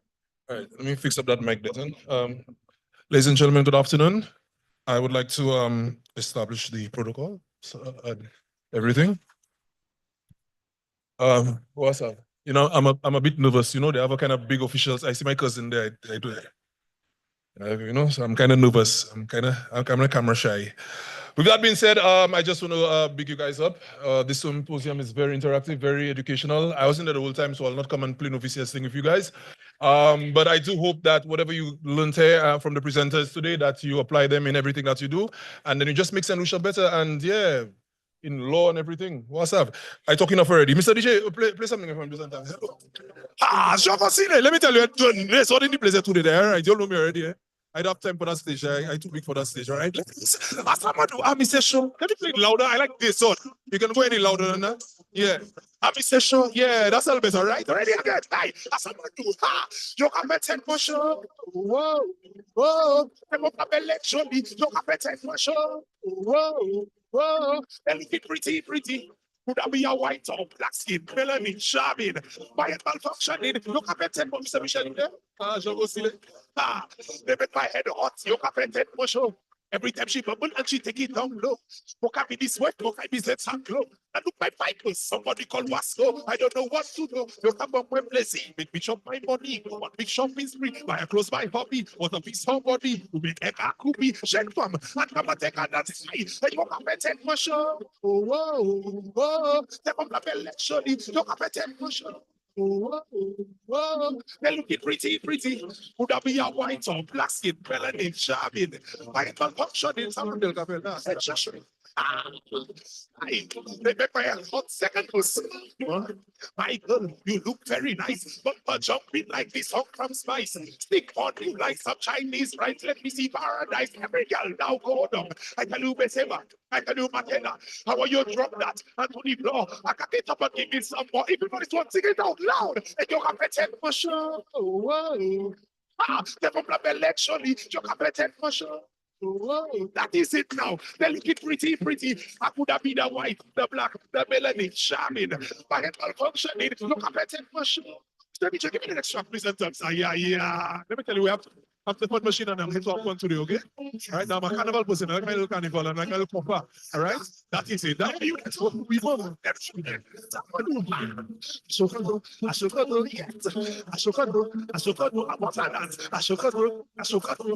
Everybody trying to take it again. Let me sell it. We can't have all that. That is it. That is it. This thing right there is our culture.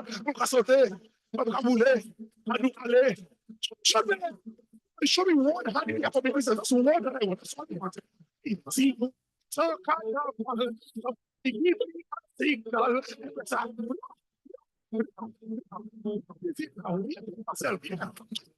just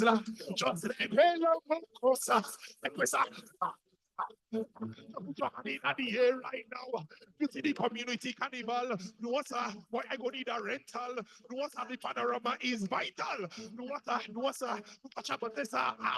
I can't busy you. No water. All pet here we in there. When we reach on the road, carnival Monday and Tuesday. Look, I tell the way.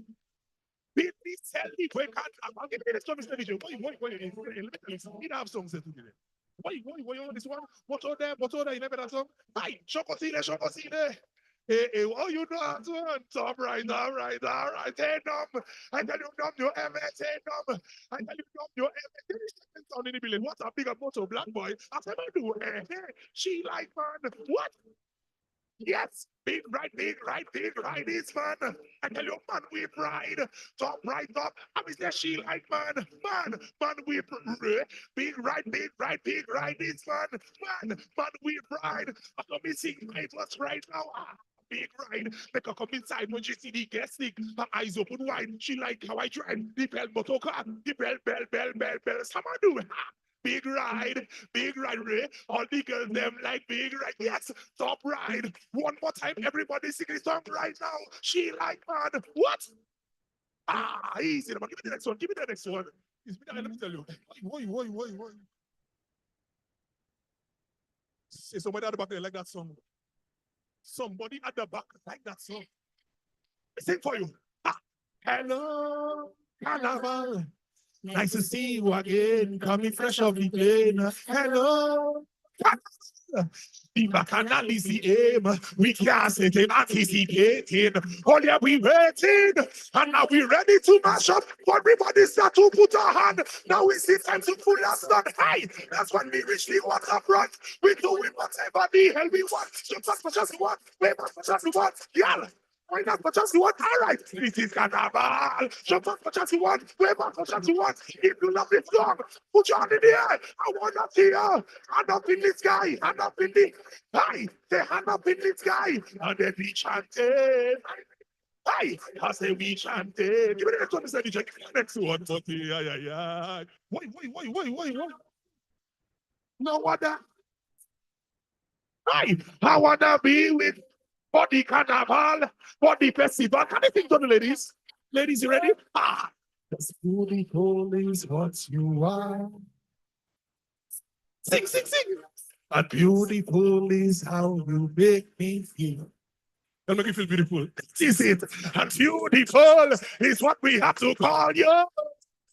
Right. And when we step out on the road, we go to put your hand up in the air. The two are we together is an explosion. We jumping on the road, we make the emotion. You ready? All right. So jump up with your friend and jump up with your crew. You can jump up anyhow you want. I jump in with you. Now, take out something and fling it.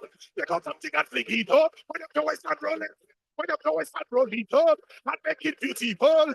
Make it beautiful. Cause it's a beautiful. Everybody hand up in the air. Just put your hand up in the air. How are you put it up and make it beautiful? Make it beautiful. Give me the next one, Mr. DJ. Give me the next one, Monkey. What you put in there? Why? No, now, since we are talking about, justice, all right? Right about now, this next one is dedicated to justice for women, okay? Let me give you a little story. All right? Domestic violence. Every day is just a problem. Your boyfriend stressing you. He never have no money. I hear he cheating too. He box you in your face now. Your eye get black and blue. So when you in the party, hey, what you have to do? What you have to do? Hey, why not another man take it? Why not another man take it? Why not another man take it? Any solutions in the house tonight? Let me see the ablutions there for true. Who you whining on he?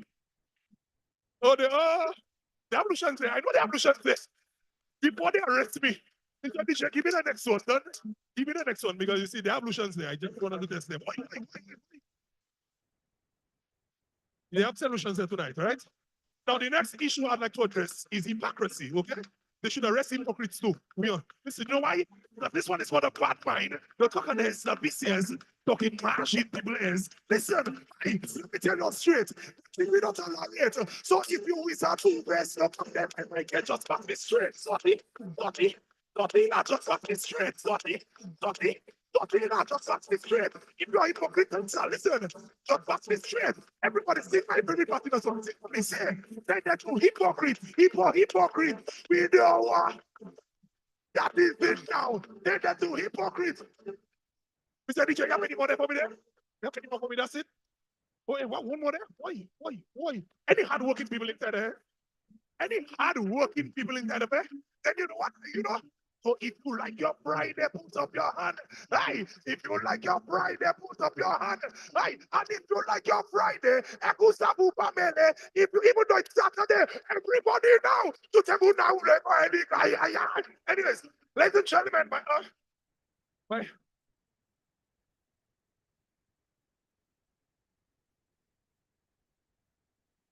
DJ, we have a money pull up.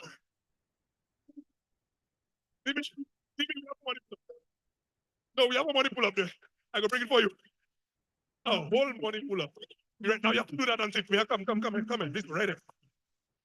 So if you like your bride, put up your hand in front of me. If you like your Friday, put up your hand like so.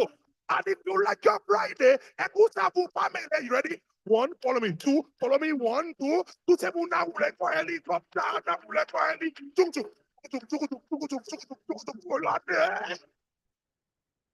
Ladies and gentlemen, you're still here, Fun Machine. Thank you very much for having me. That's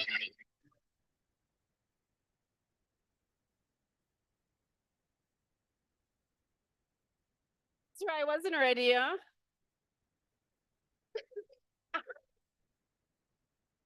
Okay.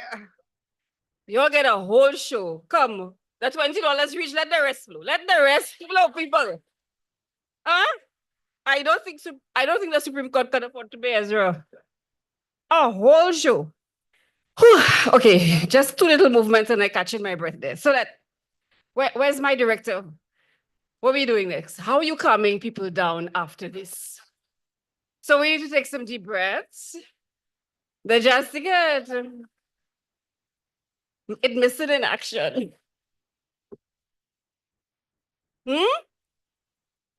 Oh, bon Dieu. Attaché, look for your security. Look, things go happen with that ticket. So yeah, we'll have to find a way, even if we don't have the physical ticket, to get it out there. So as I allow them to take some deep breaths before we get into our final presentation, the QR code for that survey is now working.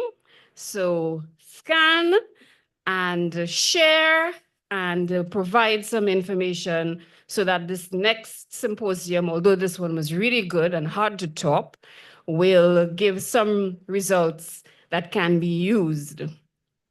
Yes. Yes. So yeah, before we go into, I think two people, need to be even happier and more beautiful than Ezra made them feel.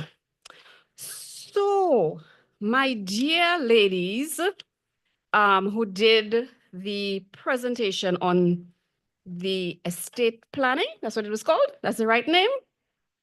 They gave me a little trivia for you, which is easy if you were paying attention.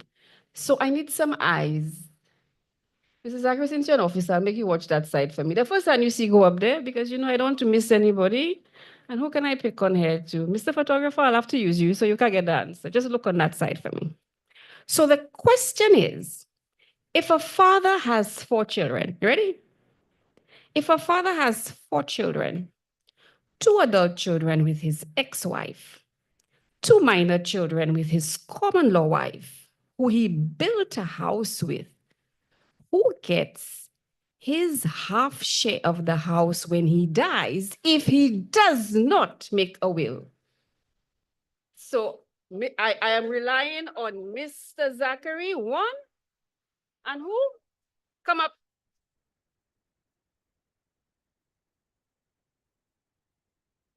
So who gets his half share of the house when he dies if he does not make a will? He has 4 children.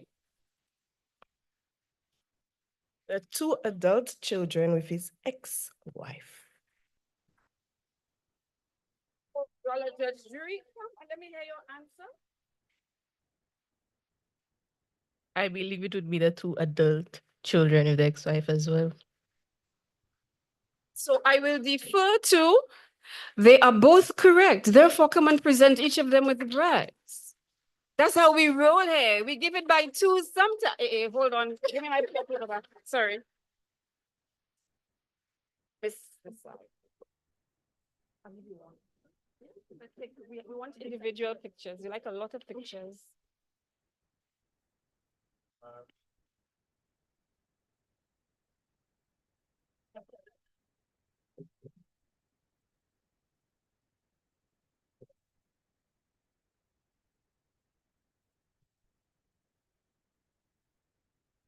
One more before we go on. From our presentation from the probation office, what is considered eligibility for parole? Eligibility for parole. You see when they're directly in front of me, I see them first. Sorry, them, sir. Your hand went up fast. Paying attention. I have to. Don't go away. Go ahead. Give your answer. Someone is eligible for parole after serving a third of their sentence. Someone is eligible for parole after serving a third of their sentence or 12 months, whichever period is longer.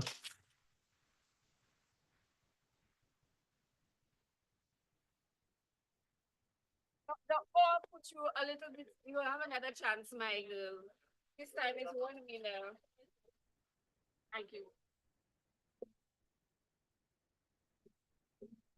She had the O right there. All right. There are a couple more left, but you will stay for it, right? So we're moving into our final presentation right now on the function of judicial settlement conferences and court-connected mediation in the resolution of disputes within communities throughout St. Lucia. And that presentation will be done by His Lordship, the Honorable Justice Alvin Parrier Singh, from the High Court Judge. And let me just give you a little bit of information about him.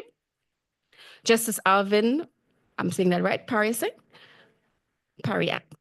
holds a Bachelor of Laws from the University of London and a law education certificate from New Wooding Law School and a master's in international commercial law with a focus on digital and cybersecurity law. And he has been with the court since May 2021, first as a master and then as a judge. In 2023, he collaborated with Justice of Appeal Kokaram and former Chief Justice Dame Janice Pereira to pilot judicial settlement conferences, an alternative dispute resolution method, which achieved over 60% settlement rate. And this success led to its region-wide implementation in 2024. So he's more than qualified to speak to us today. So please help me welcome His Lordship to the podium.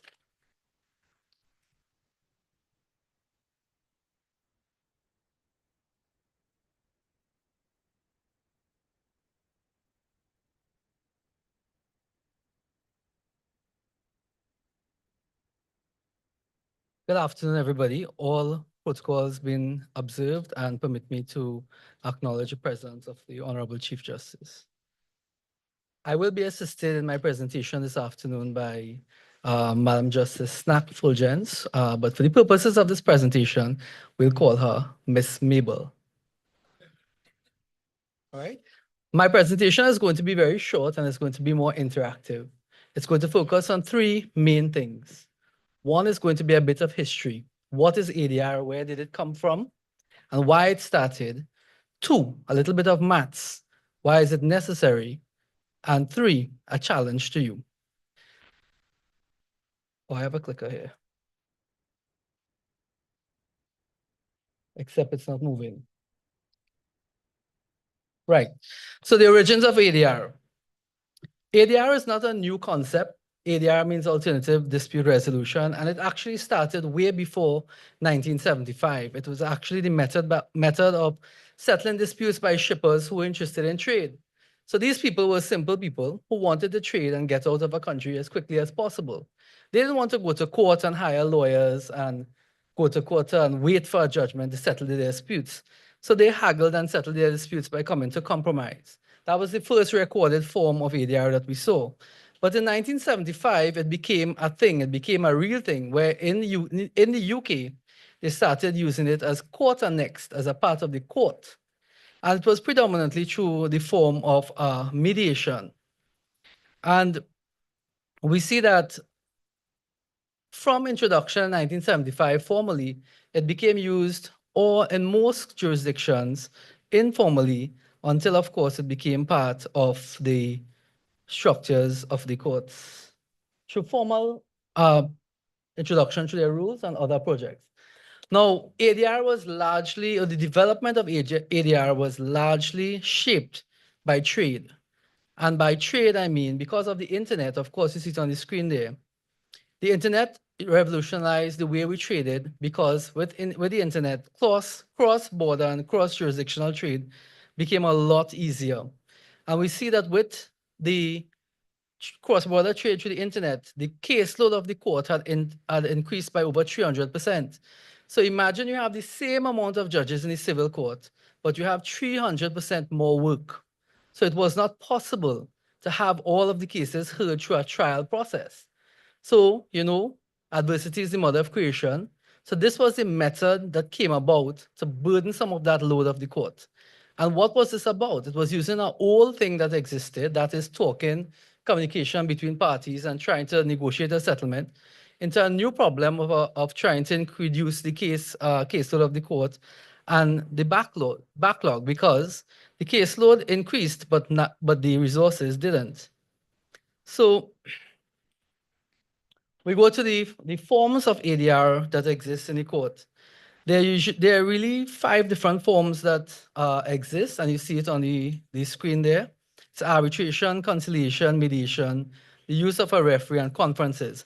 We want to focus today on mediation and the conferences we see there, where we speak about judicial settlement, conferencing. Now, how does it work in practice in the courts? Our civil justice system, the primary tools that are used for ADR are mediation and judicial settlement conferences. And these processes are flexible, they are voluntary, they're usually efficient, and they are alternative forms to litigation. And how does mediation work? Mediation is a confidential process. So you sit with a mediator, who is usually somebody who is neutral in the dispute. Sometimes your mediator may be a lawyer. Sometimes it may be somebody in your community who you respect. It might be a respected elder. It may be a pastor. It may be a family friend. It may be anyone who the parties choose and repose that trust and confidence in them to assist them to find a solution to their problem. What are some of the practical benefits of this? It's cheaper. It's more efficient because you get to decide when you go to mediation. It is more flexible in that if you come to court, then you are subject to the rules of court. You may not understand the rules. You may have rules of evidence that you get caught by. For instance, hearsay. If you go into the mediation room, you might be able to say, but John told me last week that Jane told me that. But in court, you wouldn't be able to say that. So you may know that it's true, but in court, you might be prevented from saying it. So mediation allows you that flexibility to say and have an open and frank discussion about a dispute. But it also gives you another important benefit. Sometimes in mediation and in judicial settlement conference, the remedy or the solution to the problem is not even legal. And I'll give you an example. One of the first JSCs that we had in the ECSC was a contentious claim from St. Vincent. It involved a very valuable piece of land that was close to the airport. And it was between 2 sisters, one of whom was living in the UK and hadn't been to St. Vincent in 40 years, over 40 years, who was suing a sister who was living on the land on a family home that was over 60 years old. And legally, all she could get if she had won the matter, that's the sister in the UK, was an interest in the house. But do you know she settled that matter after 11 years in court for an apology? All she wanted was an apology and for her sister to recognize, I left St. Vincent, I went to the UK, I worked, I sent money back for you to have a better life. I didn't really want an interest in this house. I simply wanted recognition. Now that is telling because that's not something a judge can order. So you can come to court before us and argue for 2 days and file submissions and have the best lawyers, and we still can't bring you that sort of personal gratification that you would get at mediation. So it really allows you to fashion your own remedies. Sometimes, for instance, we had, I'll give you another example. We had a defamation claim between 2 high-ranking persons who had high public office in a country. And these guys, they knew that one was wrong. But they settled in this process because it was confidential. Apologies could have been exchanged in private, and they could have had a non-disclosure agreement. So nobody knew. All of that was able to be reported on the press was that the case was settled. Now, if that had gone to court, you know there would have been a written judgment that would have been on our website. And everybody would have read about it on the papers. So there would have been a certain amount of effect of the judgment that would have been worth more than the value of the claim. The effect of that publicity would have been more damaging than the amount of money the person had to pay. But through ADR, they were able to come to a solution, make that apology, and protect their position with a method, the non-disclosure agreement, that, of course, is not available in court. So you see the benefits of how it works. Now, of course, not everything is positive. You will have agreements that parties come to an ADR or in mediation that can't be enforced through the courts. So, for example, how can I order you to make an apology? Right? But when you balance the pros and cons of it, you realize that it's a lot more beneficial to have ADR than to come to court. So it arose out of necessity because of the rising caseload that the court had to deal with. The benefits of it, however, made it something that became a useful tool to judges in managing disputes and coming to a solution that is more practical, that is more effective, and that manages and preserves relationships. Now, that is the maths aspect of it, and that is the history aspect of it. The challenge now, as I was indicating to Chief Justice earlier, in some jurisdictions, youth leaders like yourselves have been put in the position in certain criminal matters where it involves juvenile offenders to actually sit as peers and groups and come up with recommendations. Because you are on the same level with these persons who are now before the court. You are from the same generation, the same language, the same lingo, the same everything. You all are the technological persons. You may be able to understand and appreciate more what somebody of your generation faces as a challenge. You may be able to appreciate more what is offensive to you, that somebody who sits in the judge's chair may not appreciate the impact that you will ascribe to it. Do you think, as youth leaders, that you should have a part in the justice system through ADR to have an opinion about what happens to, for instance, youth offenders? Anybody? Yes? So it's something to think about, and it's something to challenge yourselves, because you all are the future judges and lawyers. And if you think that there's something that is worth, pushing there, write it down, give it to somebody who has an influence, and see how far it goes. Now, I don't want to bore you with any more slides or talking anymore, so I'll now invite Ms. Mabel to come and ask 100 questions. Good afternoon, everyone. So this afternoon, my name is Mabel Dako. So you see, I'm a young professional, and let me tell you about me. I came from university, and only last year, I bought myself a brand spanking new vehicle. Thank you, thank you. But guess what? One day I was going to Viewfort. You know that hill called Battle Hill? You know there? A man with a big truck coming around the corner, coming fast. And guess what? Boom! My spanking new vehicle now had a crash. So I figure he must be wrong. I didn't do anything. So I figure, you know what? I'll get out of my car and I will go and talk to this man because he's wrong. He can't say no. When I get there, tell me, ma'am, you on the wrong side. It's not me that was wrong. How you could tell me I'm wrong? So I say, all right. Well, I thought that was simple. But anyway, I then had to call police. I had to go and look for a lawyer because the man not accepting responsibility, so his insurance will not pay me. So I said, all right, well, I go to a lawyer, I file a case. And I figure that must be simple because I just file my case, it go in court, the judge say, he wrong, because I know he wrong. Well, then the judge say, ma'am, I suggest you go to mediation. Mediation?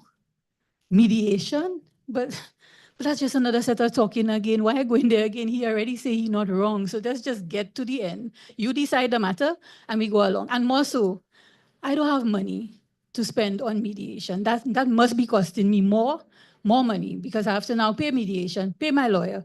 No, I don't think so. Anyway, I didn't want to be contrary, so I decided to go to mediation. And we went to mediation. And when we get there, well, he still said he was not wrong. And I still said I was not wrong. And the mediator tried and talked to us, but it didn't settle. So I was left. It was a good session, I can tell you, because we were able to talk, but we didn't resolve anything. So we went back to court. And so what I wanted to know is, what happens then? So I went back to court. And now I was told, well, ma'am, this is a very simple case, you know. Why you're still here? Y'all don't need a trial. Let's go to Judicial Settlement Conference, or they call it JSC. So you know what? I say a lot paleo ko. I don't think I want to go there. And more so, that must be costing another set of money again. So this afternoon, I came to find out about this JSC thing because I don't really think I want to go there, but the judge say I have to go, so I will go. And then maybe I can tell you what happened after I go. In a little while. Right. So Mabel was hesitant to go to JSC because she thought it was expensive. So let's start with that first. JSC is absolutely free. There is no cost to JSC. And she had concerns about, well, I talk. What is the difference it's going to be this time? What is the difference between mediation and JSC? It is talk again, but it's different. So in the mediation, we had a mediator who could have been a pastor, a priest, a police officer, anybody in society who we believe, we trust this person. In JSC now, it is a judge. So that is the first difference. So it's a free process offered through the court, and it is you sitting with a judge. But wait a minute. Mabel's concern was how I will sit with this judge and tell him everything, including what everybody tell me, and then come back to court and he have to determine the case. He must be biased because he hear everything. To put that to rest one time, it's not a judge from the jurisdiction that you're from. So if you're in St. Lucia, your JSC will be conducted by a judge from outside of St. Lucia, somebody who doesn't know you or your lawyer. So for example, Mabel's matter from St. Lucia can go to one of 17 other judges of the court who do not sit in St. Lucia. So she has a free service. She gets in to go to have this conversation with a judge. Now, is this going to be another trial? Is it going to be a mini trial? She wanted to know. No, or the judge is going to facilitate the discussion just like the mediator.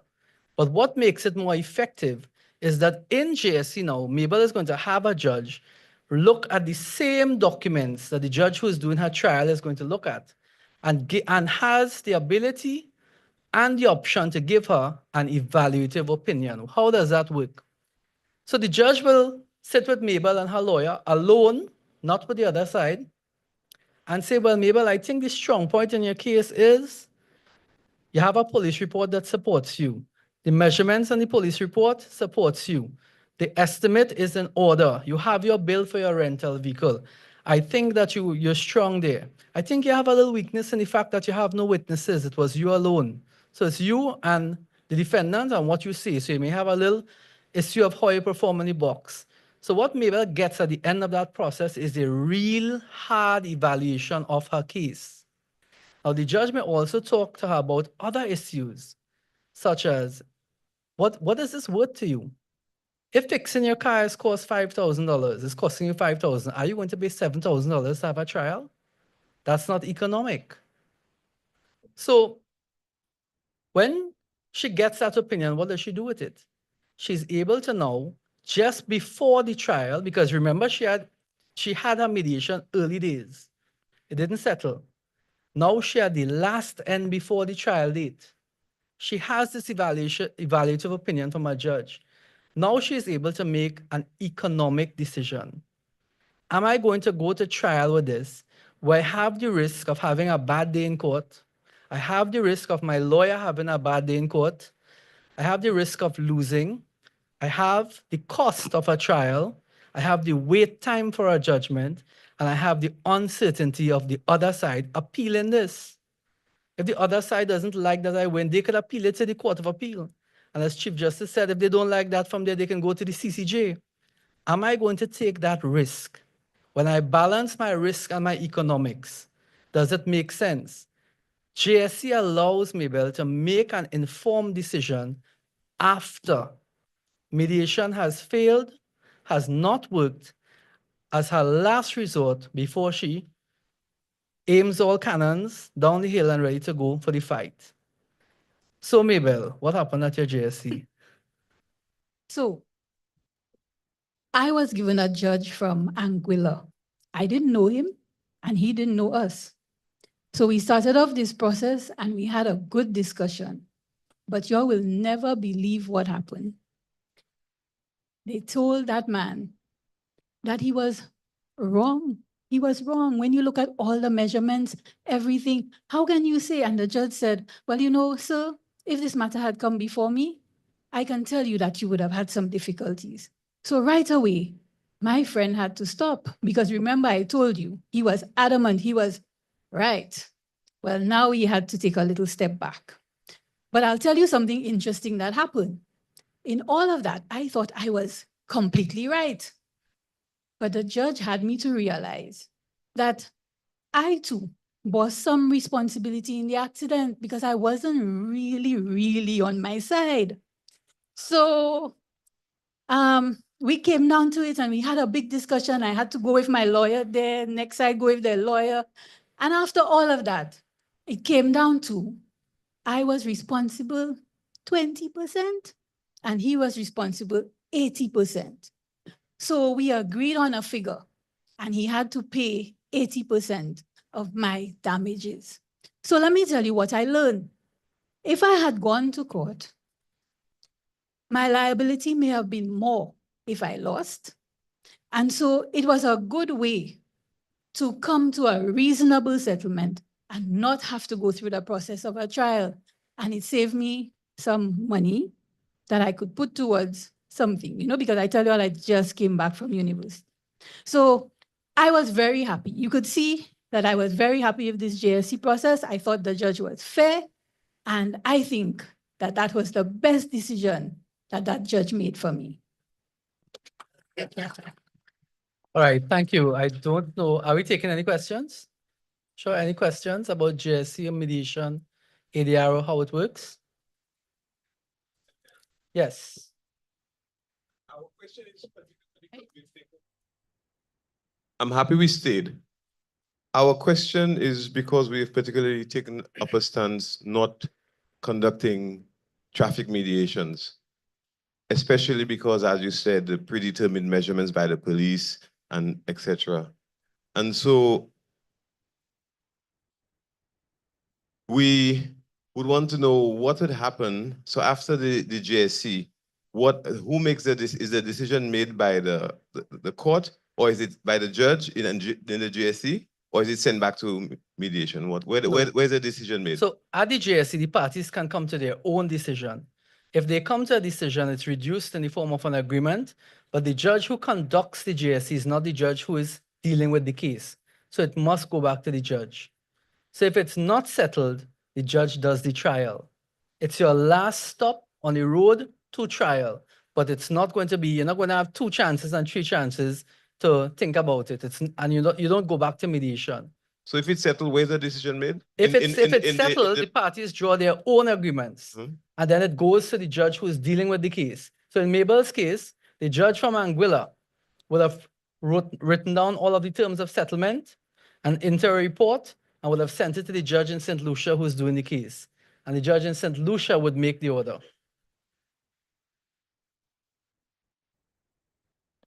We'll get back to you on this. Thank you very much. Yes.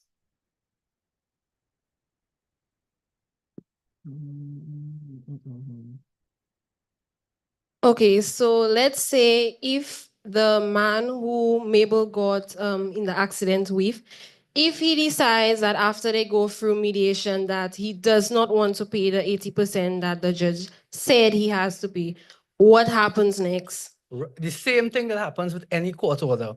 So after the JSC and the order is done and the judge makes the order, the same thing that happens to any other order, meaning that whether the matter had gone to a trial and the judge made a decision or whether they had an agreement, it's treated the same way. So if you don't pay a judgment in a civil court, they have many different ways that processes can be brought against you to pay. For example, they can bring you to the court and ask the judge to make an order that you pay a certain sum a month. They can ask the judge to attach it to your earnings, so your pay, it comes out of your salary. They can ask the judge to sell property that you own. And of course, if you don't comply with that, they can send you to a 5-star hotel named Bordelais. Yes, there was one other question.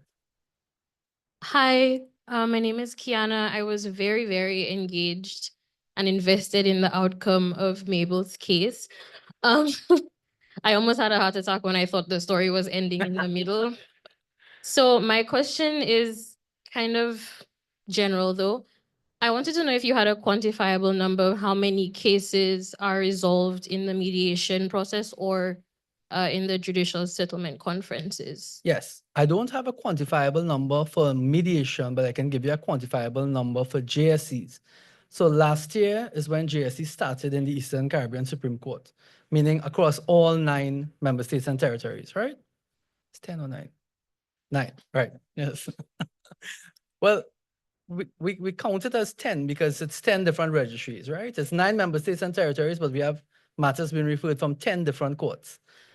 Yes, Nevis is, a separate registry. And from those matters, from all of the jurisdictions together for that 1 year, there were, 111 JSCs that were referred.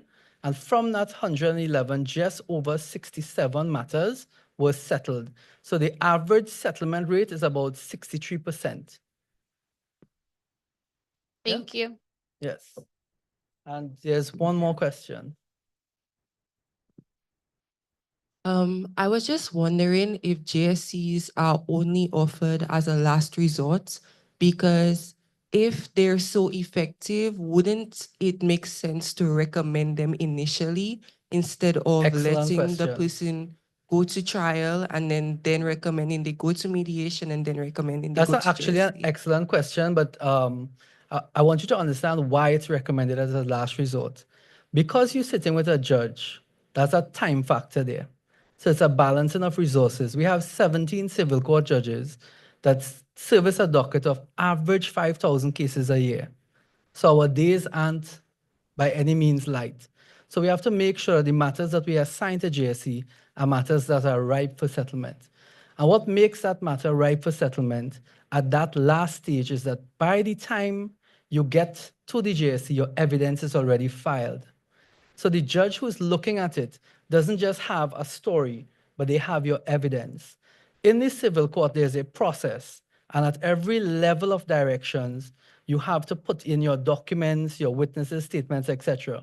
So why JSC is a last resort before the trial is because by the time we send you to JSC, any judge can pick up that file and have a very good idea, save for how the witnesses perform on the box, what was likely to happen more probable than not. So it is effective, it's absolutely effective, but because of resource constraints as well as prejudice, because you don't want to send people to JSC too early, and then they come back to court and say, well, I sat with a judge in St. Vincent and the judge tell me this, so I want to change my case to say that, or I need to get a next witness. So it's usually done when the door is closed, when you can't put in any more evidence unless there are some really special reason. So that's why it's sent at that last stage. Does that answer your question? Yeah, it does. And I just have one last question. Is the JSC process confidential? Totally and absolutely confidential. So before you go to JSC, you must sign a confidentiality agreement.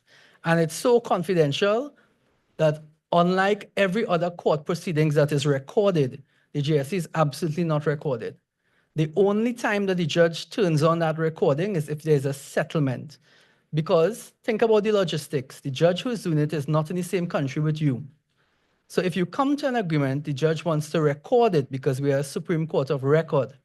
So we turn on the recording, we will say the case number, we will announce the parties, we'll announce who's present, we will read out the terms of settlement, and we'll ask to confirm on the recording that you agree.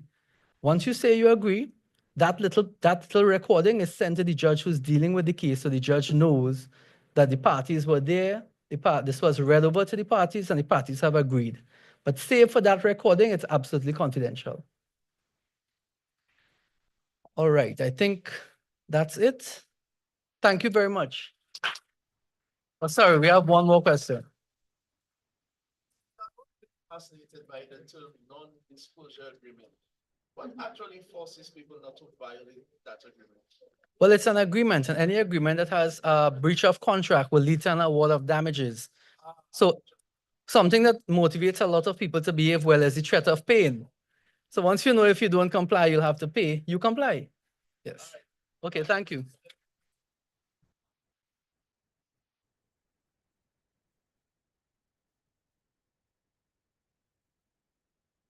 Wow, great engagement, guys. A lot of information shared today. And that was our final presentation. My assistant with the mic, just hand over to Misha in pink. Misha wanted to share something before we close.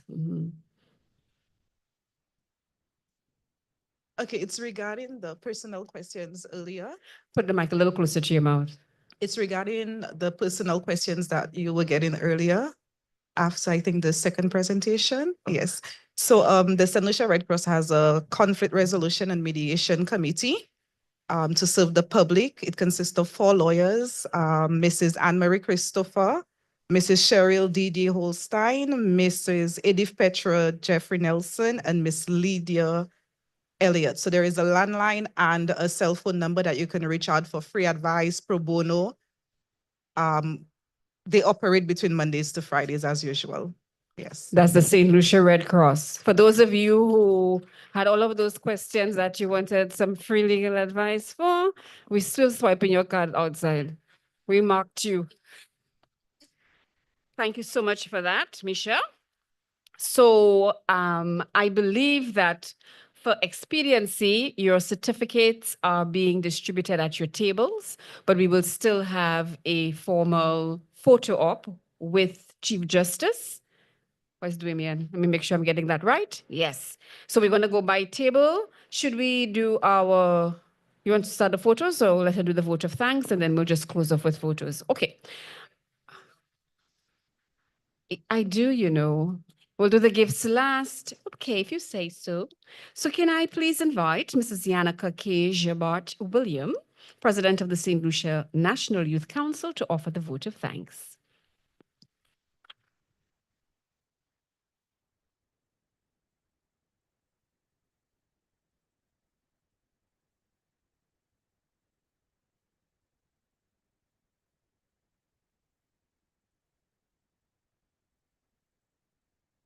Protocol already being established. Good afternoon, everyone.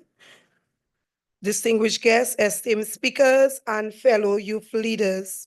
It is truly an honor to deliver the vote of thanks on this significant occasion, the Youth Leaders Symposium, graciously hosted by the Eastern Caribbean Supreme Court. First and foremost, we extend heartfelt gratitude to His Lordship, the Honorable Justice Mario Michel, Acting Chief Justice, and Her Ladyship, the Honorable Madam Esco Henry, Justice of Appeal. Your presence added immense value, and your contributions have left a lasting impression. Justice Michel, on behalf of the youth leaders of St. Lucia, we thank you for your unwavering commitment to justice and youth empowerment. Your presentation gave us a clearer understanding on the judicial system, including the post-COVID challenges and sobering incarceration statistics. It was truly enlightening and thought-provoking. To the Honorable High Court judges and the Master of the Eastern Caribbean Supreme Court, Thank you for engaging with us. The opportunity to learn directly from you and asking questions was a rare and valued experience. We also recognize and appreciate Mr. Gregory Girard, Mr. Francis Litang, and Mr. Daniel Francis for your essential roles in organizing and supporting this initiative. Your efforts reflect a strong belief in investing in St. Lucia's future leaders. To the Honorable Kenson Kazumi, even if he's not here with us, Minister of Youth Development and Sports, thank you for your powerful feature address and for championing youth empowerment. We also thank Ms. Sullivan Daisy, Director of Youth, for her presence and continued support. Special thanks to Mrs. Diana Thomas Hunt and Ms. Selina for your insightful presentation on estate planning. You reminded us that preparation for life's uncertainties is not just wise, but necessary. To Mr. Cuthbert Henry and your team at Probation and Parole, thank you for the clarity and hope you brought regarding youth rehabilitation and support services in our communities. Ms. Tamara Mathre, your presentation on business registration and intellectual property was empowering and incredibly relevant for our aspiring entrepreneurs and creatives. Thank you for equipping us with the tools to protect our ideas. To Inspector Zachary Hippolyte, we thank you for your ongoing dedication to community policing and youth-focused crime prevention strategies. Your passion for positive change truly stood out. We are also grateful to His Lordship, the Honorable Justice Alvin Pariha. Thank you very much for your engaging session on alternative dispute resolution, mediation, and conferencing. Your interactive approach made complex legal concepts feel accessible and relatable. Thank you for showing us new pathways to justice and conflict resolution. Now, a big shout out and thank you to Ezra the Fun Machine for giving us that much needed hype moment to re-energize our bodies with some sweet Lucian soca vibes. Your energy brought a fun and vibrant spirit to the day, reminding us that learning and joy can absolutely go hand in hand. We also extend our gratitude to the staff of the Eastern Caribbean Supreme Court headquarters, especially Ms. Rejan Montout and Mr. Domaine Brissett, for your tireless coordination and support. To all the team members who helped make today a success, we say thank you. Finally, to you, our fellow youth leaders, thank you for your presence, your participation, and your engagement. Without your involvement, this day would not have been the same. Your attentiveness, insightful questions, and willingness to learn have truly enriched the experience. I am confident that you will return to your respective communities and organizations empowered to share this newfound knowledge and to inspire others. You have made this symposium meaningful and impactful. And above all, we give thanks to the Almighty God for the grace and opportunity to gather, grow, and lead with purpose. Happy Youth Month. Thank you all, and may God richly bless you.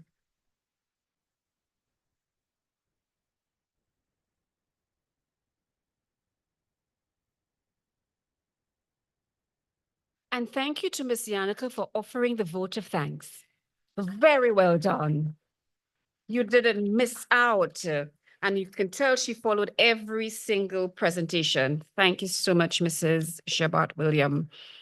So, ladies and gentlemen, you didn't just attend for attending's sake. You gained knowledge. You gained insight. You had an opportunity to ask questions. Don't put away your certificate. I see somebody filtering that into the bag. And you are leaving with documentation that said you spent the last 6 hours getting that information. So me and you frowning, you good? Yes, I'm right.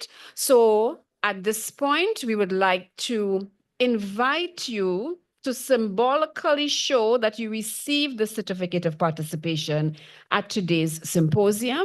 And we'll ask you to come up table by table to have a photo up with the Chief Justice, with the certificate. So please hold your certificates.